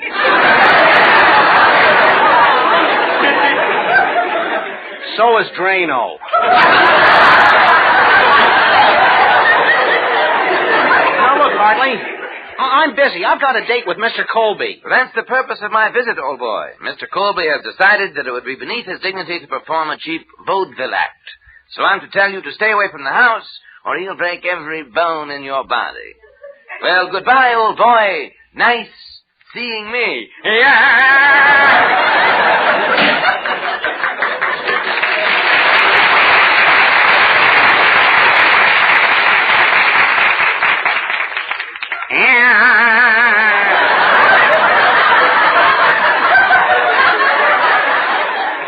What a character.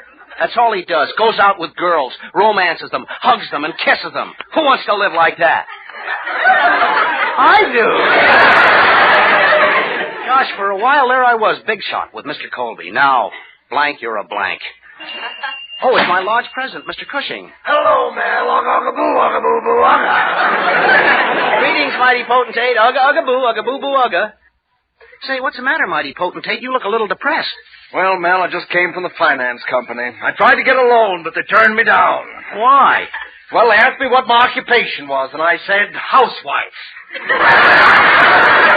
know, I was going to lie about it, Mel, but the milkman was standing there. When he saw me, he said, "Hello, cutie." Oh, stop exaggerating, mighty potentate. Why didn't you tell him? Who wears the pants in your family? My wife.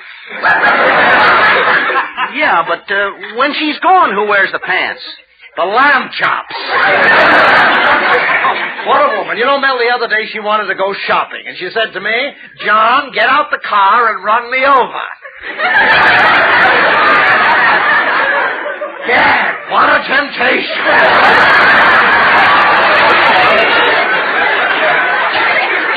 I don't know, mighty potentate. You talk that way to me about your wife. But what would you say if you lost her? Finders keepers. Matter of fact, Mel, once I did nearly lose my wife. She was sick, almost at death's door. Well, I left the hospital room and I sang a solemn song. What song did you sing? Open the door, Richard.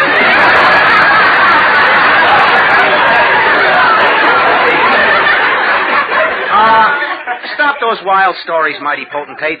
I've got plenty of my own troubles. Mr. Colby wants to get the job as head of the entertainment committee, but he didn't like my idea for helping him. Now I won't be able to take Betty to the zebra dance. Mel, I happen to be a good friend of our Caliph. He's very much impressed by movie stars. Now, if you could... Say, that's a wonderful idea, mighty potentate. How did you ever think of the idea of me impersonating different people? Mel, ever since I got married, I've always wished that I was someone else. Gosh, the Caliph will be at Mr. Colby's house soon. I got to get some costumes to impersonate the movie stars. Meanwhile, I'll send Zuki over to tell Mr. Colby what I'm going to do. Oh, he'll love this idea. Oh, Zuki! Zuki!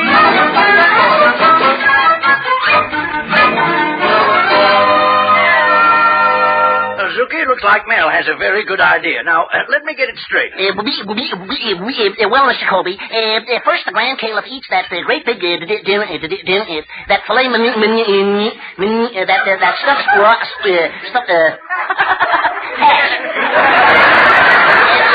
and then Mel is going to visit you and make believe he's somebody, another. All right, Zuki. I've got it all clear now.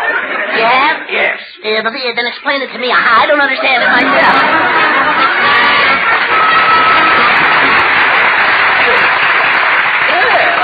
I hope you enjoyed the dinner, mighty, supreme, all-powerful, omnipotent, greatest, most judicious emperor, protector, wise... All right. Oh, yes. Oh, by the way, mighty Caliph, how do you like our little town? Not bad. Of course, I come from Florida myself. Florida? Yes. Didn't you notice the snow in my car? Very funny joke.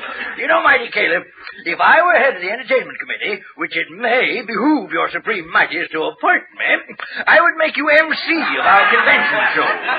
MC? That's a show business term, is it not? Oh, yes, it is. It means...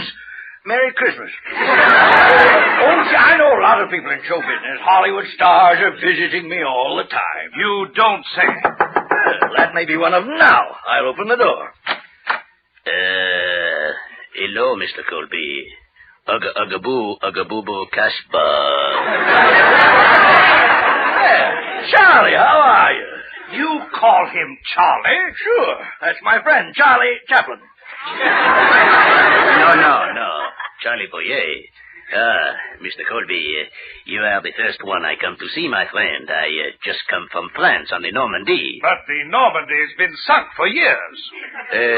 No wonder the food was so soggy. You know, Mr. Boyer, I never miss one of your pictures. I particularly like Gaslight. Oh, yes, Gaslight. That was made because the picture company could not pay the bill. But now that they made money and paid the bill, we make a new picture. Electric Light. Hollywood is so fascinating. Tell me, what role are you going to play? I play a psychological criminal role. A bulb snatcher. You see, I am a discharged war hero. A GE. By the way, Mr. Colby, I hope that this year the Loyal Order of Benevolent Zebras can persuade you to become chairman of their entertainment committee. Well, that all depends on... Oh, you did such a wonderful job last year when you distributed the awards. The Academy Awards? Why, I didn't see you in the newsreels. The Riding Academy Awards. For Western pictures. For Western pictures? Why, I didn't know. Pardon me, I hear the director hollering, "Quiet on the set!" and I must go. Au revoir! Well, mighty Caliph, about that entertainment committee job, You know, that's funny, Mr. Colby. He didn't look at all like Charles Boyer. Well, when you get to know stars like I do, you know how different they look on and off the screen. It's what we in show business call, make-off. Once it starts, it never stops. I'll get there. Hello, Mr. Colby. Don't you remember your old friend Peter Lorre? Oh, good to see you, Mr. Lorre. May I take your things? Yes, but be careful of that glove. There's a finger in it. Peter, old pal, come in. Meet the Grand Caliph of my lodge. This is an honor, Mr. Lorre. Ugga-boo.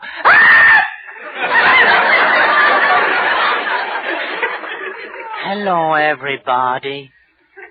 Body. That's a nice word. Lorre, you look worried. What's the matter? Oh, I had a terrible nightmare last night. I dreamt that I killed 2 men. Well, why worry about it? It was only a dream. Then why did I pay postage on the 2 bodies I shipped to Milwaukee? Oh, Mr. Lorre, you don't really mean that, do you? Of course not. I'm such a happy fellow. Last night we had such a gay time at the party. We played spin the body, hide and shriek, and ducking for. Ducking for apples? No, after we duck them, they can't eat apples. I also had a hobby, hunting. Last week I went hunting with my friend George. I always wanted to have an elk's head hanging in my den.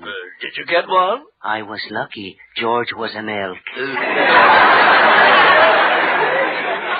Well, I must go now. Au revoir. I mean, goodbye. Au revoir. Wait a minute. I knew there was something phony here. Oh, Mel Blanc, you idiot. Now you've really gummed things up for me. Oh, well, gosh, Grand Caliph, I was only trying to help Mr. Colby so I could take his daughter to our zebra dance. He didn't want to do what we originally planned. So what did you plan? Well, I was supposed to say to him, Mr. Colby, this housing shortage is terrible. Do you still live in that penthouse? And he was supposed to say, yes, I'm lucky I still have a roof under my feet. Roof? You like it? Like it? Why, it's terrific. That's smart entertainment. Did you hear that, Mr. Colby? Yes, he likes it. Well, let's give him some more. Hey, Yabba! What is it, Costello? Hey, Yabba! You know my folks are in the iron and steel business. You don't say. Oh, yeah. My mother irons and my father steels.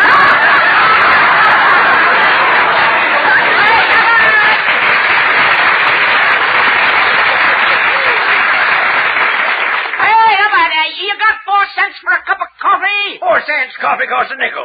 I know, but who buys retail? Hey, you know, I got a dog that's worth $10,000. Half curly and half bull. Really? What part bull? I know. The part about the $10,000. Well, what do you know? Another comedian.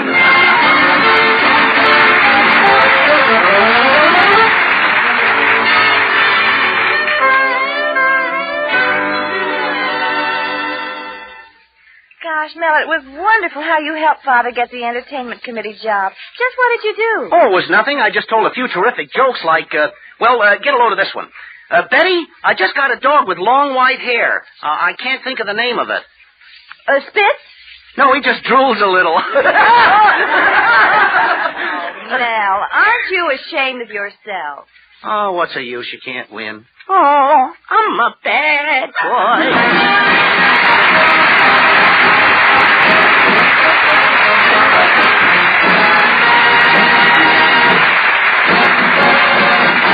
Use Colgate tooth powder, keep smiling just right. Use it each morning and use it each night. It cleans your teeth, makes breath so sweet. Use Colgate tooth powder. Have you heard about Colgate tooth powder? The new all-purpose Colgate tooth powder that cleans your teeth and sweetens your breath? Colgate tooth powder creates a rich, lively, clean-tasting foam that really cleans. Your whole mouth feels fresh and sweet. It's been proved in 7 cases out of 10 that Colgate tooth powder instantly stops unpleasing breath that originates in the mouth.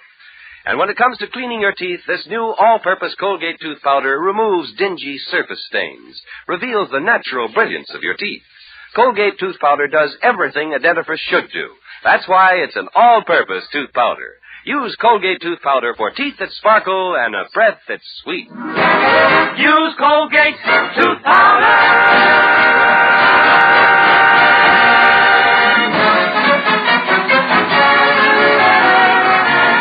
This is Bud Easton reminding you that Colgate tooth powder for a breath that's sweet and teeth that sparkle brings you the Mel Blanc Show every Tuesday at this time. Be sure to join us again next Tuesday night for more fun with Mel and the people you'll meet in Mel Blanc's Fix-It Shop. Say hello to Halo Shampoo for naturally bright and beautiful hair. Remember, even finest soaps and soap shampoos hide the natural luster of your hair with dulling soap film. But Halo Shampoo contains no soap, therefore leaves no dulling soap film. Even in hardest water, Halo makes oceans of rich, fragrant lather. Quickly banishes loose dandruff and dirt. Halo needs no lemon or vinegar rinse. Say hello to Halo and goodbye to dulling soap film. Get Halo Shampoo at any cosmetic counter.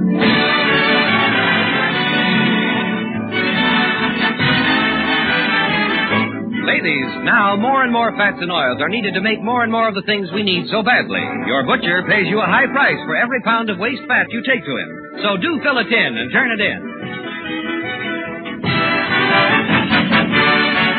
Remember, Mel Blanc at the same time every Tuesday night. This is CBS, the Columbia Broadcasting System.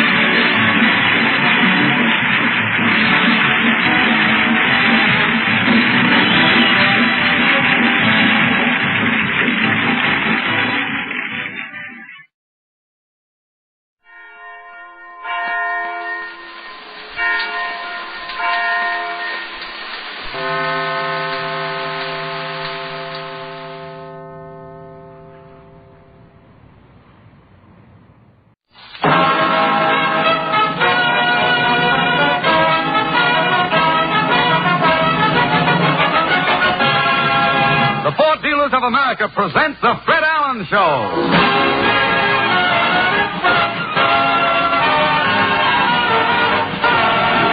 The Fred Allen Show with Fred's guests Jack Benny and Henry Morgan, Portland Hopper, Minerva Pius, Peter Donald, Parker Finley, the DeMarco sisters, and Al Goodman and his orchestra. And this is Kenny Delmar speaking for your friendly Ford dealer. Now that summer is here, every single one of the more than 6,400 Ford dealers would like to get his hands on every car that's going around with unsafe brakes, tires, or lights, and give it a good going over. Your Ford dealer would like to get his hands on your car to put it in shape for safe family driving. So bring it in tomorrow, why don't you? His expert service will be a revelation. It saves so much time, trouble, and money.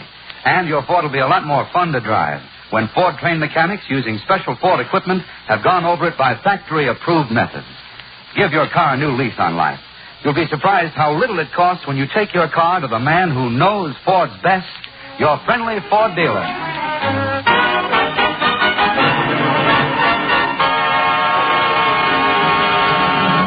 Sunday night again, and here comes Fred Allen in his new Ford to keep his weekly date at the corner of Main Street. As Fred steps out of his Ford, he hears a voice say, Mr. Allen! Portland,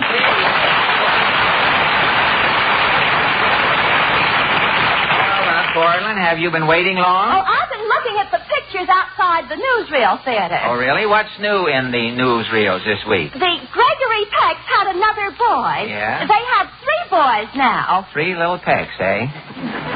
1 more Peck, and they'll have a bushel. Yeah. Yeah. What is that? What is that? Well, I'd like to start things off with a laugh. With a laugh. It would be better if you started things off with a joke, you know. Oh, a joke? Yeah. As the envelope said to the postage stamp, stick to me and we'll go places. Now, wait a minute. Now, look, wait a minute. Don't... Well, I'm as hot as last Wednesday. You are as hot as any corner of an ice cube. If I can keep up this pace, I'll end up with my own program. Yes, you will. The way radio is going, that is quite possible. Tell me, what else is in the news? Milton Berle has a newspaper column. Oh, I have seen that. I read it from right to left. You know, they have it in the paper where you do. Milton wants everybody to know he's a columnist. I know. Berle walks around Lindy's on his knees so that people will think he's Billy Rose. Milton went out to Hollywood to make a picture for Warner Brothers. Yes, I saw that, too. It's going to take 3 weeks after the picture's made. He has to pop his own corn to go with the picture. When Berle's picture plays the Strand, it will pack the streets.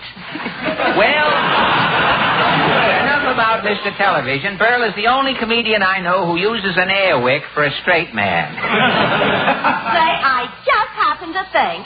You told me to remind you about Jack Eigen. Oh, yes, Jack Eigen.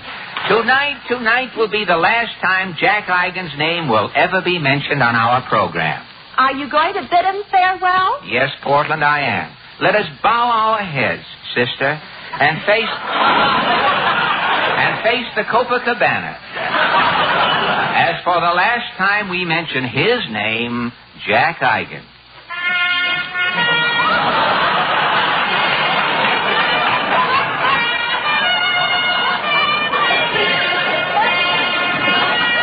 Well, Portland, there's nothing more to say. I think I'll pick up my paper. May I come along? Sure, let's take a walk down Main Street.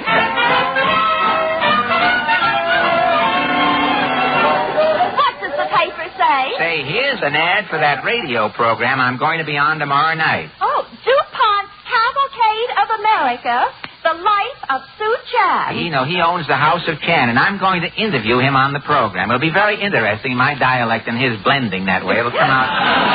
Say, here's an item. Look at this. As the first day of summer arrived this past week, millions of Americans started planning their vacations. Do you think most people really plan their vacations? Who knows? Let's ask some people as we're walking down Main Street. This man coming along with the live frogs on his smoking jacket. Pardon me, sir. Claghorn, say Claghorn's the name, Senator Claghorn, that is. Well, Senator... If you're telling forth, ain't no gypsy to me. But, don't hold me up, son. I'm busier than a man with St. Vitus stance trying to put on his long underwear.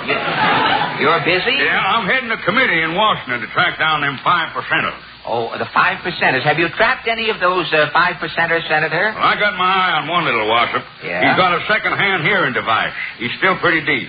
And he's a 5%er? Yeah, the Navy ordered 200 boats. 200 boats. This little deep scissor bill thought to said goats. You mean the Navy ended up with 200 goats? With them goats loose in the Navy, son, today it ain't safe to be a rear admiral. Well, you sure have plenty of problems, Senator. Yeah, I'm keeping my eye on them Red investigations. Say, do you think, confidentially, Senator, do you think communism is spreading, do you? It sure is, son. Them communists is heading for plenty of trouble. Trouble? Russia's taking over China. Where does the trouble come in? Them Russians are bringing borscht into China. Borscht? Son, when a Chinaman tries to lift that wet potato out of his borscht with chopsticks, there's going to be trouble.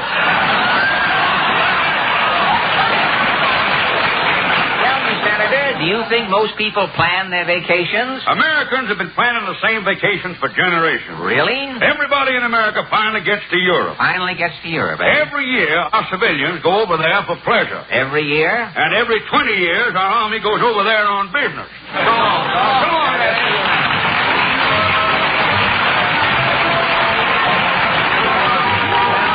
Come on, Portland. Come away from that jewelry store window. I just learned something. Really? The diamond is the hardest mineral in the world. Well, why is the diamond the hardest mineral? It'll make an impression on a woman. Say, that's real good, isn't it? Look who's coming out of Howard Johnson's with the ice cream cone. Who? Titus Moody. Oh, hi, Mr. Moody. Howdy, Bob. Mr. Moody? Mr. Moody, do you think most people plan their summer vacations?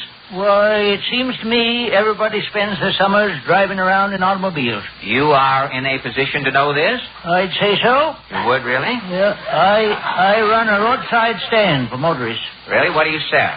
My sign says, genuine farm eggs, strictly fresh. Well, how many chickens do you have? I don't have none. Well, with no chickens, how can you run an egg business? Every morning I buy a load of eggs at the A&P supermarket. At the A&P? I set the eggs out on my roadside stand in nests. I see. Then I dress up as a rube. You dress up as a rube, eh? Yeah. I put on a big straw hat. Yeah? Tie a red bandana around my neck. Stick a straw in my mouth. Then I go down by the road and I lean on a long rake. Well, what happens when a motorist drives up to your stand? Why, I start yelling, well, I swan, by heck, and other rustic expressions. So, the motorist, he thinks he's dealing with a country jay, a pea picker. A pea picker, hey? He says, how about it, Zeke? Are them eggs fresh? Yeah. And with that, Miss Moody, she's under the counter meditating. She starts clucking. She's clucking.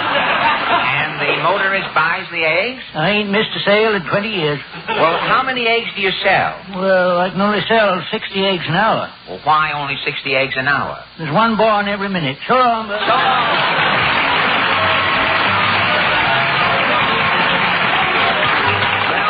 Portland, let's cross over here. Look who's turning the corner. Mrs. Nussbaum. Mrs. Nussbaum, do you think most people plan their vacations? Not me. In the summer, it's too hot for taking vacations. Too hot, you say? Last year at Far Rockaway, my little puppy, a water spaniel, is percolating to death. Oh. You lost your dog? Well, what did you do? To my puppy, I'm dedicating a poem. Oh, really? What is it called? A puppy on a hot day I wouldn't want to be. Yeah, it's a little doggerel, hey? Well, how does it go? A puppy on a hot day I wouldn't want to be. A puppy on a hot day could be someone else, not me. A herring on a hot day I would be. Likewise, a guppy. But one thing I would hate to be on a hot day is a puppy. A puppy on a hot day can wag his tail a minute. This will stir a breeze behind, but the puppy isn't in it. For a puppy, I feel sorry. On a hot day, he will pant. I can take my coat off, but a little puppy can't. Good night, Mrs. Hudson.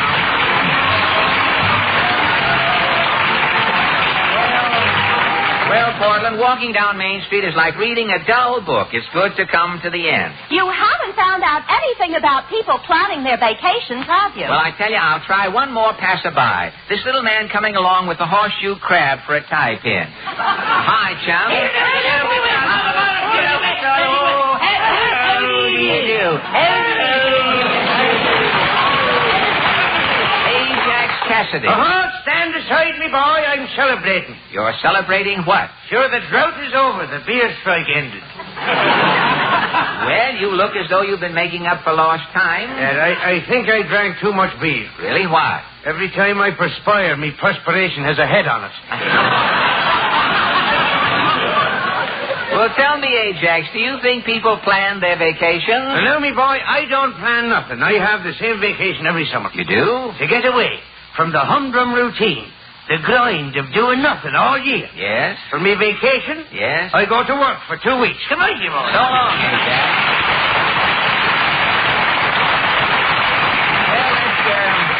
Let's go, Portland. I'll be late for my date at the music store. You have a date? Oh, say, is this a big night tonight? You know, one of the DeMarco sisters, Ann DeMarco, has written a song. Now, Al Goodman and his orchestra and the DeMarco sisters are going to do Ann's song for the first time on the air tonight. It's called Time Doesn't Change a Thing.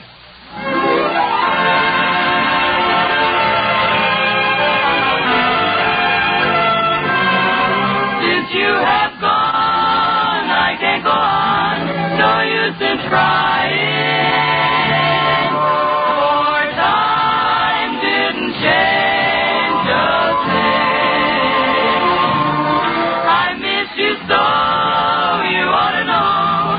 You left me crying. And time didn't change a thing. My friend said I'd forget you, but I don't know where to start. How can I get you off my mind when I can't get you out of my heart? Come back to me and you will see my love's undying. 'Cause time didn't change a thing. No, time didn't change a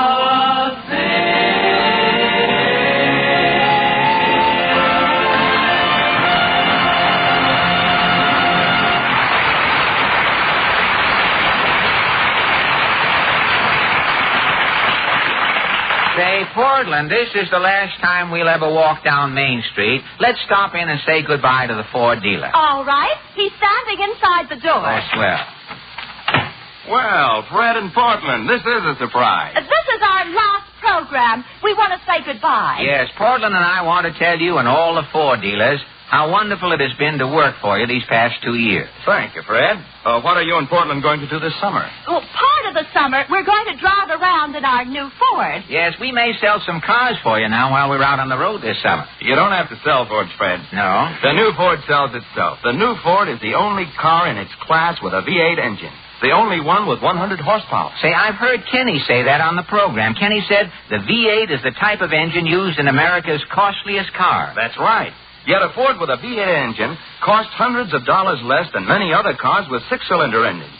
The Ford has more power for the weight the engine has to move than any other car on the road. And Kenny always talks about the new Ford feel. Yes, Fred, other features that contribute to the new Ford feel are the solid lifeguard body of heavy-gauge steel, the magic action brakes that are 35% easier to apply, and new springs, hydrocoil in the front, Paraflex in the rear. Oh, Mama says the new Ford is the fashion car of the year. That's true, Portland. The new Ford received the 1949 award from the New York Fashion Academy. Say, on the program, too, Kenny says the Ford is a big car. Yes, the new Ford has more hip room. And can Mama use that hip room? Yeah. It has more shoulder room than any other car in its field. And big picture windows all around. Oh, Mama likes big windows. She can see what everybody's doing. Mama's nosy. Say, well, this is all mighty interesting, hearing about all the features of the new Ford. But, Portland, I think we'd better leave. Well, why, Fred? You bought a new Ford, didn't you? Yes, but if you keep talking, I'll buy another one. Come on, Portland. Happy vacation, kids. Thanks. Goodbye.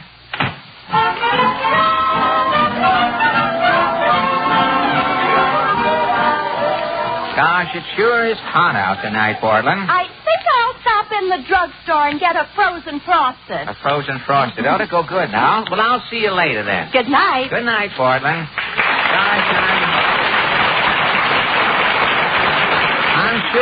I'm sure going to miss Main Street, the jewelry store, the grocery, the pawn shop. Say, who is this man in front of the pawn shop with a moose head under his arm? Hello, Fred. Henry Morgan. Henry, you in front of a pawn shop? Fred, when I'm working, I'm in front of the cigar store. Well, I know. When I'm not working, I'm in front of the pawn shop. I got to hot this moose head. Hot? But, Henry, you've been working all winter. I know I have, Fred, and I appreciate it. And, Henry, I just read that you're going back on the air replacing Duffy's Tavern. Yeah, but that doesn't start until July 6th. But, Henry, what did you do with all... You worked all winter. What did you do with all your money? Well, I got tired sitting around on the bare floor of the apartment, so I bought a rug and some furniture on the installment plan. I see. First week I was out of work. To make the payments on the furniture, I had to borrow $300 from a loan company. Uh-huh. Now I owe the loan company, so I have to pawn my moose head. Well, Henry, confidentially, that is a pretty mangy-looking moose head you have there. Fred, please, if it weren't for this moose head, I wouldn't be alive, out of work, and owing $300 today. You mean the moose saved your life? Yes, Fred, it did. Last winter, I went hunting up in Canada. Yes? Got lost in the woods. For 12 days, I had nothing to eat. Gosh. I was sitting by the edge of a lake, watching myself slowly starve to death, when this moose peeked out from behind a tree. You saw the moose, did you? I did. I picked up my rifle. Yes? I was just about to pull the trigger when the moose looked at me with those big brown eyes. Yes? I didn't have the heart to shoot. I put down my rifle. The moose knew that even though you were starving, Henry Morgan, you had spared his life. Yes, and he was so grateful, that moose walked over to me and dropped dead.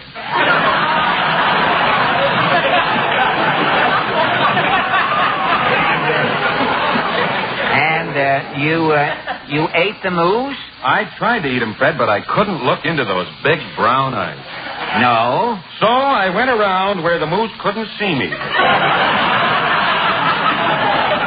And you ate your fill? Took me 3 days. And when you finished? Well, there was nothing left but the moose head. Fred, this moose head is my dearest friend. In fact, it's my only friend. Well, Henry, if this moose head means so much to you, why pawn it? Well, Fred, I got to raise $300. $300? If I don't pay the Mohawk Loan Company by 4 o'clock, I'll lose my furniture. Well, who owns this Mohawk Loan Company? I don't know who the chiseler is, Fred. Yeah? But he wants his $300 by 4 o'clock today.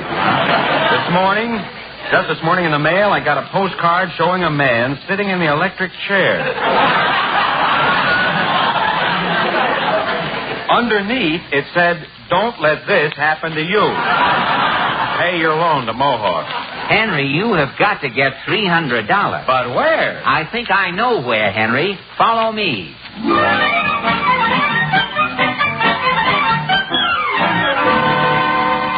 Well, Henry, here we are. This is the Chase National Bank. I'll see if this party is in. Say, guard. Yes, sir. We're looking for Mr. X. Is Mr. X expecting you? Yes, I'm a friend of Mr. X's. Go through that iron door and down the circular staircase. Thank you very much. Come on, Henry. Fred, who is Mr. X? Henry, his name is never mentioned. Yeah, but do you think he'll lend me the $300? Quiet. Here's another guard. You're looking for someone, gentlemen? Mr. X. Is Mr. X expecting you? Yes, I'm a friend of Mr. X's. Go down through this trap door and crawl through the tunnel. Thank you. Come on, Henry. Gee whiz, Fred, it's dark. Say, how much farther do we have to crawl? Henry, there's a flashlight. Oh, who goes there? It's all right, guard. We have some business with Mr. X. Mr. X is in his personal vault. Straight ahead. Thank you. Come on, Henry. Help me open this door.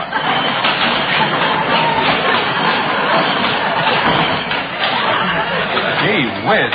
Fred, look at the money in this vault. It's stacked up to the ceiling. I think Mr. X is coming. Hello, Fred. Mr. X, Fred, this is Jack Benny.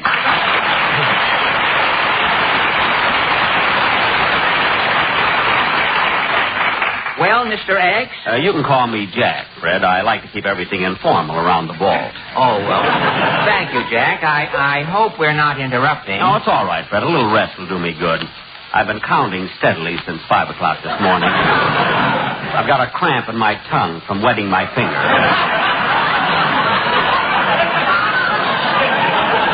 Jack, meet a friend of mine. I'm Henry Morgan.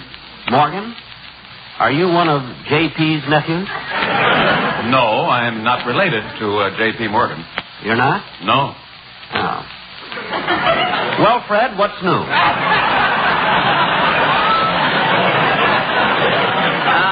Nothing much, Jack. How long are you going to be in town? Oh, I'll be here counting all summer. This is Mr. Benny's vacation, Henry. He always spends the summer in his vault here. Gee, don't you miss the outdoors, Mr. Benny? No, it's cool down here, and it's so nice and green.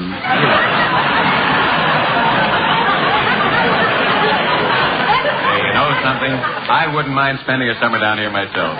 Mr. Morgan, is this the first time you've ever been in a vault? This is the first time I've ever been in a bank. You don't believe in banks? Banks don't believe in me.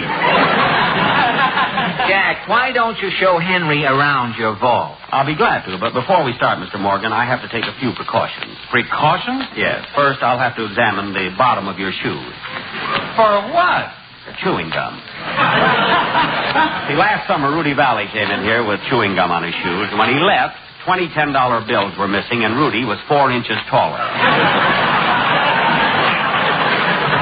Henry, why don't you take off your shoes? All right, I think I will. Mr. Benny, you mind if I go through in my bare feet? No, not at all. I'll carry your shoes just in case. Oh, thank you. Now, before we start, Mr. Morgan, are you a student of money?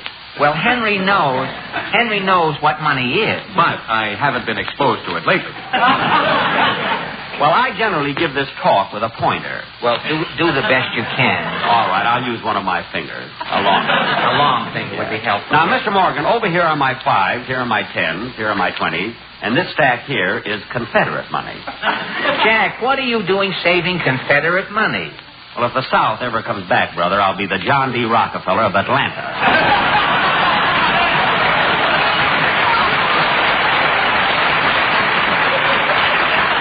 Tell me, Mr. Benny, what is this in the glass case? Oh, that is the first dollar I ever made.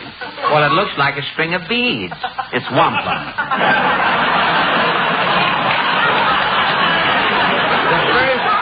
The first dollar you ever made was wampum? Yes. A nearsighted Indian passed through Waukegan when I was a boy.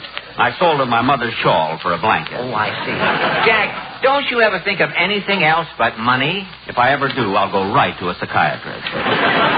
Tell me, when did you first think of money, Mr. Benny? The day I was born, I was a bottle baby. I know, but a lot of babies were bottle babies. Well, I was the first baby that ever got a nickel back on the bottle.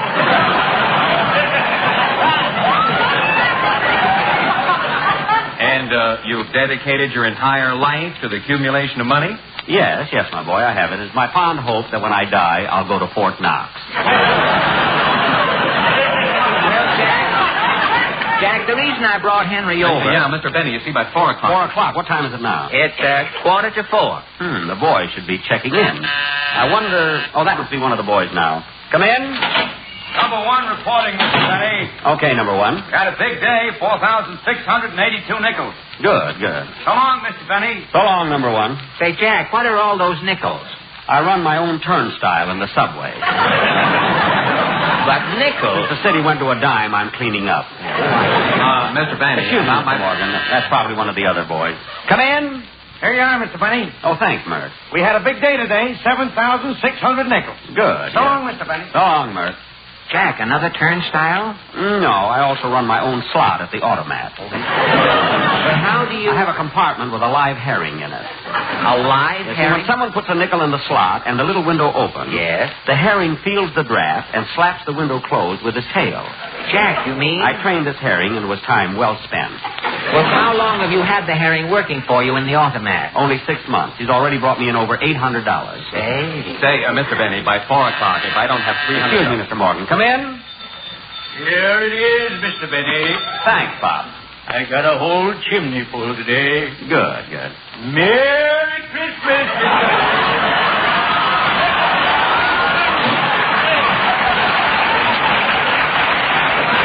Merry Christmas, Bob. Say, Jack, what is that Santa Claus doing in here? Why, he works for me, Fred. A Santa Claus working in June? It's for people who do their Christmas shopping very early. Mr. Benny, the reason that I'm here... Yes, Jack, look, Henry has to borrow $300 by 4 o'clock, or some shyster with a loan company will take his furniture and his moose head. Yes, Mr. Benny, see, we thought that maybe you would... $300. I'm a good risk, Mr. Benny. I've been working all winter. Yes. You worked all winter and you're broke? I'm flatter than something that's been stepped on. Mr. Morgan, this is rather a personal question, but what do you do with your money? I spend it. I see your problem already. How do you spend your money? Well, after a hard day's work, I generally go into a bar for a cocktail. Yes? I buy drinks for everybody, and then we go to dinner. We? After buying a few drinks, I suddenly acquire a crowd of friends. And you buy everybody dinner? Well, if I bring guests in to eat, I have to pick up the check, don't I? I've heard of it.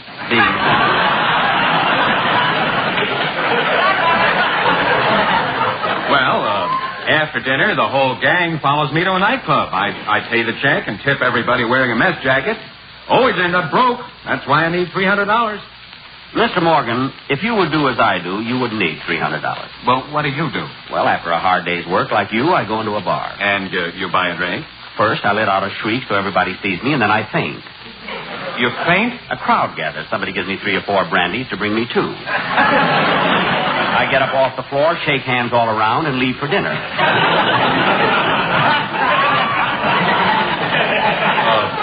Do you eat alone, Mr. Benny? No, I usually find a group of friends at a table, and I sit with them. Who pays for the dinner? Well, all during the meal, I keep feeling my pad of butter. You keep feeling your butter? Yes. When it comes time to pay, I reach for the check. While my hand is slipping around, somebody else picks it up.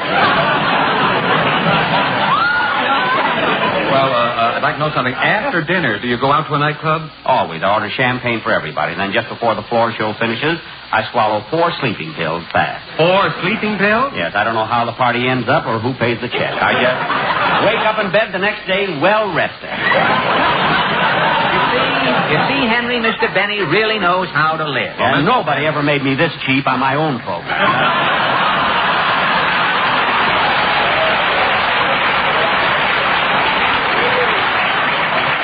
Well, Mr. Benny, I'll certainly follow your advice. Well, there's just one more thing. Yes, Mr. Morgan. Can you let me have $300? Yes, Jack. Henry has to have $300 by 4 o'clock. 4 o'clock? Why, it's 5 after 4 now. Excuse me, that's the phone. I'll answer it in the booth. Fred, it's 5 after 4. I'm ruined. Now, Henry, don't go to pieces. But, Fred, my furniture, my moose head, the Mohawk Loan Company will take everything. Henry, I'll go home with you. Maybe I can talk to the shyster who's president of that Mohawk Loan Company. Well, I'm sorry, fellas. I have to leave. That phone call was urgent. Some business just came up. Well, let's go, Henry. Maybe I can give you fellas a lift. Which way are you going? Well, I'm going home. I live on East 61st Street. Really? I'm going to East 61st Street. I live at 331. Now, that's a coincidence. I'm going to 331. Then you must be coming to my house. I don't know. I have to pick up some furniture and a moose head. Jack steady. Besides running a turnstile in the subway, a slot in the I also happen to be the shyster who's president of the Mohawk Loan Company. This is NBC, the national broadcasting company.